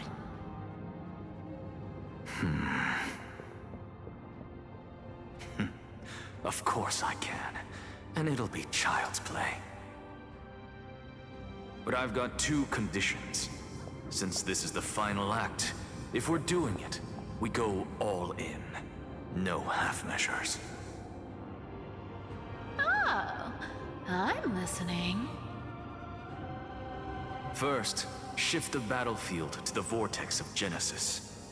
It would be more convincing if the Deliverer were to appear there. Besides, the vortex is cut off from the world. No place in Amphorius makes a better prison.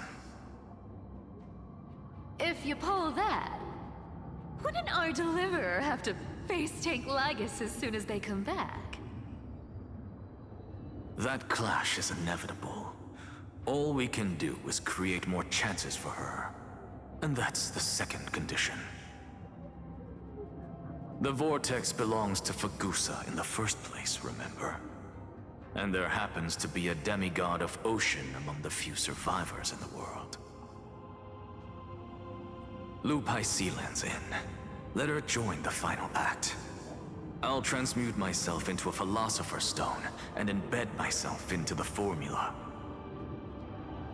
And when the time comes, she needs to shatter me and scatter that stone's ashes into the ocean within the vortex.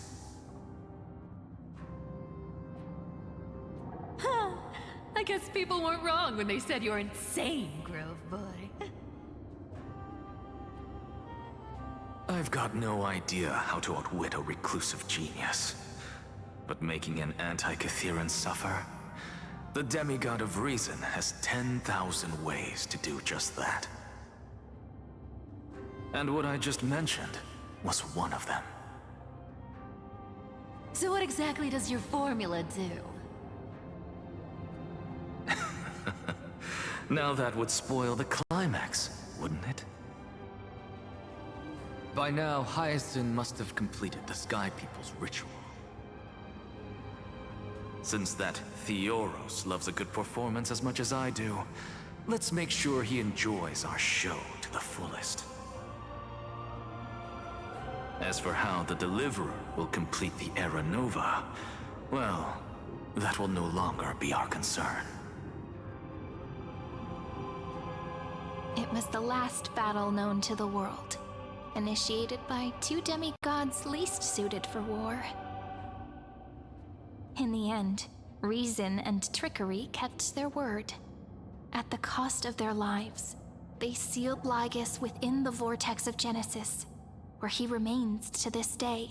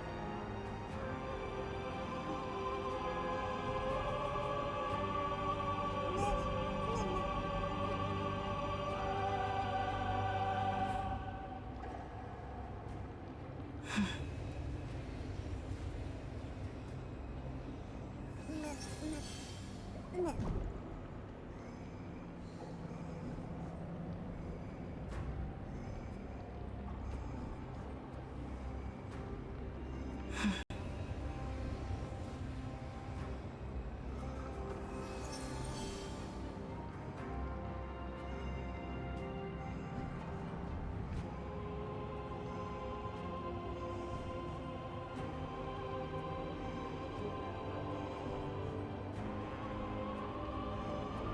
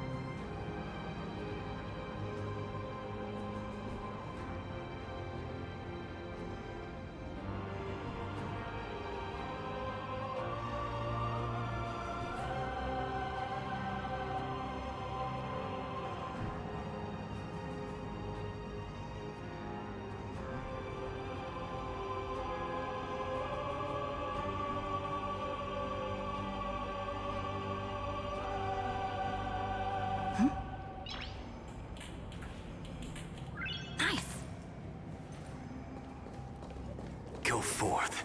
Finish the greatness left undone. Quit overthinking! Just run! Keep running. That'll be enough.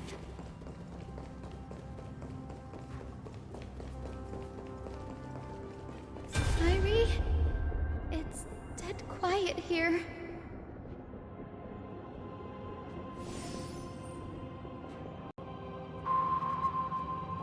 Akama will stand eternal. Miss Cypher's lie is crumbled after all.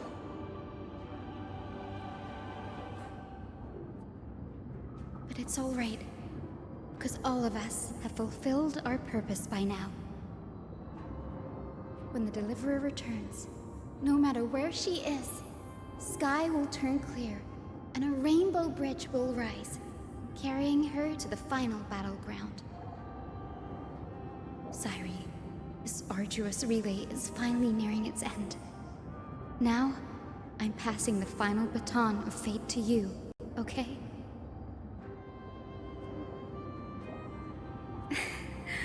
No, that's not quite right. After all, it was you and her who lit the first spark of this journey, wasn't it?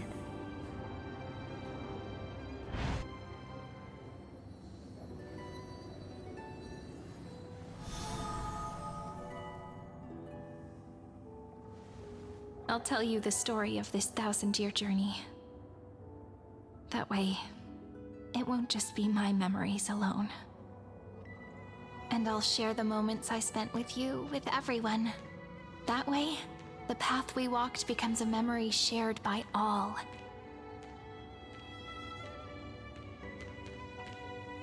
People will know that there's nothing left to chase. Amphorius has already welcomed the dawn foretold in prophecy. Just like I said, this won't be harder than the last time. Right?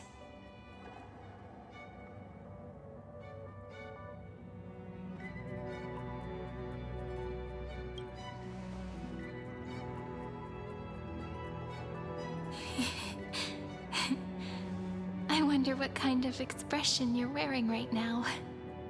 Probably the same as always. Calm, resolute, and brimming with confidence. If I have the chance, I'd love to see it again. Because it's really been far too long since we parted.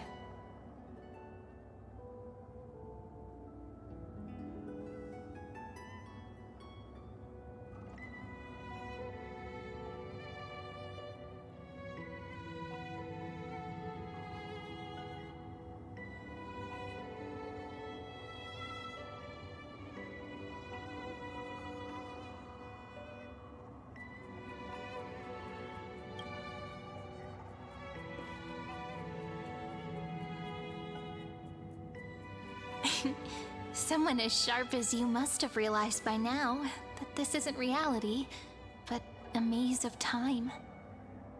As the last link in the relay, I will return to the Temple of the Three Fates, tell Orynyx all of our stories, and bottle every page we've written into the little flask of memories. And then, may it set sail in peace. Drift down the river of time along with the core flame of world-bearing. Reach your side and lead you back to Amphorius. Just like the first time we met, right? Even though this cycle has no demigod of time, time has always stood on humanity's side. This is the only way to make sure that the Era Nova won't happen before you return. And the only way I can safely entrust the completed final flame chase journey to the Deliverer's heart. After all, the new world will be born from your memories, and the protagonist of this story mustn't be absent.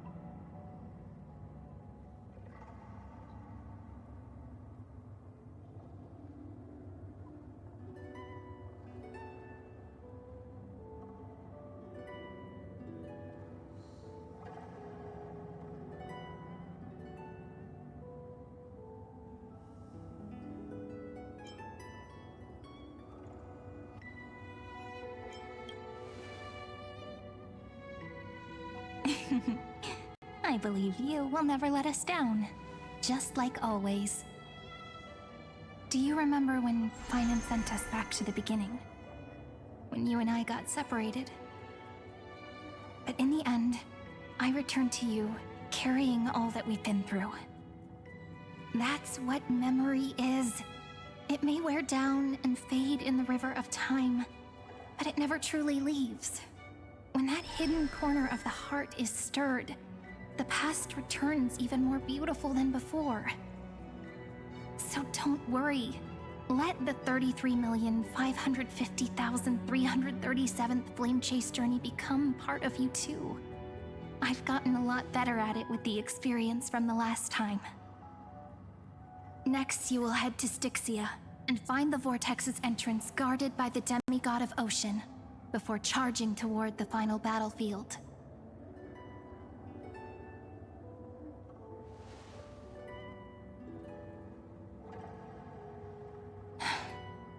Don't worry. I'll be with you. All of us will. Even Finan. We'll stand with the Deliverer.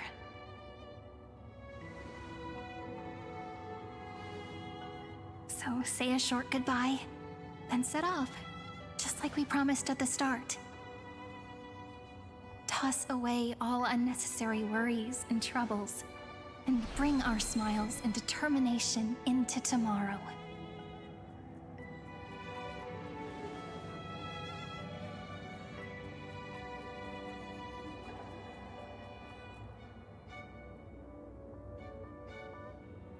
The last baton. I wonder how long you'll have to wait before passing it on to her. No matter how long it takes, it's okay. Waiting is what I do best. After all, it took 33 million cycles for her to arrive in our world. What's a few moments more?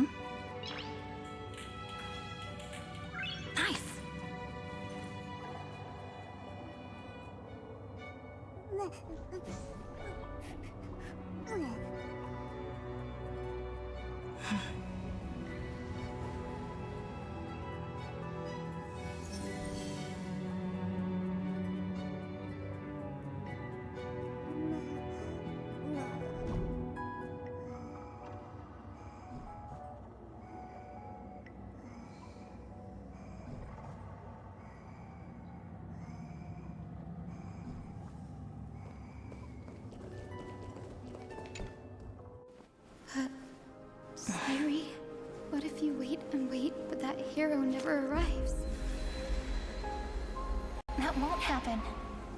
Because I know that no matter how long it takes, she'll definitely return to this place. We can't let her down.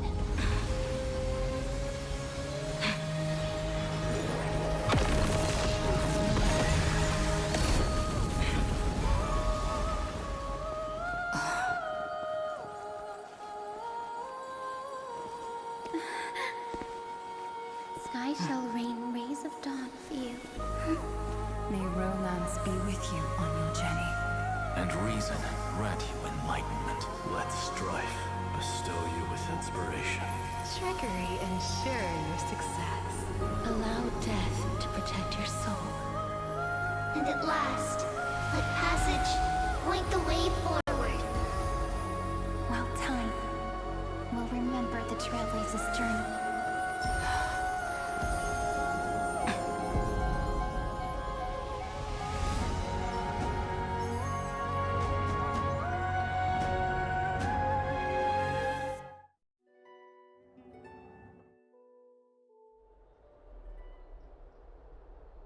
Is this Styxia? What happened to this place? I need to find the entrance of the vortex, guarded by the demigod of ocean.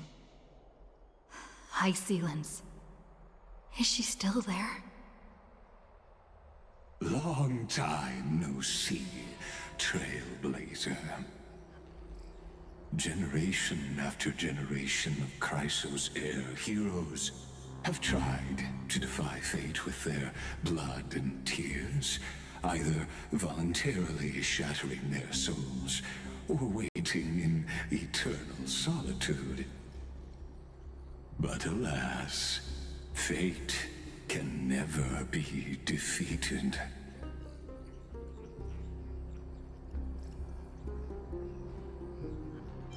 Reason and trickery may bind my flesh, but my will shall never fall silent.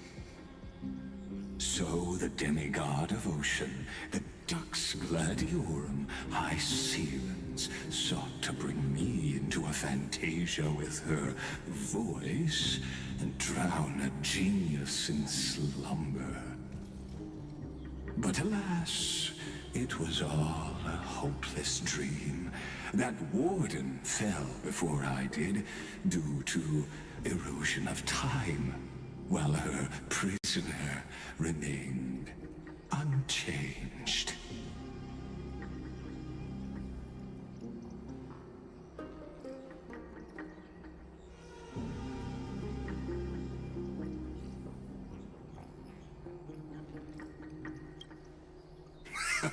True. I can't leave this place, but what of it?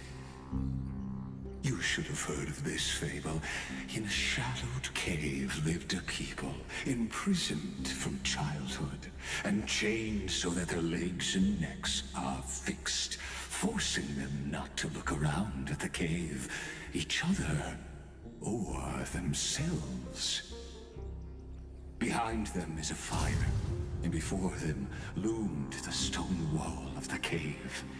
The flames cast shadows, while the rocky surface threw back echoes. To them, that false play is the whole world. Yes, I'm trapped in the cave, but I know it's all just a fleeting illusion. I don't struggle in dreams. I wait. And now, my deliverer has come to defeat me and save this world that never owed you anything. Oh, you'll need to awaken the singer here and unseal the prison called Vortex of Genesis.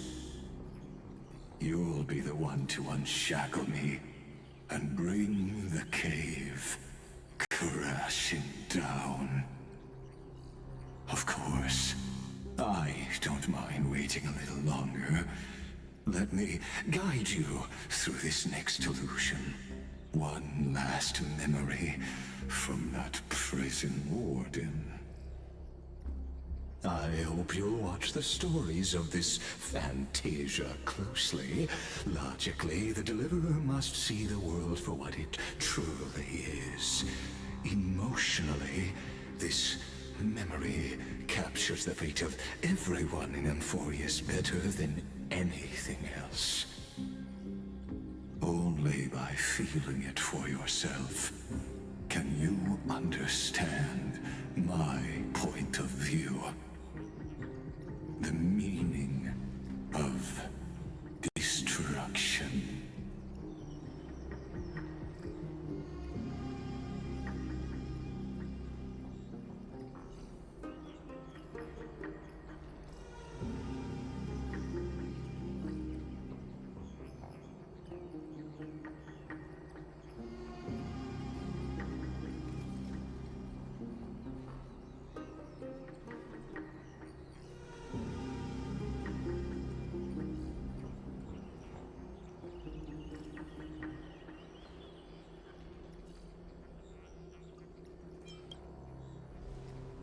to your unshakable resolve, I salute you. But before we step onto the final stage, let me ask you this.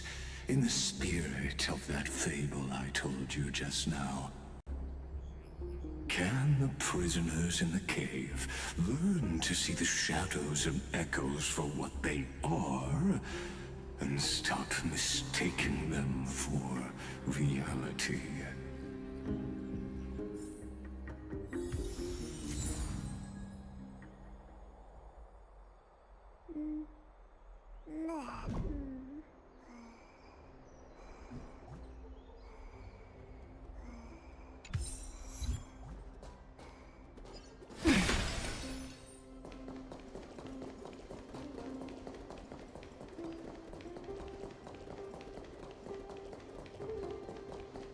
Look, the fire projects the face from her memories.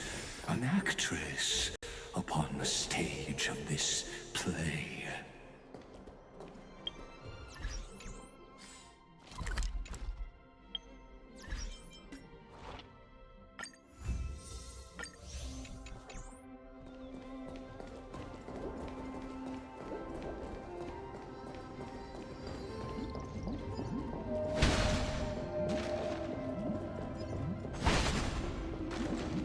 The dark tides flood the sea, and our kingdom teeters on the edge. Fear not. Our queen has gone to the borderlands. She'll quell this calamity herself. This is the scene when the Chrysos heir of Ocean was born. She was once of a Titankin race named Sea Sirens. At that time, Kozlana had suppressed the Black Tide's rise, but he was unable to remove Iron Tomb from its roots. The Black Tide still roiled in the depths of the world, and the kingdom of Sea Sirens was the first to face the destruction head-on. Listen, I heard Electra's voice. She's calling to us. Let's go. Her voice carries the queen's command.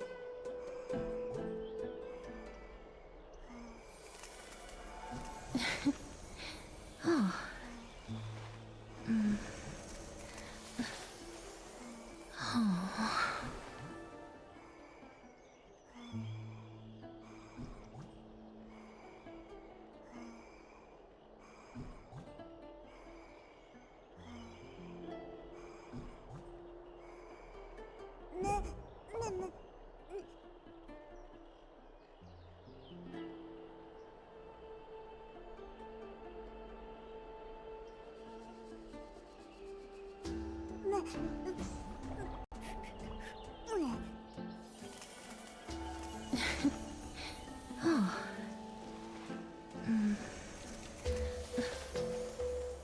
Oh. Oh. Oh.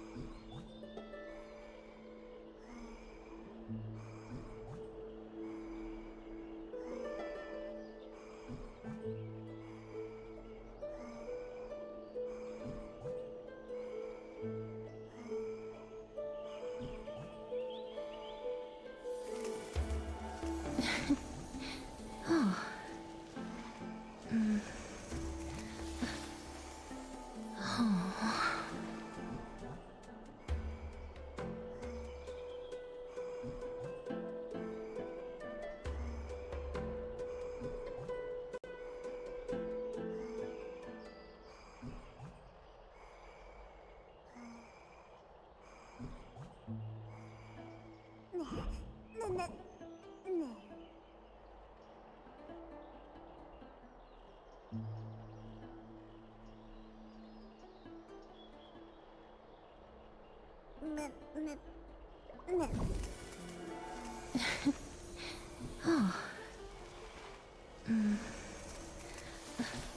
Oh.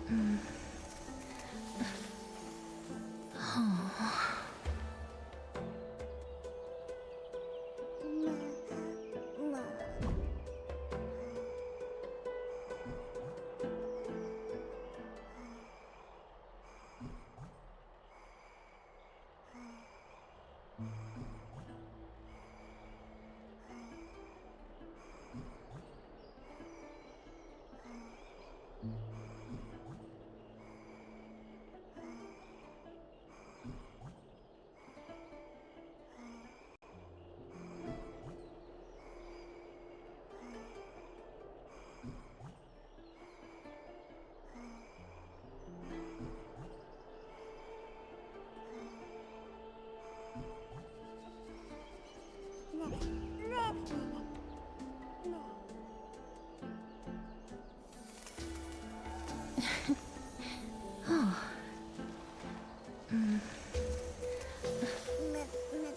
Oh. Oh.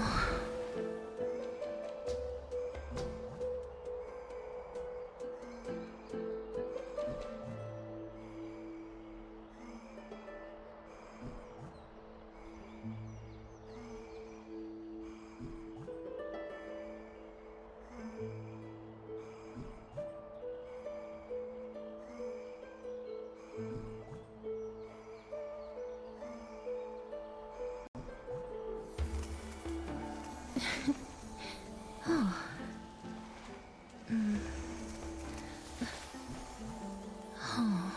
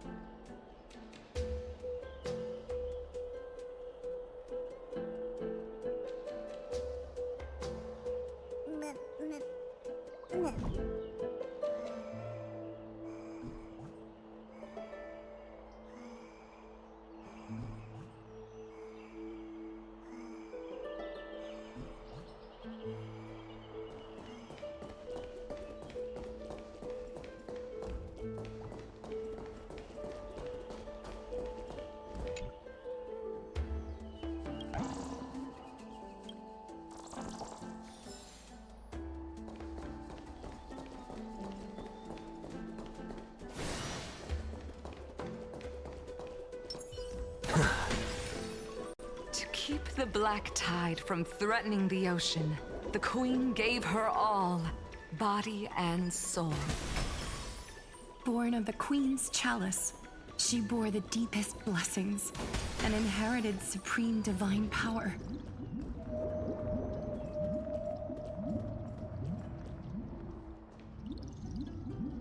My sisters! You're finally here! Of course, Electra. Your beautiful melody drew us here.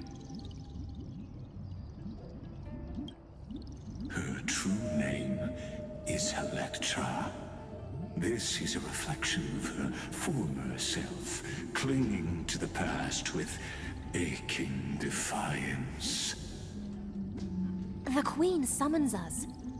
She must be near exhaustion. The black tide will soon enter our borders. Then what do we do? Will our seas fall to darkness and terror as well? Don't worry. We shall lift the chalice in her stead to catch the black tide, and stand together to safeguard our realm and its people. Such tiny Titankins, thinking they can stop the tide of truth. How naive. And that naivete is the root of all suffering.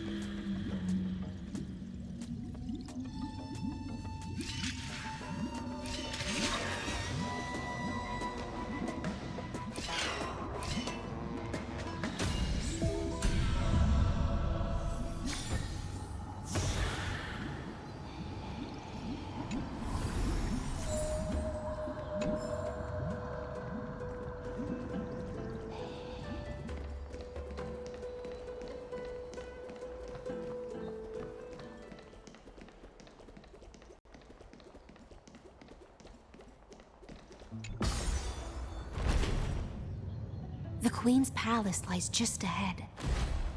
Even her once graceful form is now tainted and drowned in dirty mire.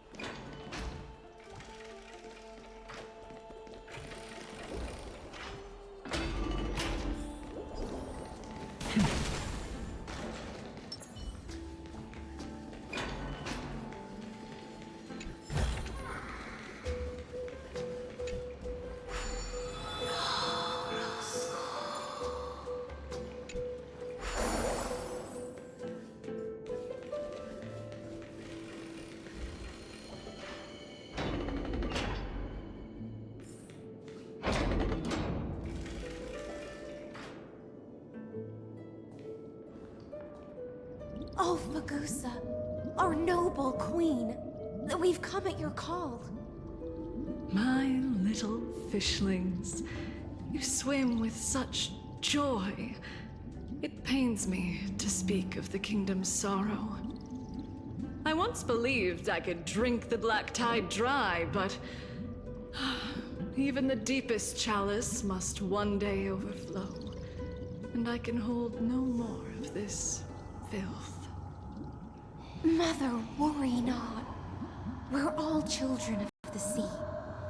Let us bear your fate together. We'll take up your mantle and drive back the black currents. We'll mend your sacred chalice and take in the cursed filth.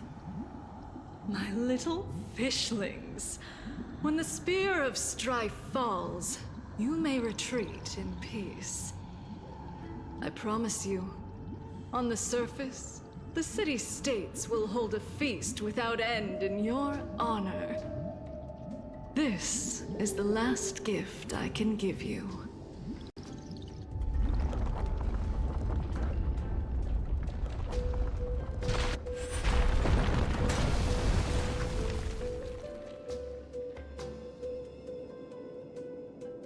Fagusa sank into the abyss.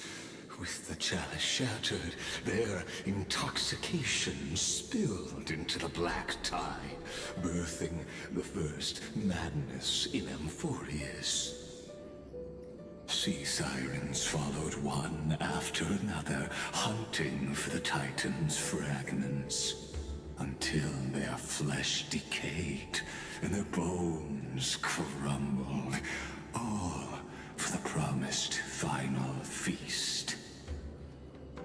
Keep watching, but tread carefully, for the stage ahead is crumbling with age, just like her shattered fate.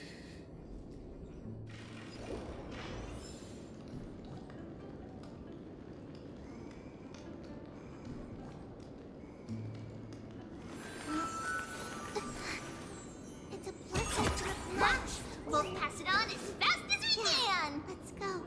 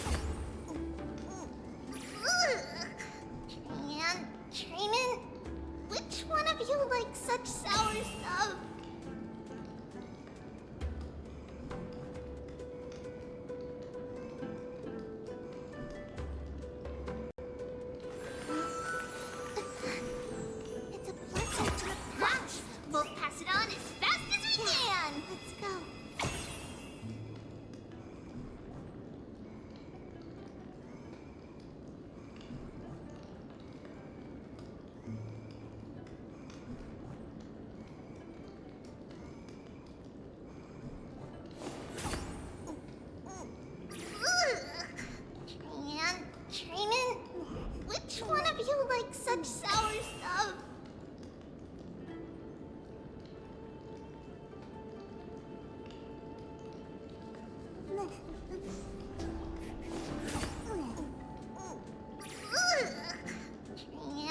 Training?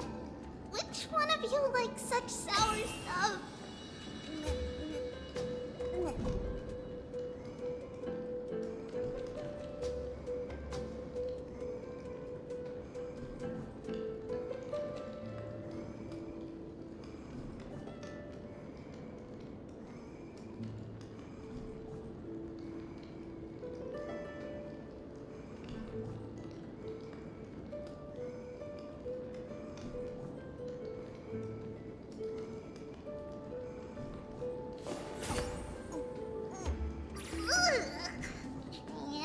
Training?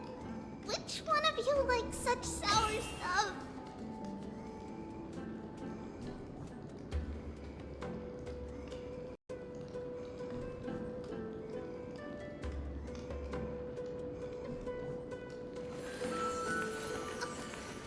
It's a letter to the future. Watch. We'll deliver it as fast as we can. Let's go.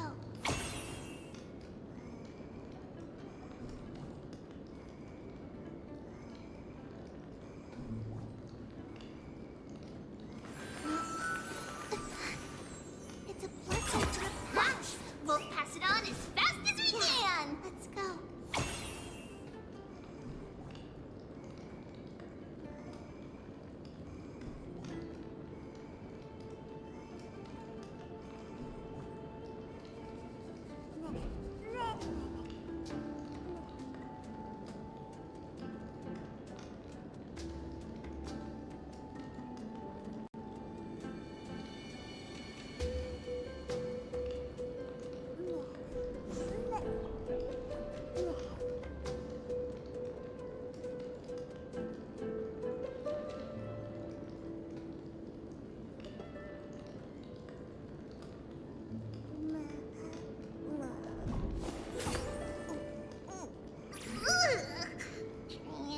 Training? Which one of you likes such sour stuff?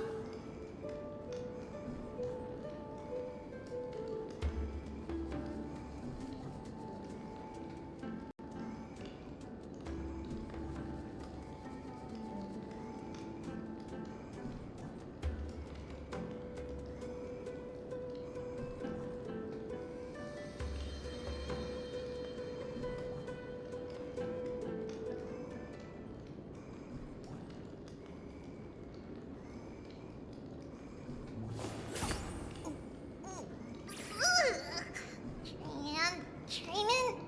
Which one of you likes such sour stuff?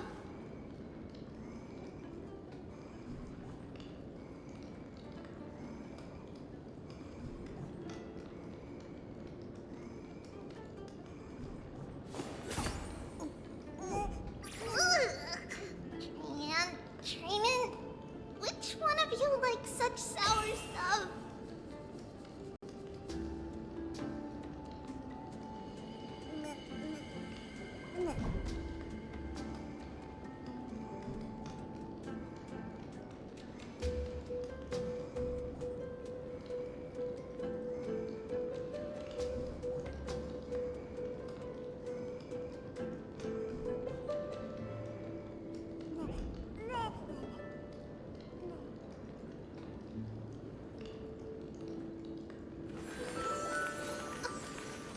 It's a letter to the future. Watch. We'll deliver it as fast as we can. Let's go.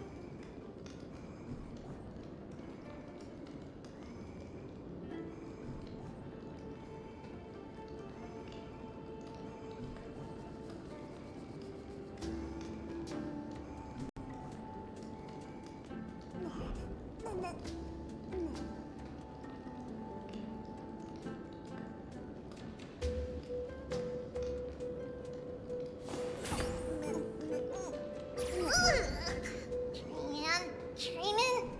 Which one of you likes such sour stuff?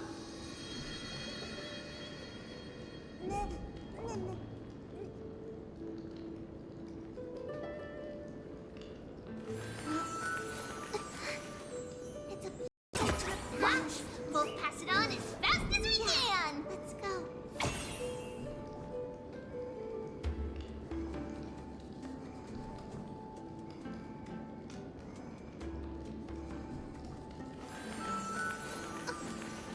It's a letter to the future. Watch. We'll deliver it as fast as we can. Let's go.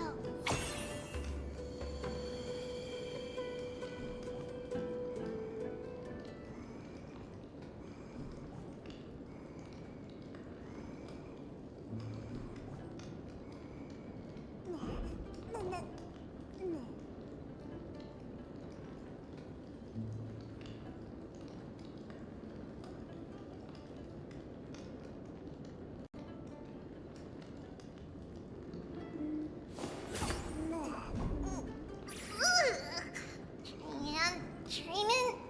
Which one of you likes such sour stuff?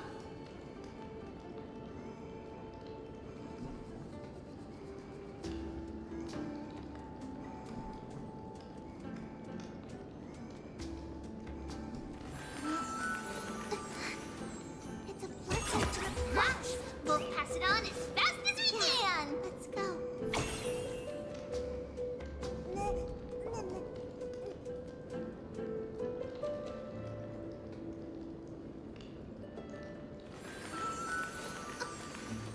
It's a letter to the future. Watch. We'll deliver it as fast as we can. Let's go.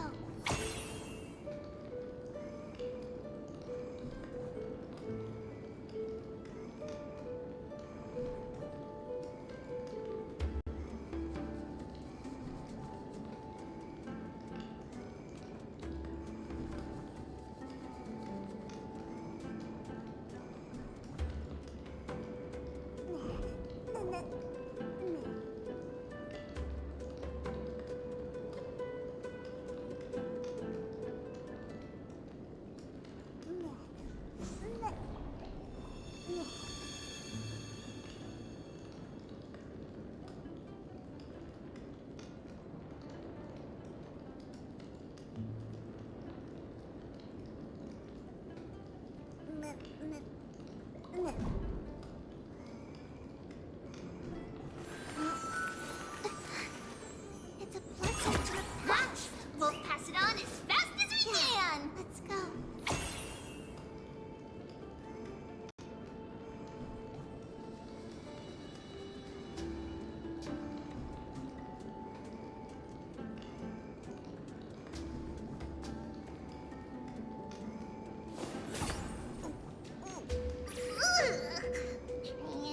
Training? Which one of you likes such sour stuff?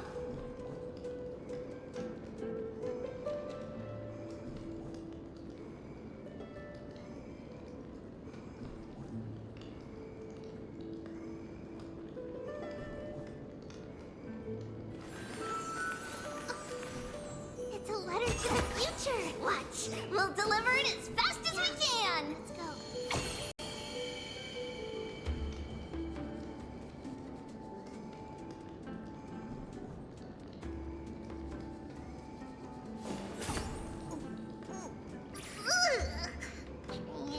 Training? Which one of you likes such sour stuff?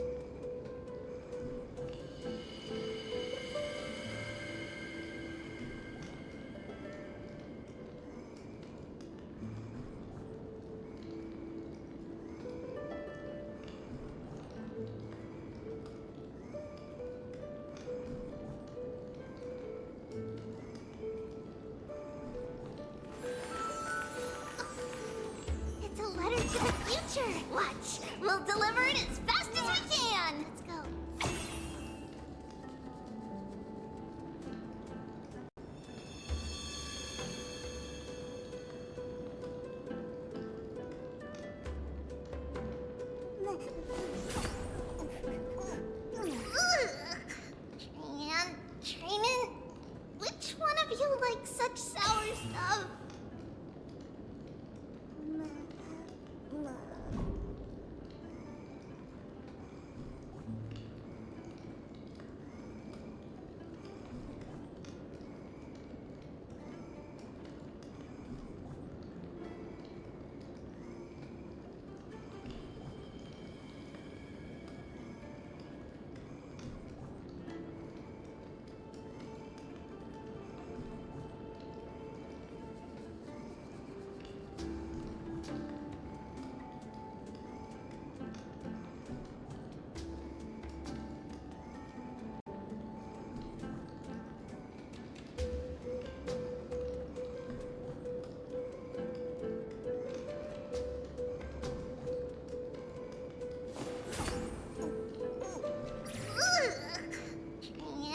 Training? Which one of you likes such sour stuff?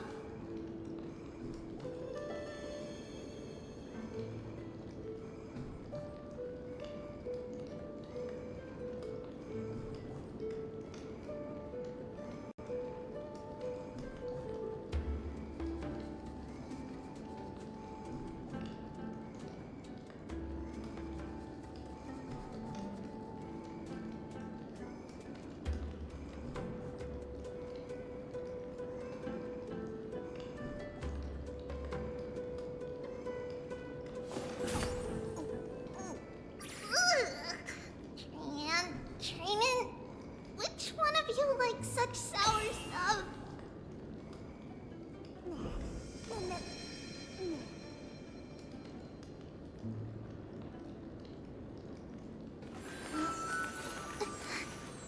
It's a blessing to the watch. We'll pass it on as fast as we can. Let's go.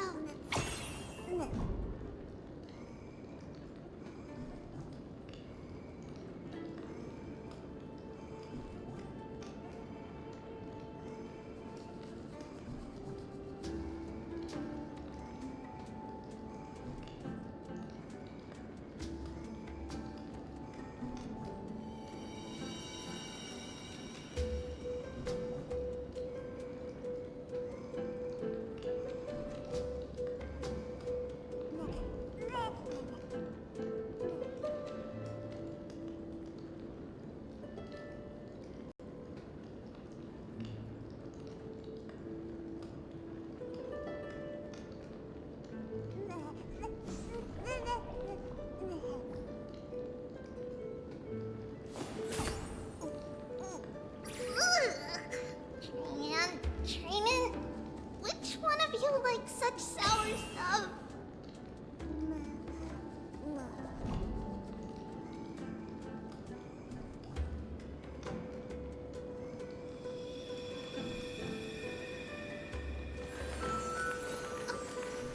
It's a letter to the future. Watch. We'll deliver it as fast as we can. Let's go.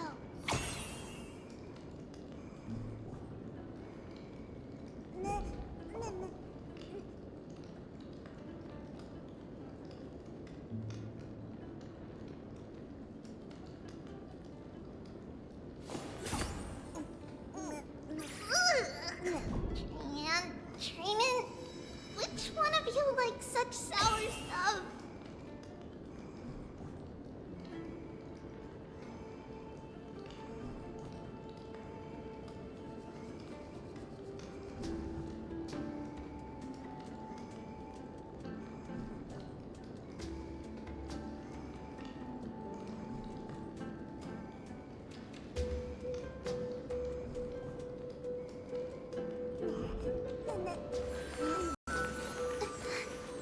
It's a blessing to the watch.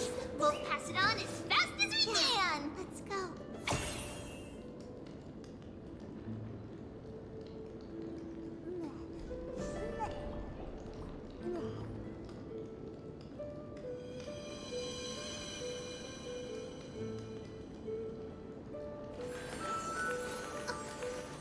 It's a letter to the future. Watch. We'll deliver it as fast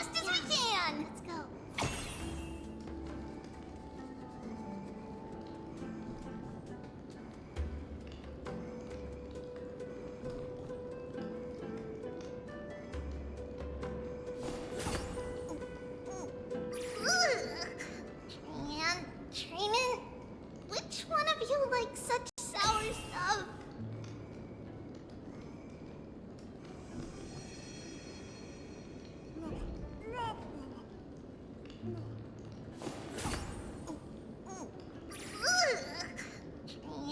Training, which one of you likes such sour stuff?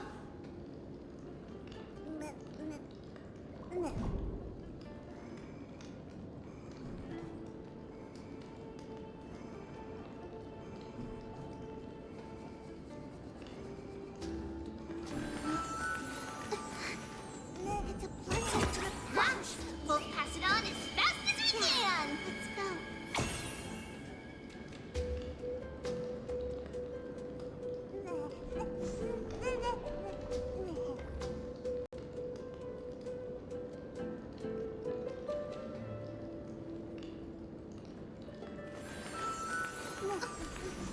It's a letter to the future. Watch. We'll deliver it as fast as we can. Let's go.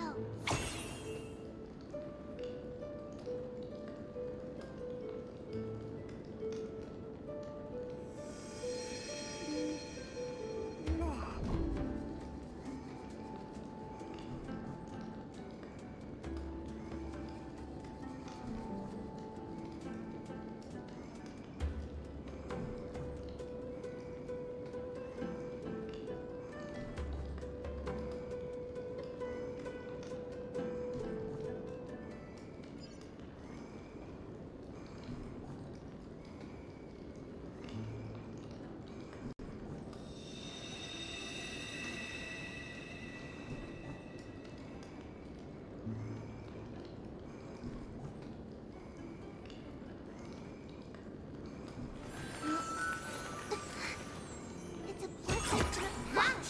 We'll pass it on as fast as we can. Let's go.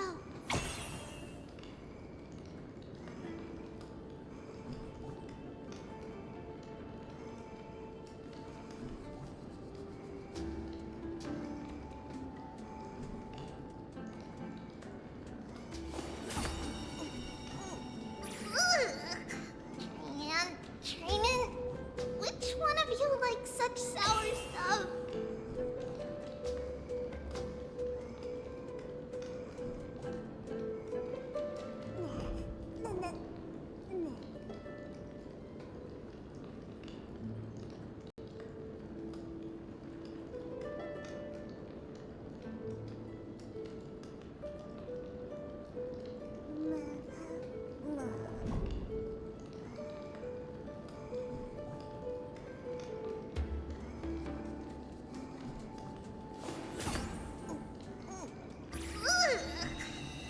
And Training, which one of you likes such sour stuff?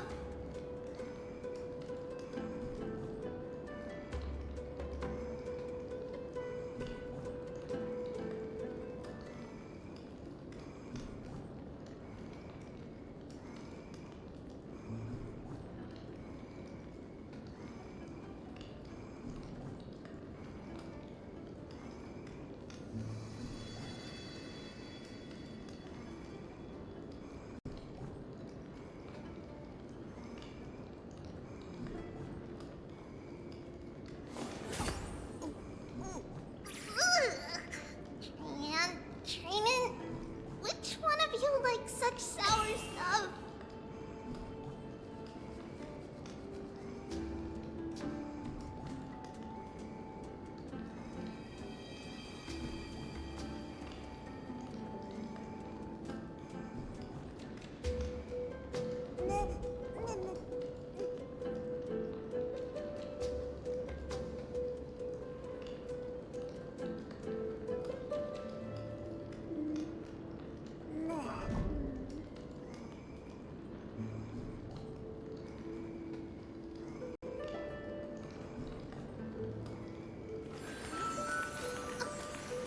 It's a letter to the future. Watch. We'll deliver it as fast as we can. Let's go.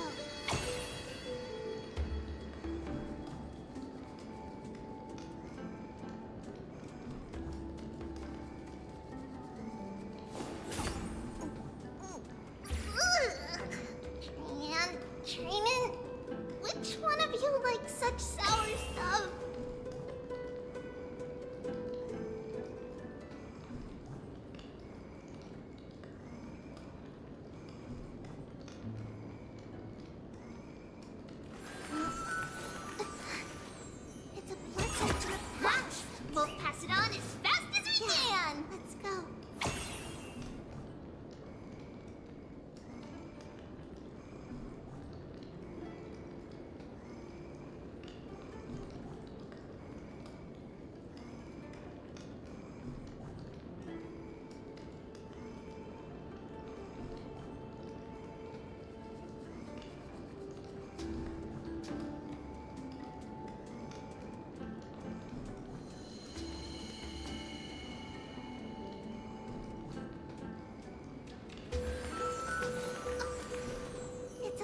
to the future. Watch, we'll deliver.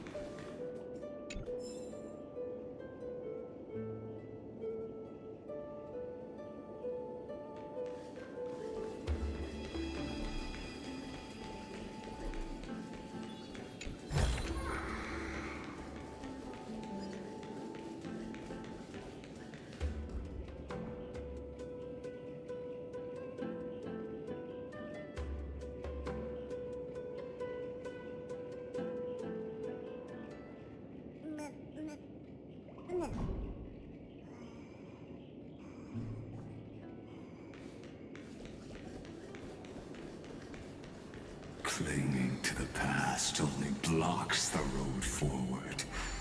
Why not let time build a bridge to the future?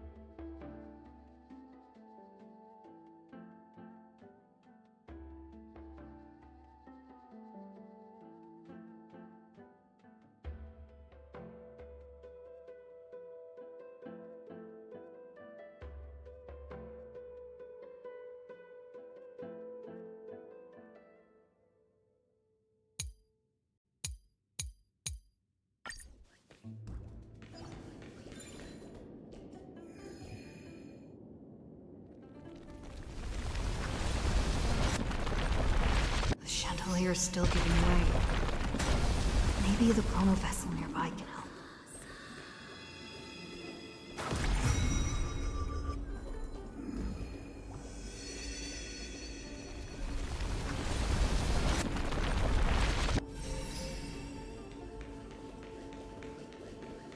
Your wisdom far surpasses even the bounds of reason's model.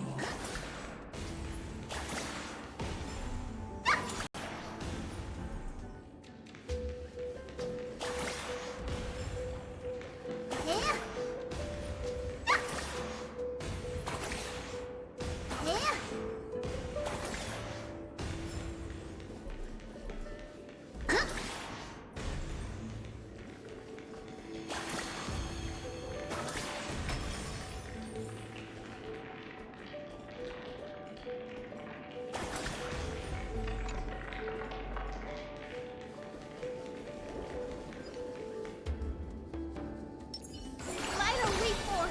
Restrict the numbers. Can't get through. Looks like I'll need the miracle orb nearby.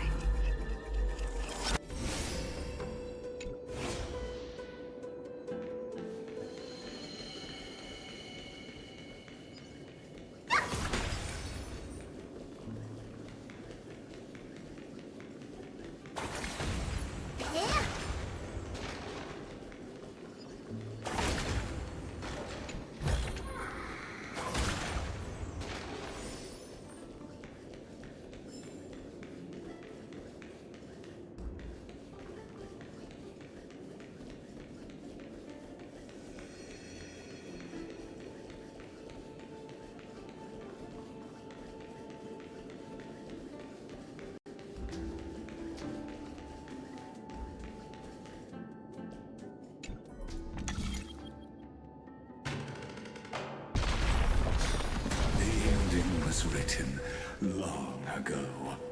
Even you cannot rewrite it. Just like this poor chandelier.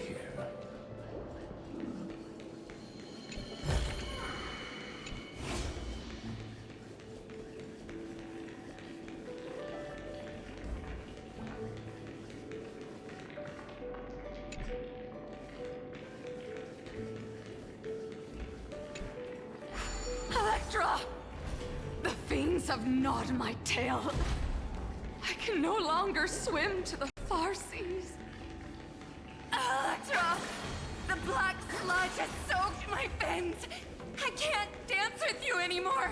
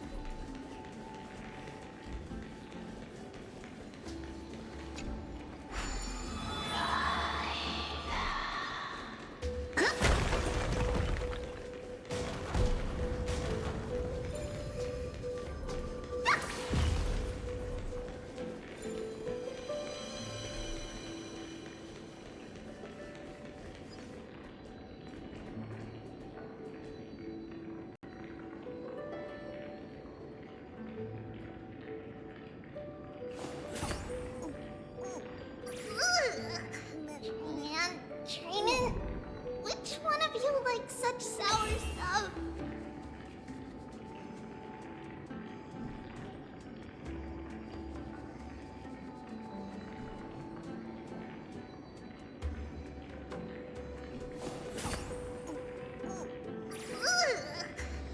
Man, Training? Which one of you likes such sour stuff?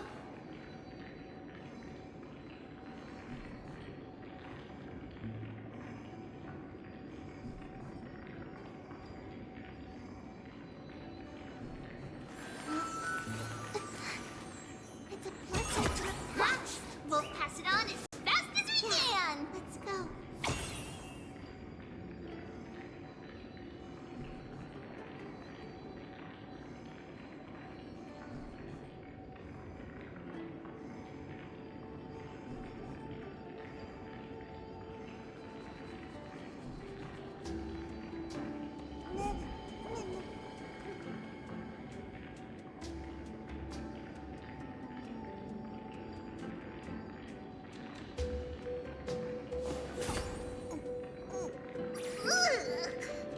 Man, Training? Which one of you likes such sour stuff?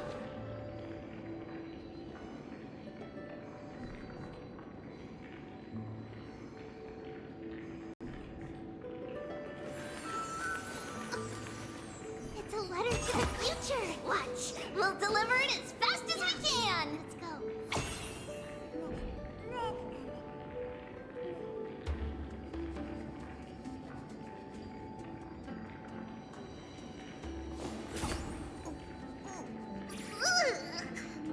Man, Training? Which one of you likes such sour stuff?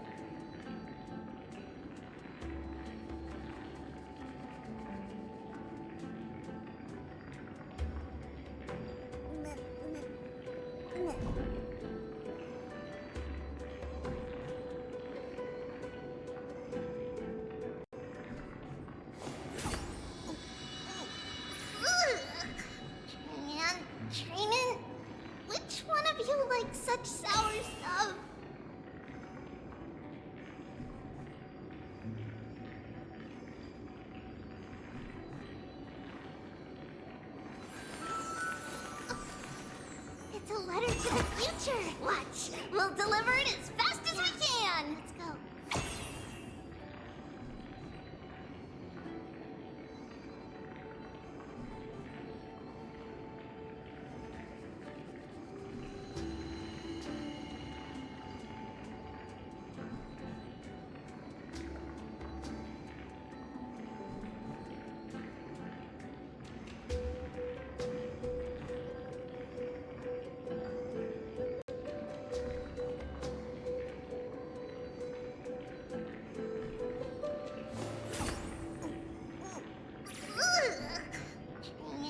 Training?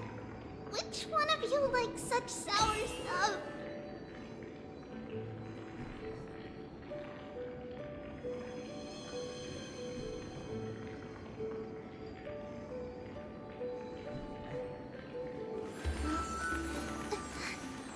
It's a blessing to the watch. We'll pass it on as fast as we can. Let's go.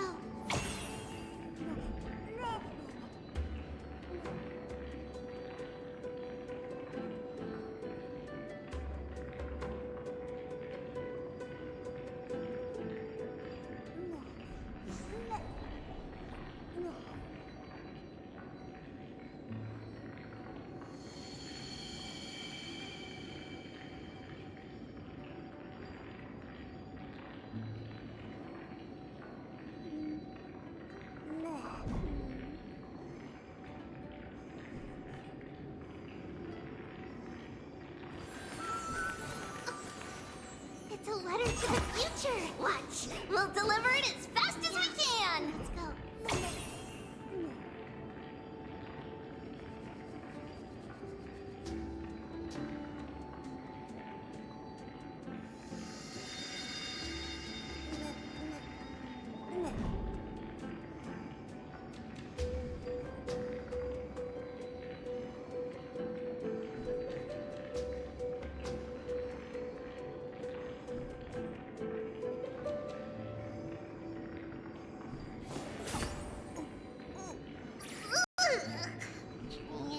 Training? Which one of you likes such sour stuff?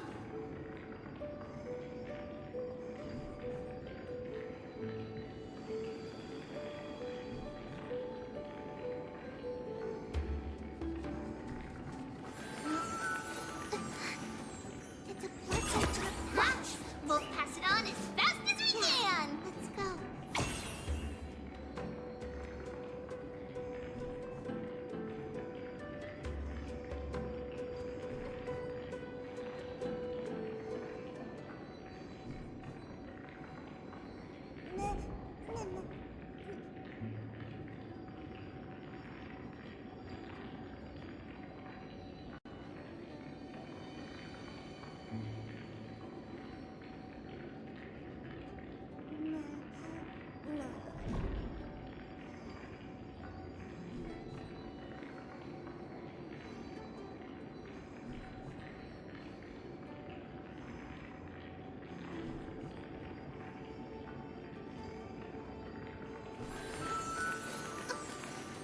It's a letter to the future! Watch! We'll deliver it as fast as we can! Let's go.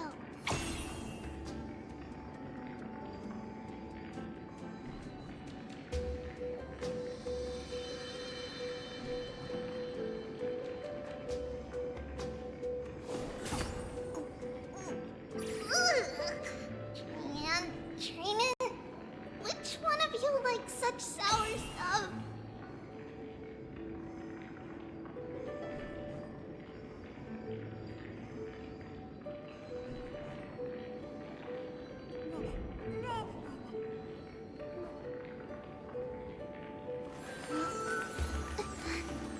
It's a blessing to the watch.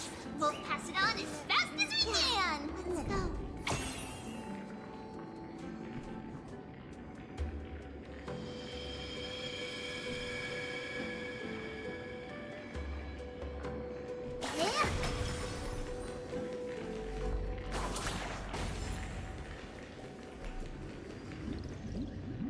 Sisters, don't give up. Remember the Queen's promise of a feast in the city called Styxia. I haven't forgotten. It visits me in dreams every night. I dreamed of a shining city, its lights piercing the deep gloom of the seabed. I dreamed of children placing garlands on our bone horns, and poets praising the sea sirens for shielding the world. But what a shame. We can go no further. Please, sing to the humans for us. Sing of the deep sea's legend in our place.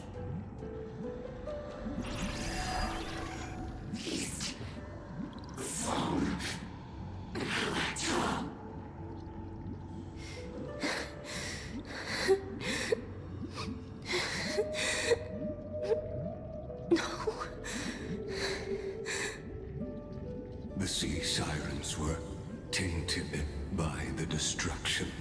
Their flesh rotted away. They became the black tide creatures of this cycle. Farewell, sisters. I'll finish this last task, then return to prepare your feast. And so, only one sea siren remained among the sea floor.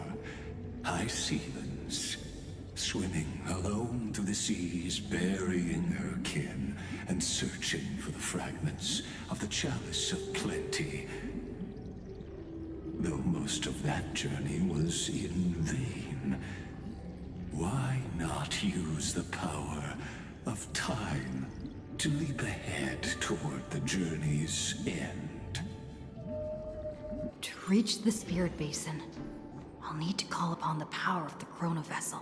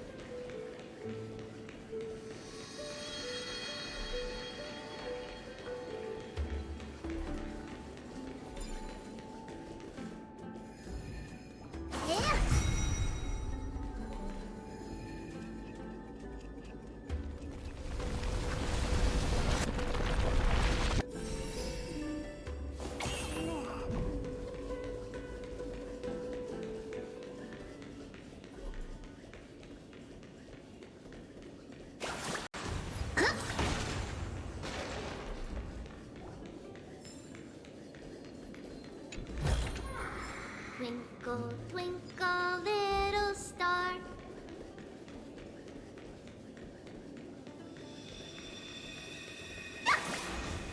Yeah.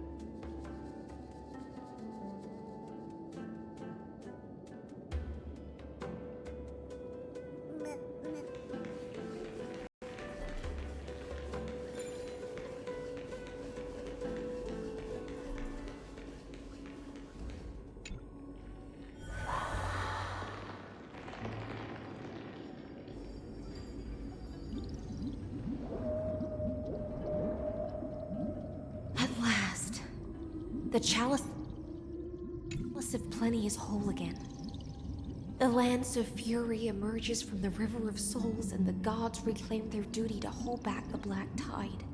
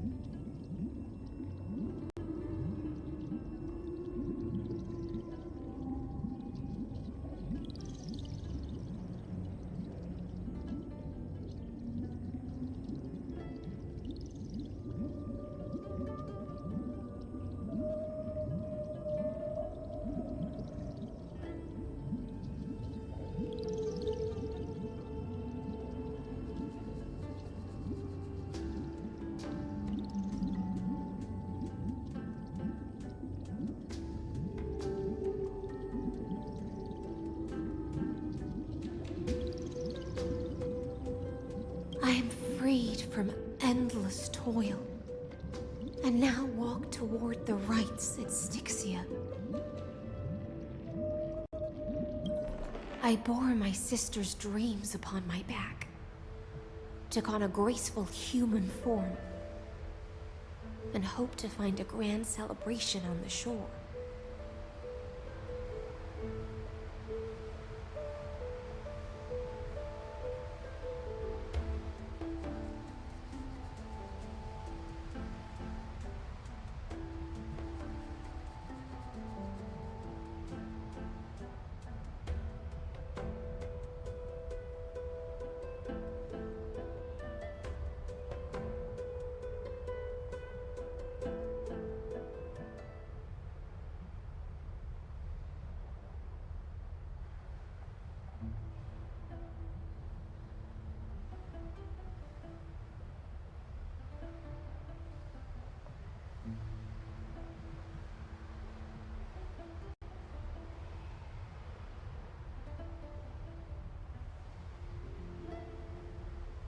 My fins became legs. My scales became skin. And the sea foam on my body became a shimmering gown.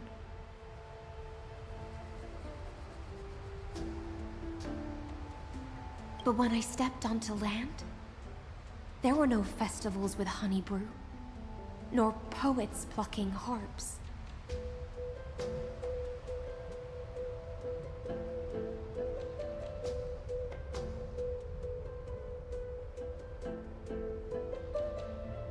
Only silent death, drifting gently along the river of souls. When she fulfilled her wish, she only found Styxia to have already repeated the mistakes of previous cycles, and was swallowed by death.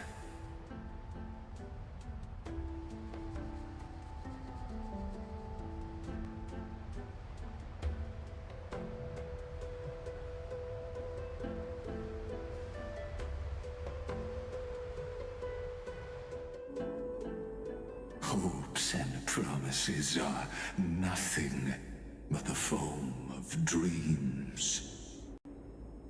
I am a sea siren, a vessel born to contain the tides. Now that my task is done, and the promise is broken, how am I to go on in a world drowned in shadow? Fagusa, my noble queen. She evaded my questions with drunken stupor.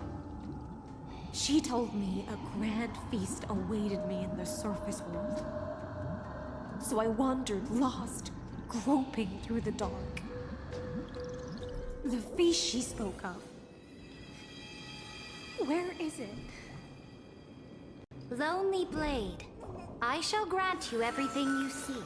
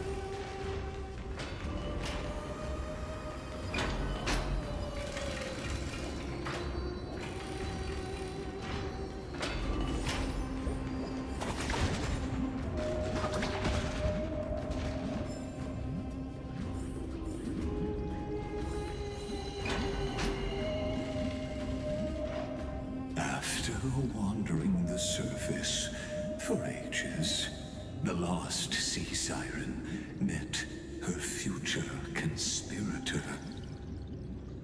You quelled the wars alone and forced strife into retreat. This swordfish that commands thousands of legions, whom does she serve?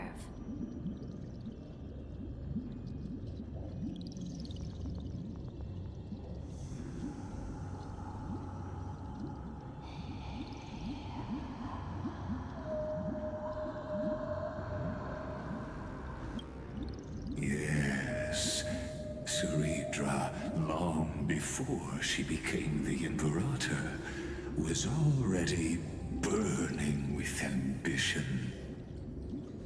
Sovereign who follows prophecy. I am no one's sword. I am just a wandering fish, seeking clarity through bloodshed. Then how about letting the sword dance for me? And letting the violin sing in my name? Tell me, what is it you seek? All I want is a feast where I might belong. Such a demand is trivial with the Sovereign's authority. I'll grant you a banquet worthy of conquest and comrades to toast beside you. But Knight, you must offer me your heart. My heart? Yes, a loyal heart that will generate no betrayal. You were deceived by gods and drowned in the ocean's darkness. But now, I will lead you forward and be your light. So be it. Noble monarch, the law you proclaim shall govern my every breath.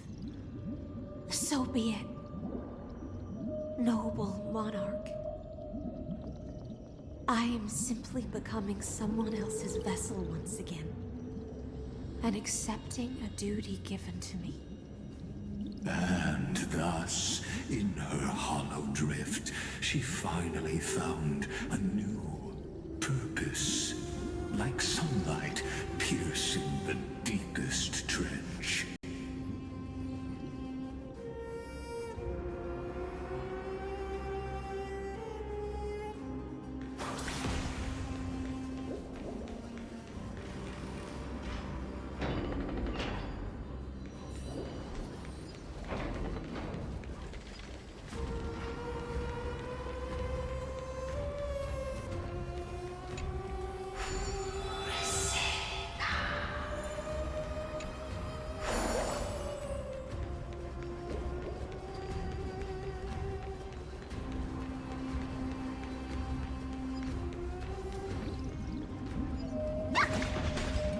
Noble monarch, I've cleansed the foulness from the road as you commanded. My blade, you've helped me ascend and take the crown. Ask, and you shall have your reward. What I desire is the same as before. A feast. Look, I've prepared you a grand banquet. The finest honey brew and tributes await. Fish are drawn to light by nature, for the deep sea knows only gloom. Now I found a flame. It may scald and burn, but it's the only light. Come, let us join the feast. Perhaps the path forward lies hidden among the revelry.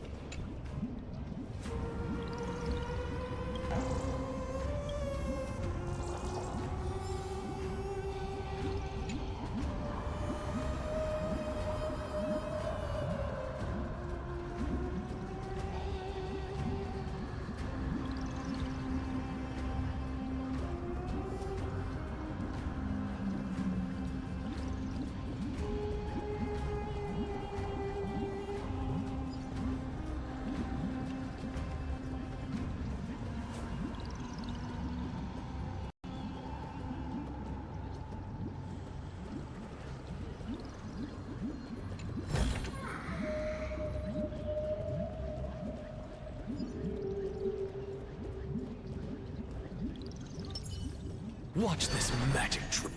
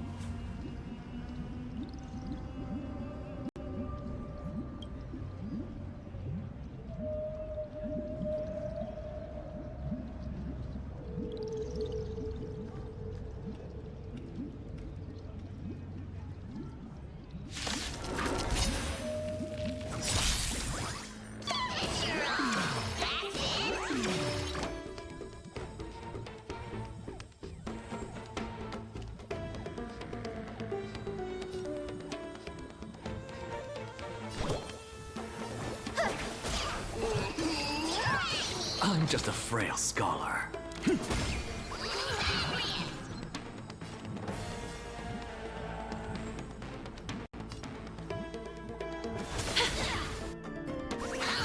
Watch closely! It's coming! Fighting the west wind! Away we go!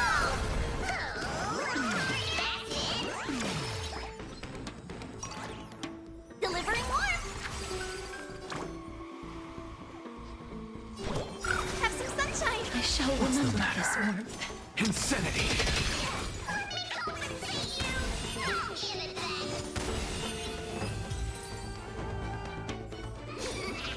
May wandering souls find their own way out.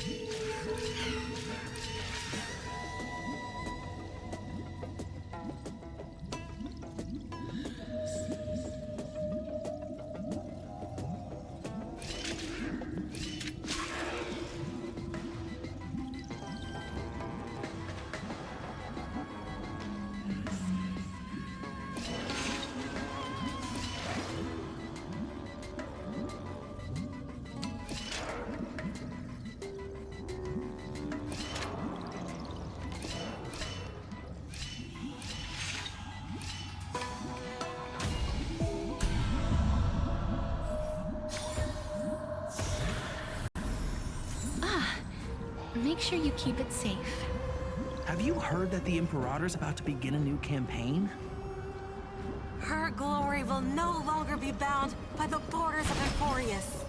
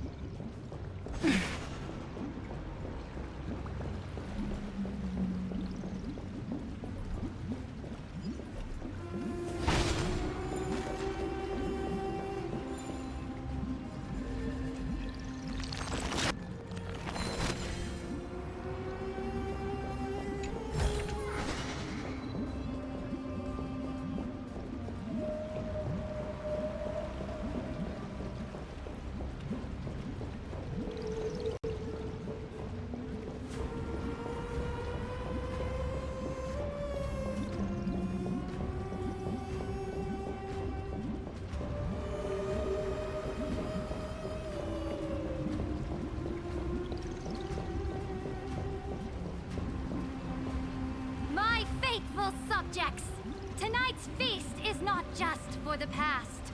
It's a toast to the future! Born from our golden blood is an unstoppable colossus. Our iron beast to trample the universe! Great monarch. I've heard the universe teems with great threats. Can we truly remain invincible? Fear not. Before the troops of the destruction, such rabble is no more than cosmic dust. Surely there's a planet draped in oceans out there in the stars. Once I claim it, it shall be yours to rule. And to the rest, your triumphs will not go unrewarded.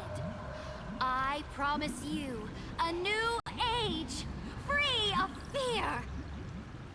Now, raise your cups to our conquest among the Sea of Stars! Sea of Stars! conquest among the sea of stars. What a grand vision. Yet, to the Siren Knight, only feasts still stir her heart. Come now, join me. Witness the end of this futile dream. Where's the way out of this illusion? Come quick! Let's celebrate together! I've saved the finest brew! Come taste it with me!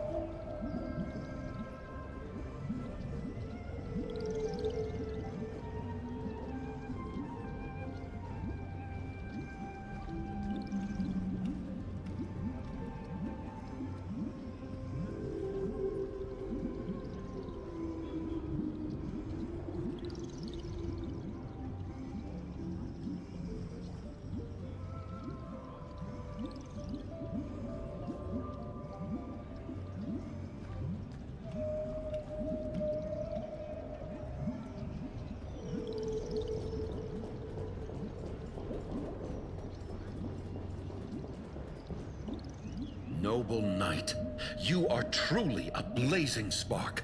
It is my honor to share this banquet with you.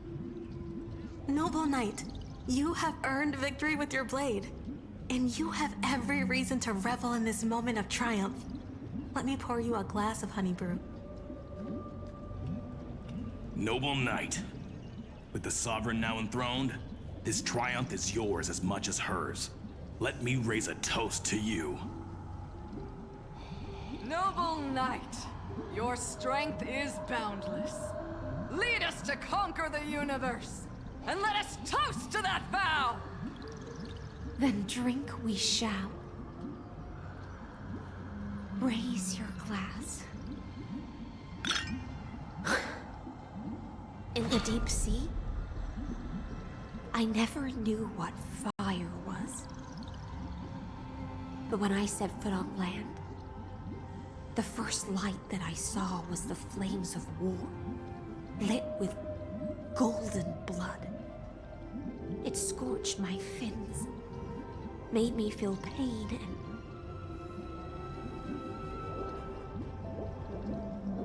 and ignited an unprecedented hunger.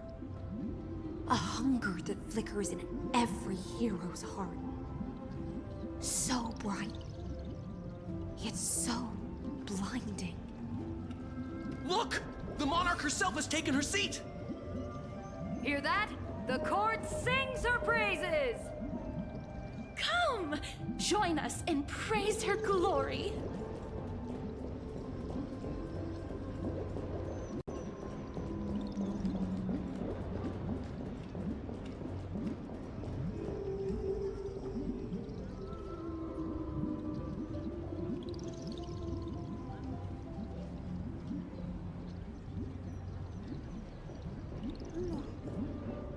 One eye of hers sees glory, the other sees corpses.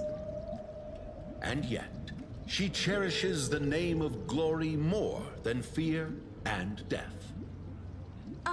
As they say, the coward died 1,000 times before his end. But the brave face death but once, which gods stand witness. On the eve of war, we sang our hymns and set our sights to sail beyond the stars. The legions will climb aboard the beast, riding it like currents across the cosmos. Planets after planets flew the flags of her crown.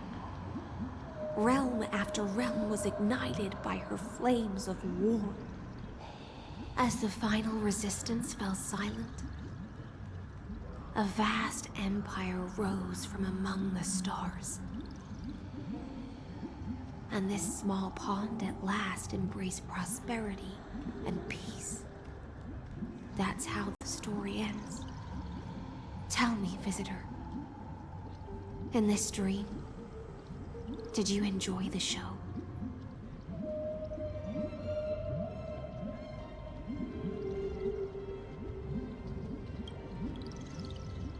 After all, beneath that still surface lie the bones of countless dead.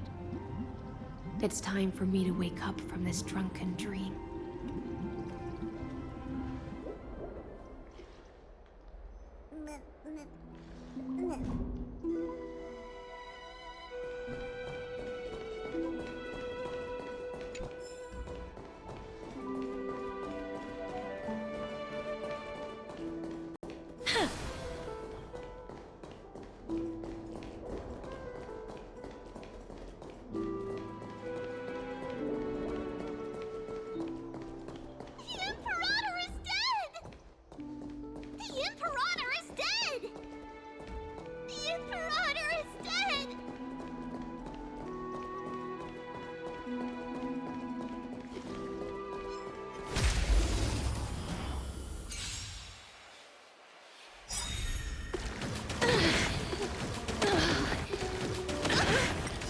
This divine power, I reforge all things! Fighting the west wind, away we go! Dispel the gloom, restore the skies!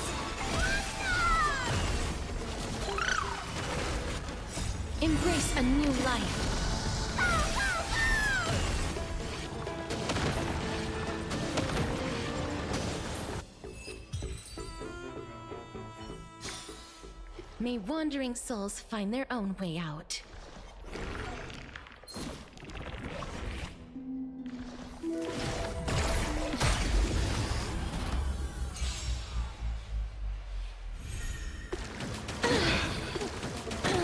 The future is bright.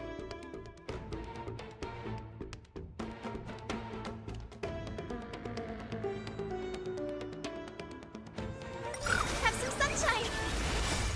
Dispel the gloom. Restore the skies.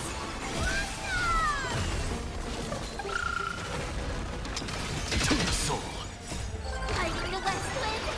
Away we go! As you wish. Embrace a new life.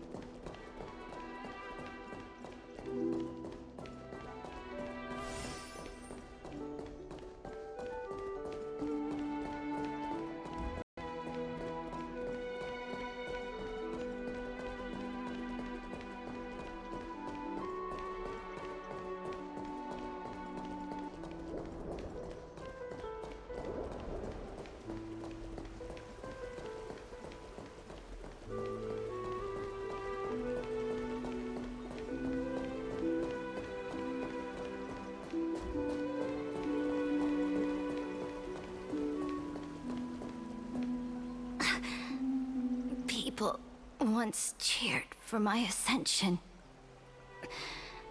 And now they cheer for my fall. The cosmos. The battlefield that I cannot reach.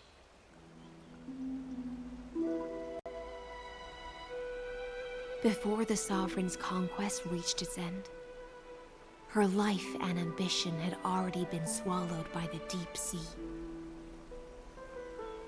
This is the true ending.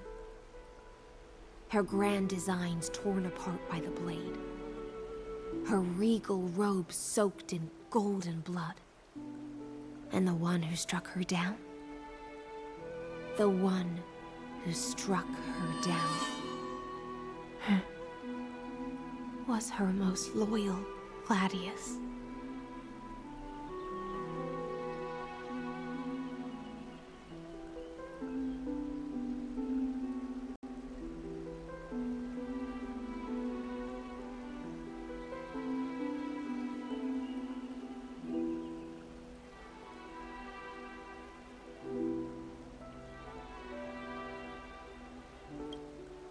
I don't need to explain myself. A fish in a pond has no hope against the surge of fate. I wandered the shore, found a flicker of flame, only to snuff it out with my own hand. I don't understand. If the ocean's feast, the Imperator's dream, and even Amphorius's existence are all illusions, then what's the point of our journey? When the Deliverer returns, I will let this absurd celebration come to an end. But Greyfry, I can't help but wonder how I dearly wish this feast of the flame chase would never end. It seems she sensed your presence. The Fantasia's foundation is starting to crack. Let's return to the prologue. Remember the allegory of the cave? Can the prisoners in the cave learn to see the shadows and echoes for what they are, and stop mistaking them for reality? As you've seen, when she cast off her chains, finally turned to look around, and moved her legs, her reward was nothing but searing pain. The light will blind her, for the fire behind her had never once actually touched her eyes. Her legs will buckle beneath her, for she had never learned to walk forward. And so she fell into infinite confusion and fear, and came to firmly believe that the shadows and echoes were the real world. But we in the cosmos, are we truly any wiser than she was? Now, nameless one, fateless one, ask yourself this.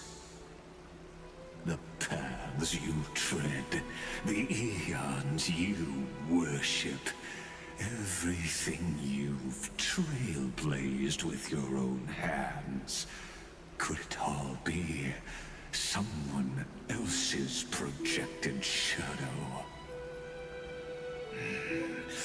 Let's leave that question till after the curtain falls.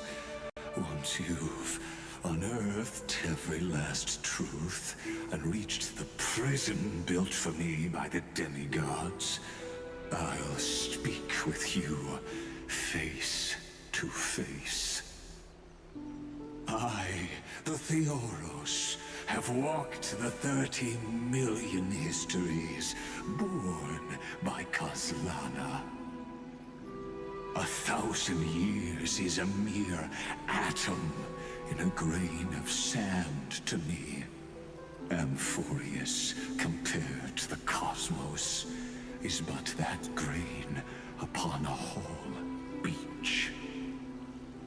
I swore to bring an end to the erudition.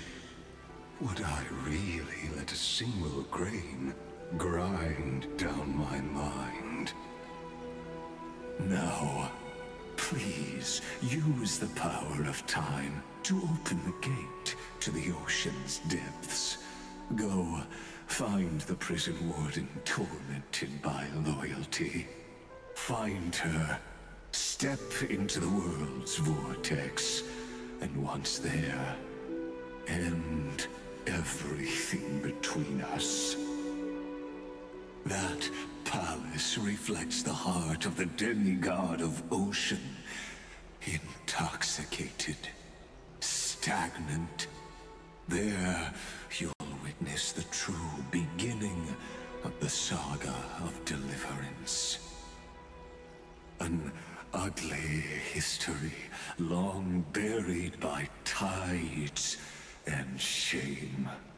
A staircase of apotheosis that the Imperator forged with the golden blood of 500 human sacrifices under the pretense of conquest. I'll wait for you at the heart of the world, but to reach the place, you must find the prison warden, lost in her stupor.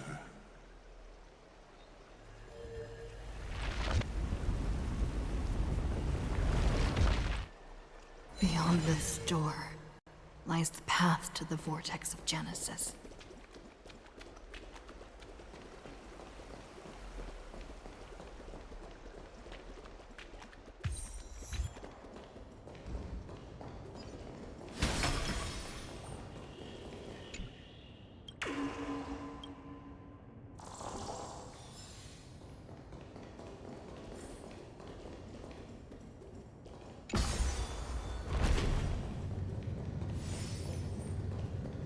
Now, step away from this false banquet.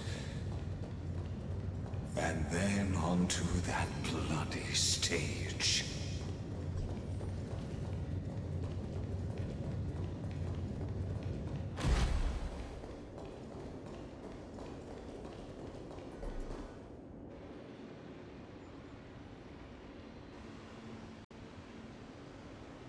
The palace that worshipped the ocean, the sanctuary connected to the vortex, was also once the battlefield of the first flame chase.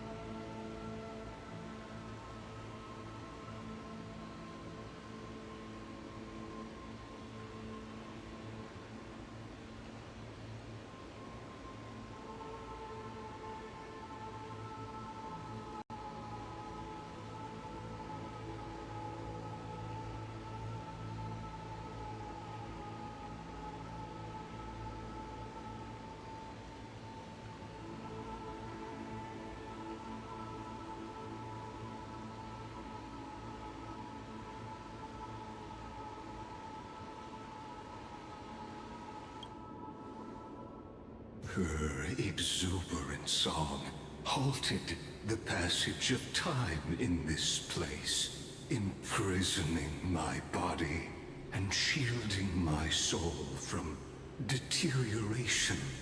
All just to await your return.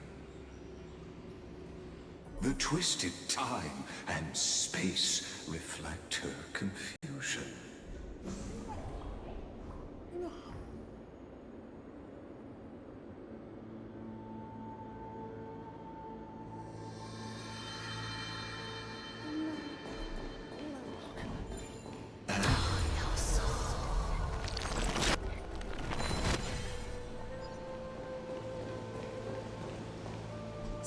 Stay away from Apollonius!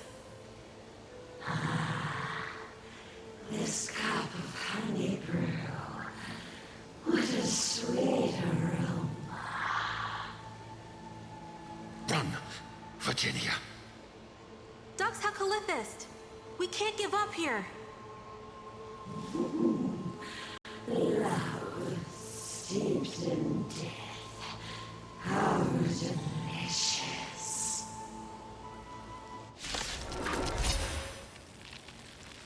Sadly, all you see is a remnant of history. This interference is just another equally futile echo. As you wish. You refuse! I feel that twin! Away we go!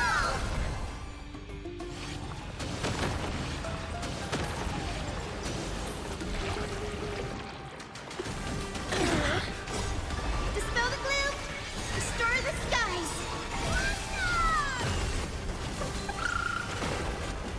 Embrace a new life.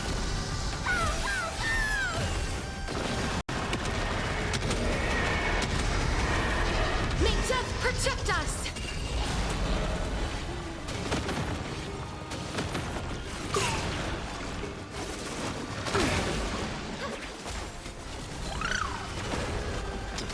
To the sword! Apollonius, look. I chased the enemy away. But I think I can't go any further. I'm sorry, Virginia, for letting you. It's okay. I'm glad to die by your side. Ah, such an ironic twist of fate. Even as the foundation of the world crumbles, the heartless Imperator still made the same decision she did in the past 30 million cycles. During the first Flame Chase journey, the Flame Chase Legion stormed Styxia.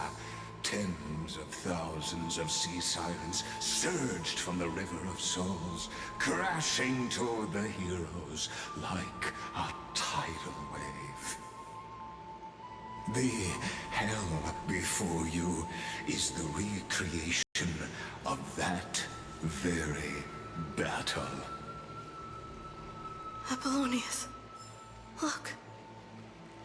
I chased the enemy away.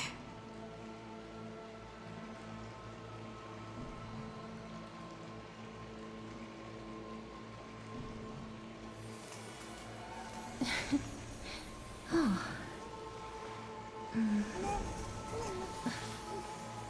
Oh.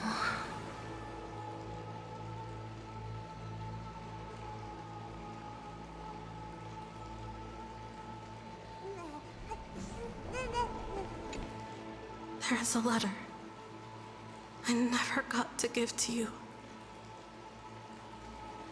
Let me read it to you. It's my final poem. The shadow of a tree frames the sage's back. Like a boulder bearing the rings of time. The bird's song is the whisper of wind through the forest. But it cannot pass the fractures in his form. His weight presses down on the bird's wings and the stirring heart within.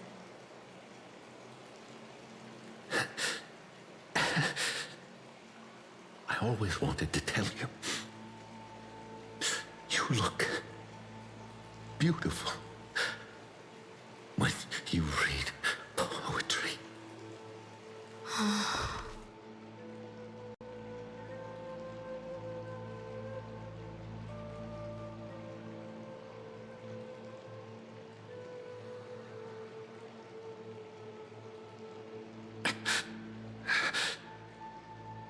Virginia, see you in the new world.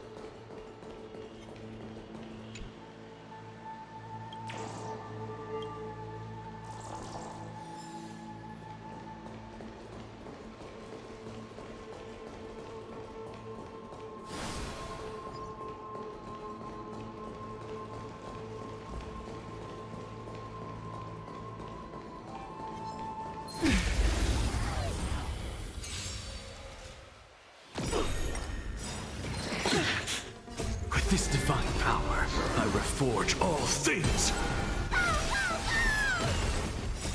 Fighting the west wind. Away we go! Have some sunshine.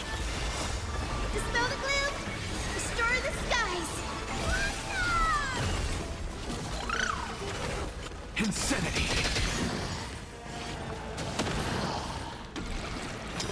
To the soul.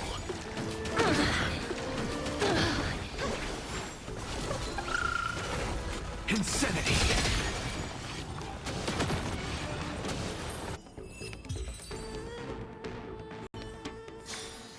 May wandering souls find their own way out.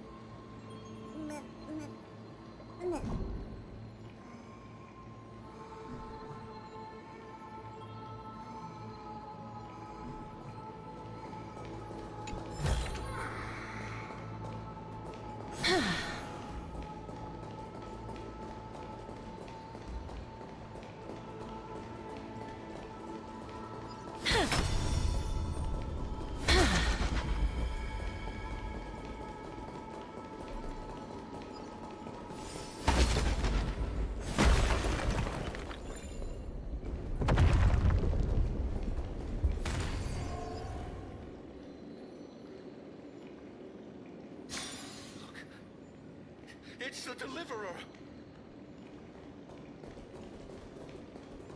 The Deliverer? She's back?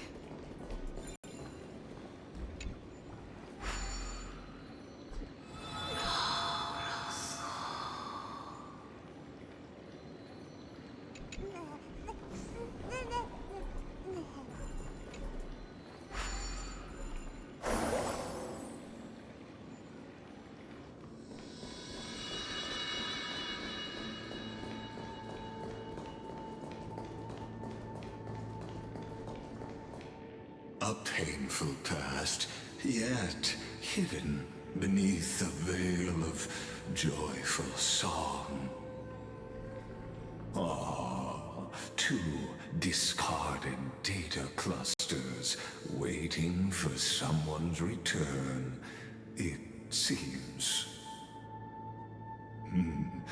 Relive the history, then pass through the temple's waters and come to my side.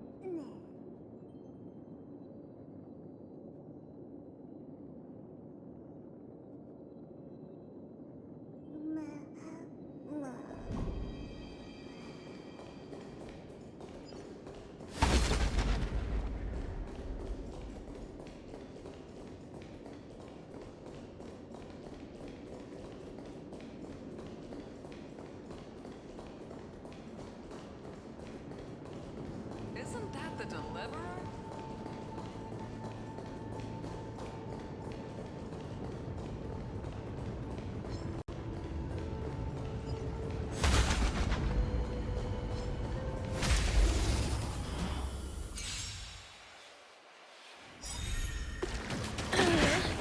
With this divine power, I reforge all things!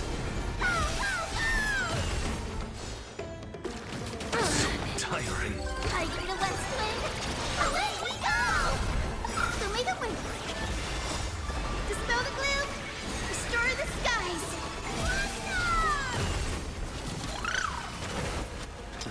Total soul, insanity!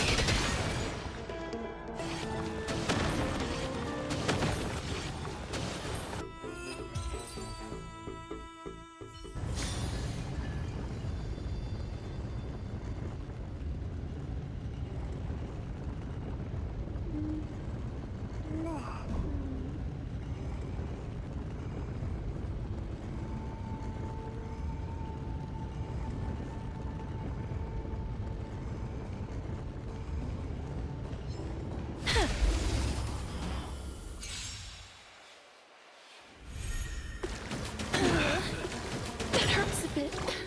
With this divine power, I reforge all things! Have some sunshine. Total soul, insanity!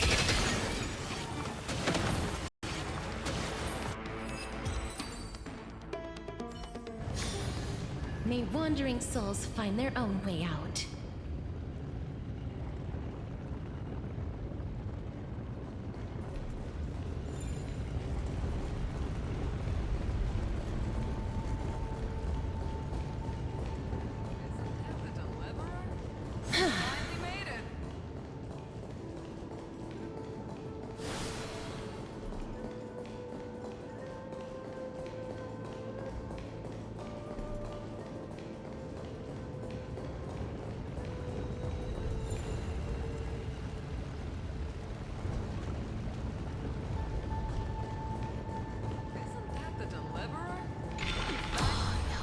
What a wretched way to die. The Flame Chase army, devoured by warbling fish, never saw it coming. Look, the cruel Imperator and her Knight Commander, the pitiful Warden. What a perfectly matched duo of test subjects. Their hands drip with blood. Golden blood. Raise the bridge and cross the river of fate. This path of the prisoner is far from over. Imperator! Imperator! Did you see my gallant deeds, Imperator?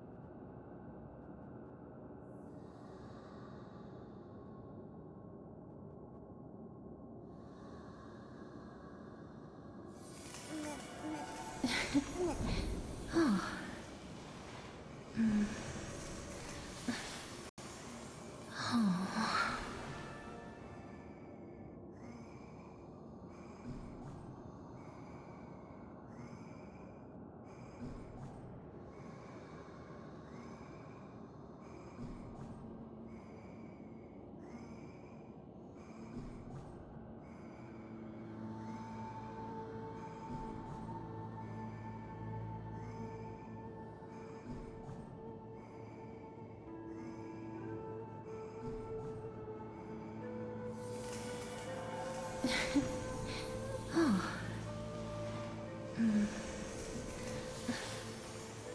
Oh.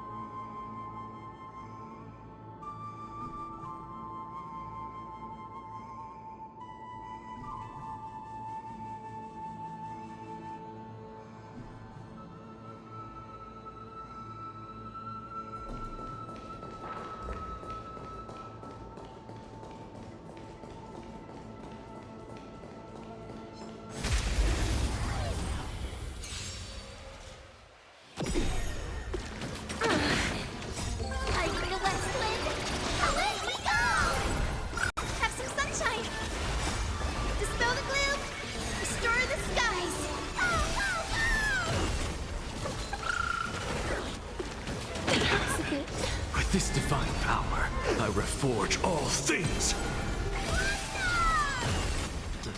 To the soul. Insanity. Oh.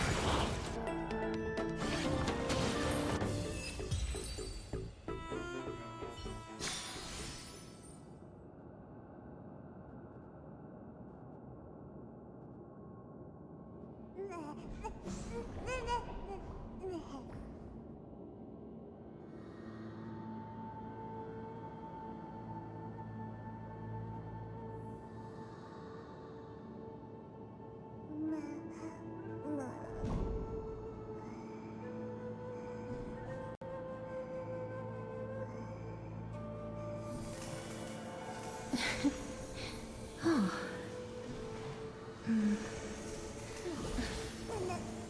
Oh.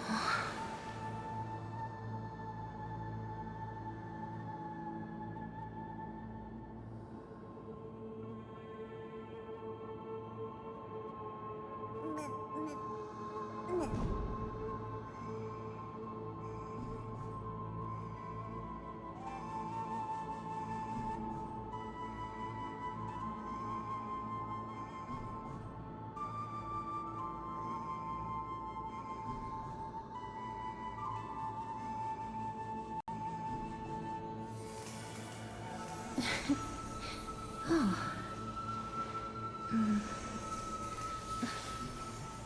Oh.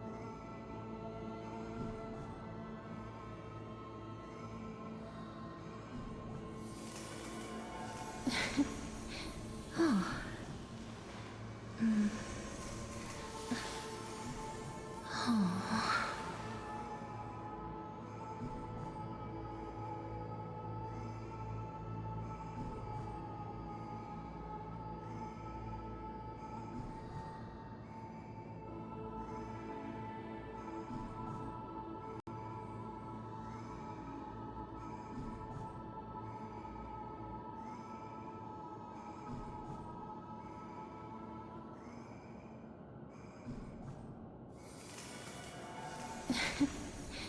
Oh.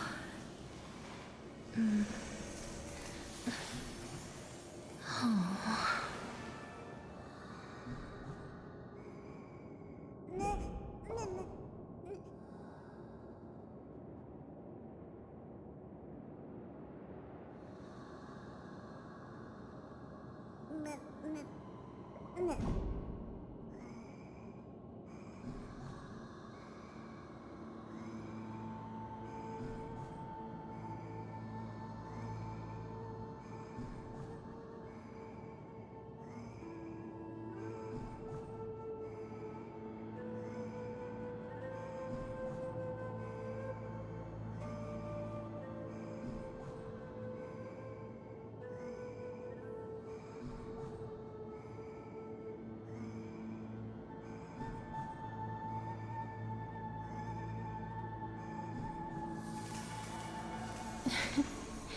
Oh. Oh. Oh.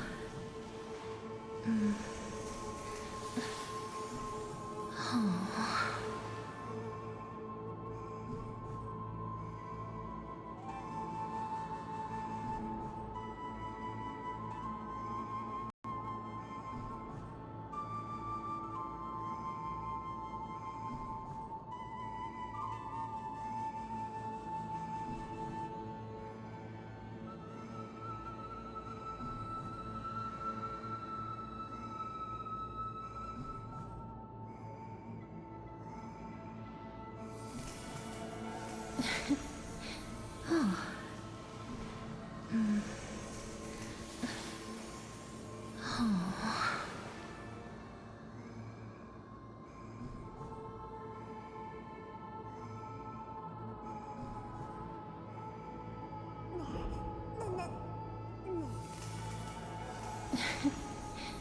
Oh.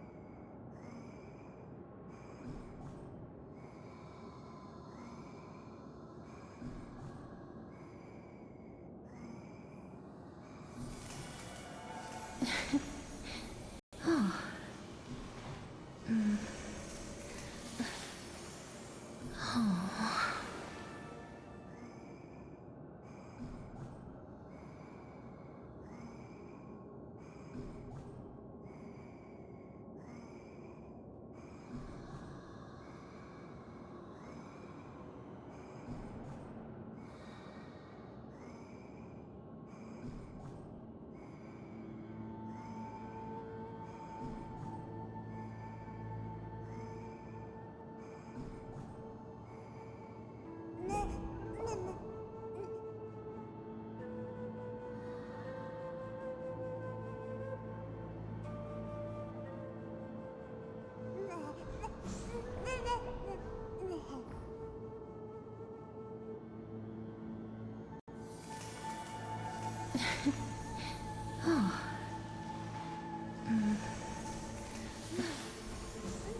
Oh.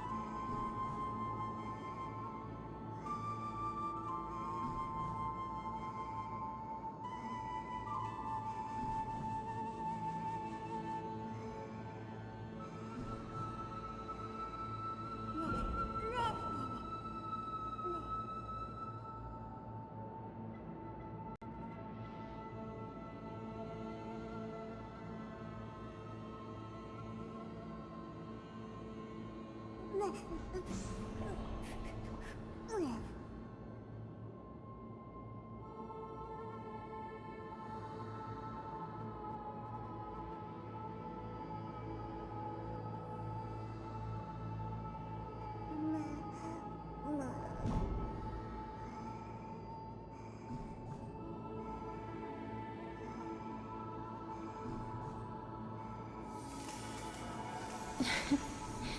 Oh.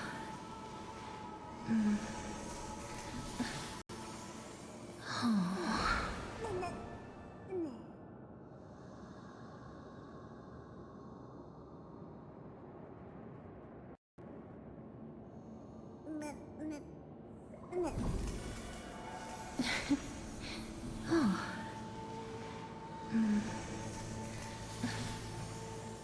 Oh.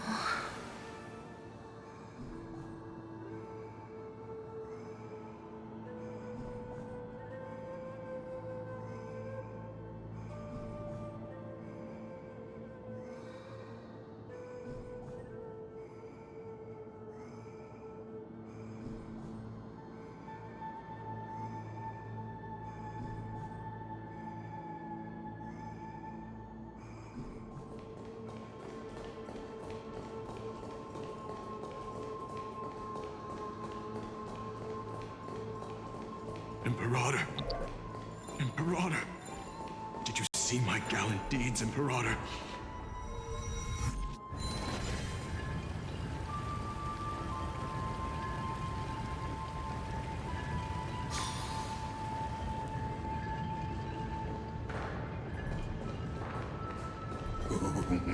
A sovereign and a sword at her side.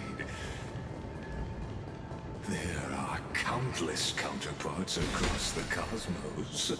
Most of their stories end in tragedy. Imperator!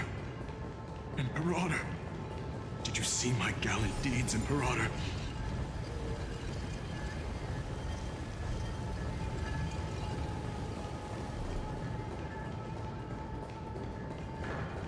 Imperator! Imperator! Did you see my gallant deeds, Imperator?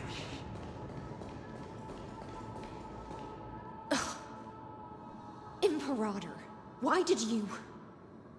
You're here, Dux Gladiorum. You ordered me to seal the sea route and handle threats from the rear. So why didn't you wait for me to return? Why send the Vanguard ahead and let them die in vain? Die in vain? No, you're wrong. Their golden blood won't be spilled for nothing. The other dukes have paved the road for me to become the god of law. The trial of law? You never spoke of this to anyone. What is... The one who wishes to bear law must purge this world of its curse, and offer the blood of the accursed as sacrifice. I pondered long on what Talantin meant by blood of the accursed. Then, I found the answer. You, I, and every Chrysos heir summoned by the prophecy are the accursed ones. Just like that arrogant Theoros said, our golden blood is the agent of destruction, the antithesis of the world's fate. Dux Frigoris, Dux Brumalis, Dux Helcalethist. Their fate was sealed at that moment. Dying on a glorious campaign was the final gift I could give them. You speak as if they didn't die because of your cold-blooded schemes. Was their loyalty meaningless to you? Losses are a constant on the Flame Chase journey, among which even life itself holds little value. If a subject marches to war without that conviction, then yes, as you said, shallow loyalty means nothing. And what about my loyalty, Ceredra? You sent me away under the pretense of guarding the rear. Was there any shred of humanity left in you? Because you still have a duty no one else can bear. Only you can uphold Fagoos's divine authority. The choice is yours now. Cast off the chains of loyalty and drive those blades through my heart. Or stand with me and sever the ocean's last breath. If you no longer share my vision, or believe in the new law I seek to weave for Amphorius, then go on and end me. The Imperator of Amphorius may be ruthless and cruel, but never a liar. When I say life itself holds little value, know this. I am ready to sacrifice everything for the ambition to conquer the Sea of Stars. Now you've seen it. The brutal Imperator was willing to spill the blood of 500 heroes to complete the trial of law. As for my poor warden, her suffering had only just begun.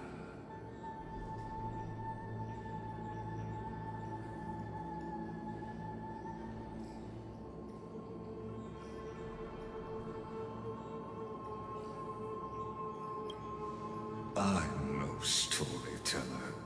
I have no duty nor interest in filling the history you've missed.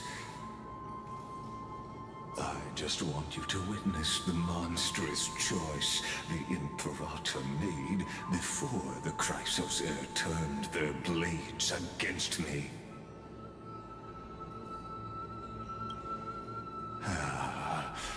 I gave up on using words to solve conflicts 2,000 years ago. But I won't squander a chance, not even a sliver of one. If there's even a crack in the walls of your conviction, then my victory is already assured. Now that the past is settled, let's turn the page and bring time back to the present. And dive deeper still, until we reach the very bottom of the abyss.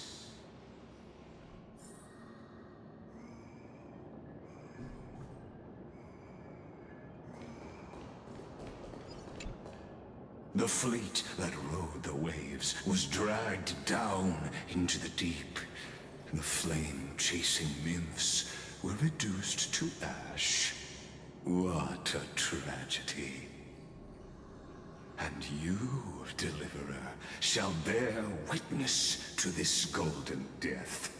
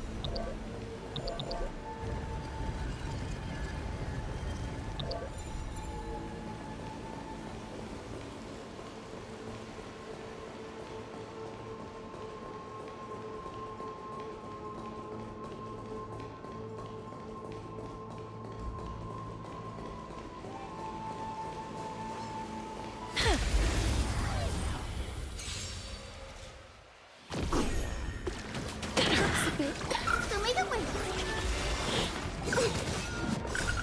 Dispel the gloom. Restore the skies.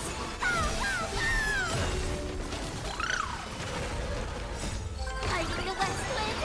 Away we go! With this divine power, I reforge all things.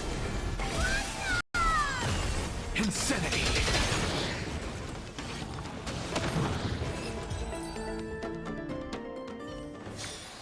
May wandering souls find their own way out.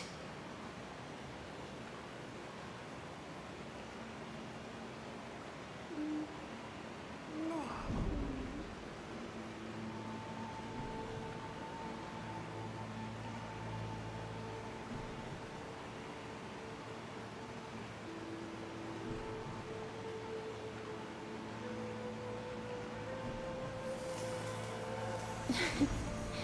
Oh.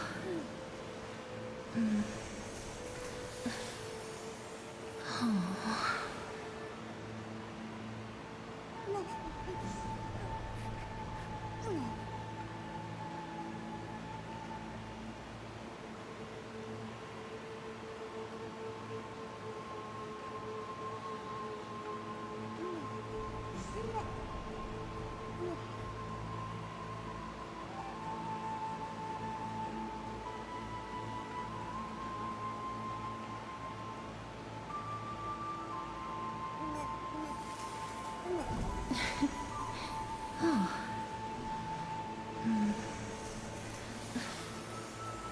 Oh.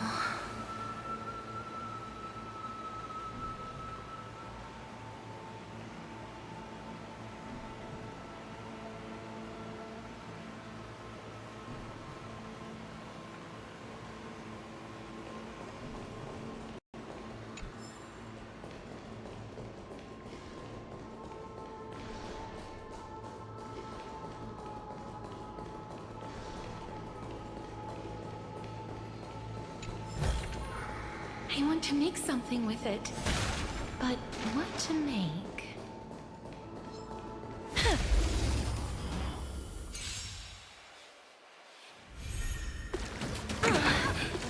That hurts a bit. Have some sunshine! To the soul! With this divine power, I reforge all things! Wiltier. You refuse! Fighting the west wind! Away we go! Dispel the gloom! Restore the skies!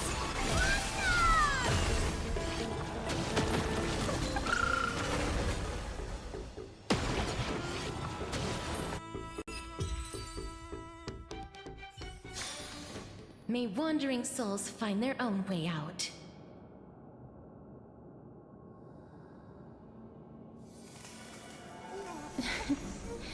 Oh.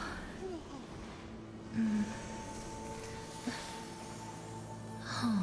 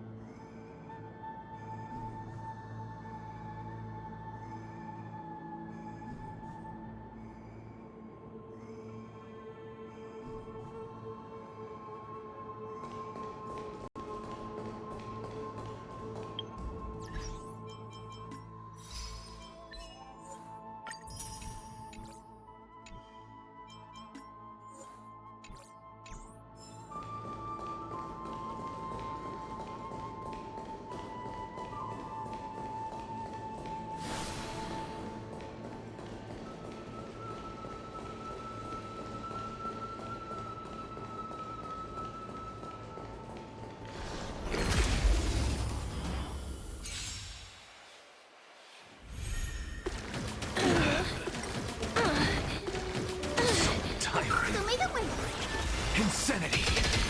As you wish. Fighting the west wind! Away we go! Dispel the gloom! Restore the skies!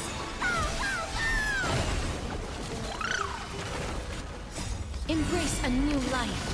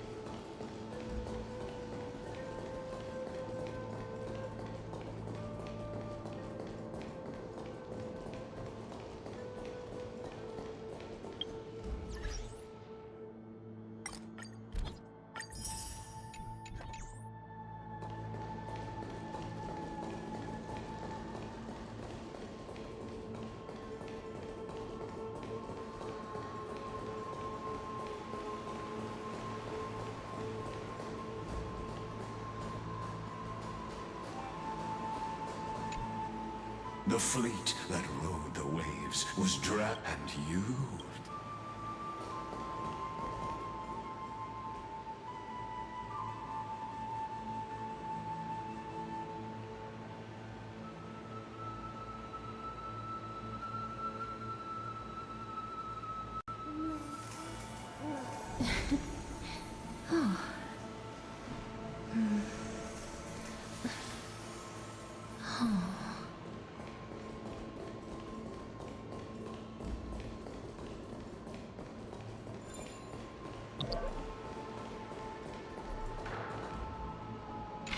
Is the path ahead underwater?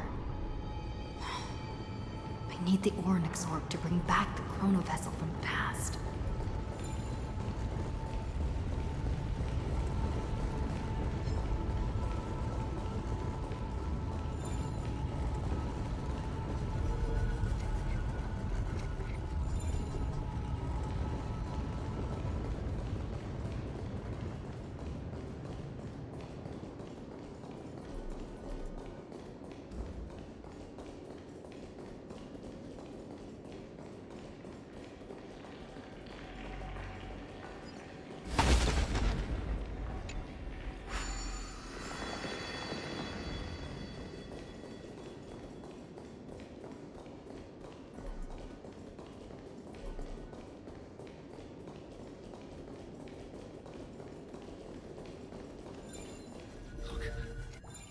It's the Deliverer!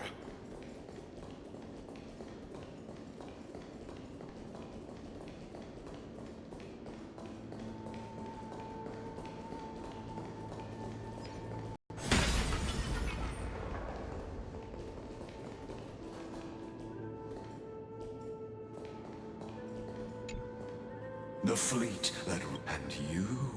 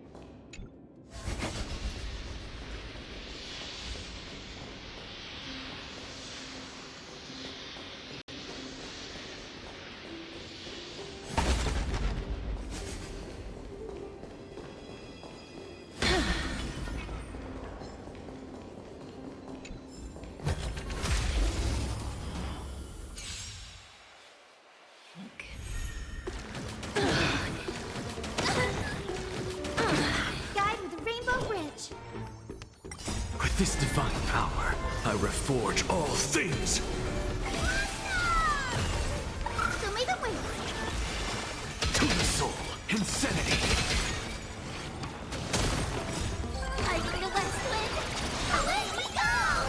Root here.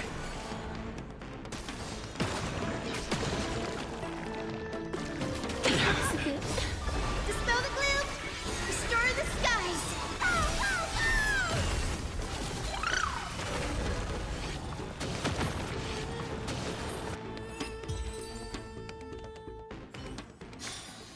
May wandering souls find their own way out.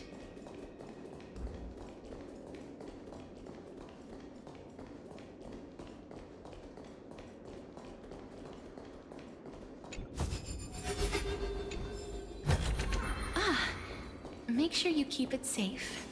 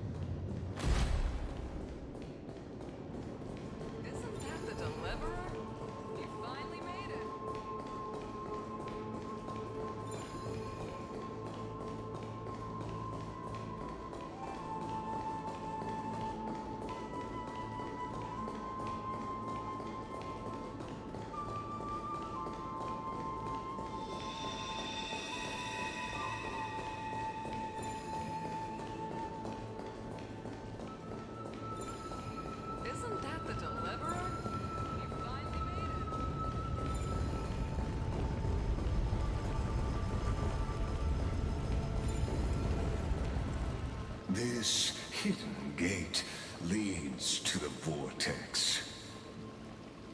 Hurry now. The time of our reunion draws near, Deliverer. This hidden gate leads to the vortex. Hurry now. The time of our reunion draws near, Deliverer. This hidden gate. Hurry now.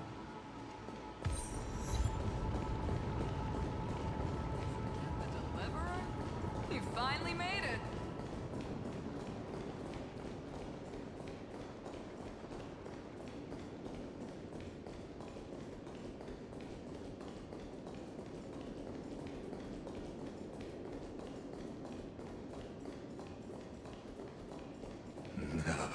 This cruel journey will reach its end at long last.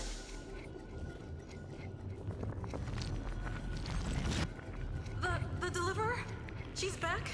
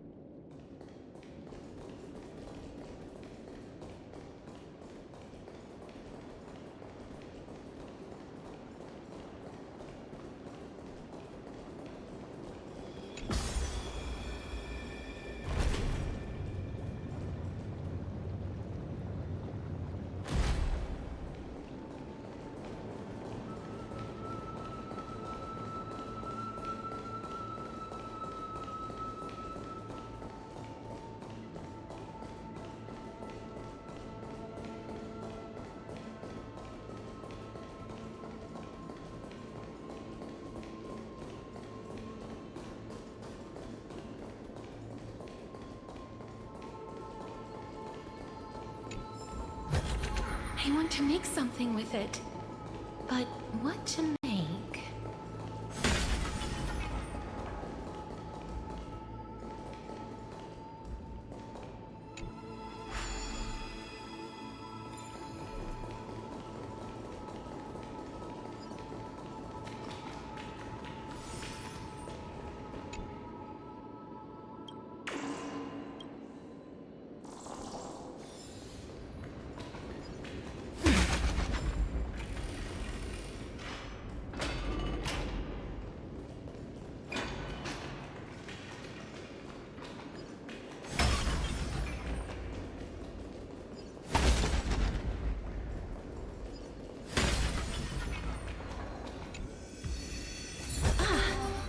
Make sure you keep it safe.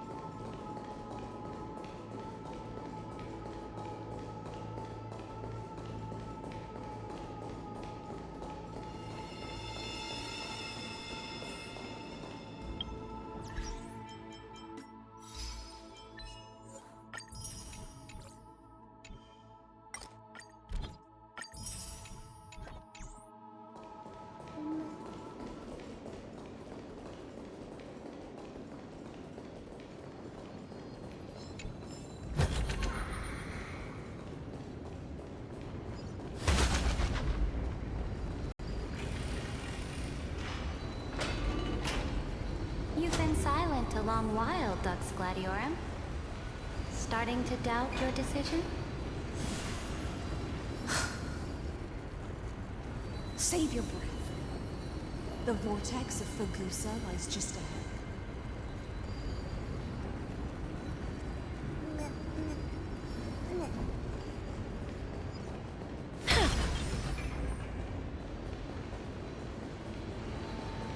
You've been silent a long while, Dux Gladiorum. Starting to doubt your decision? Save your breath. The vortex of Fagusa lies just ahead.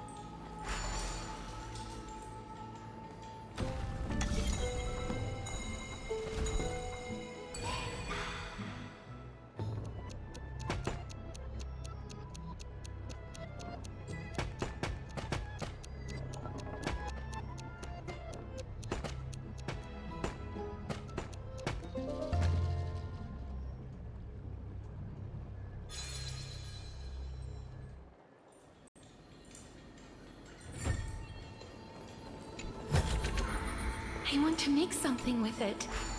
But what?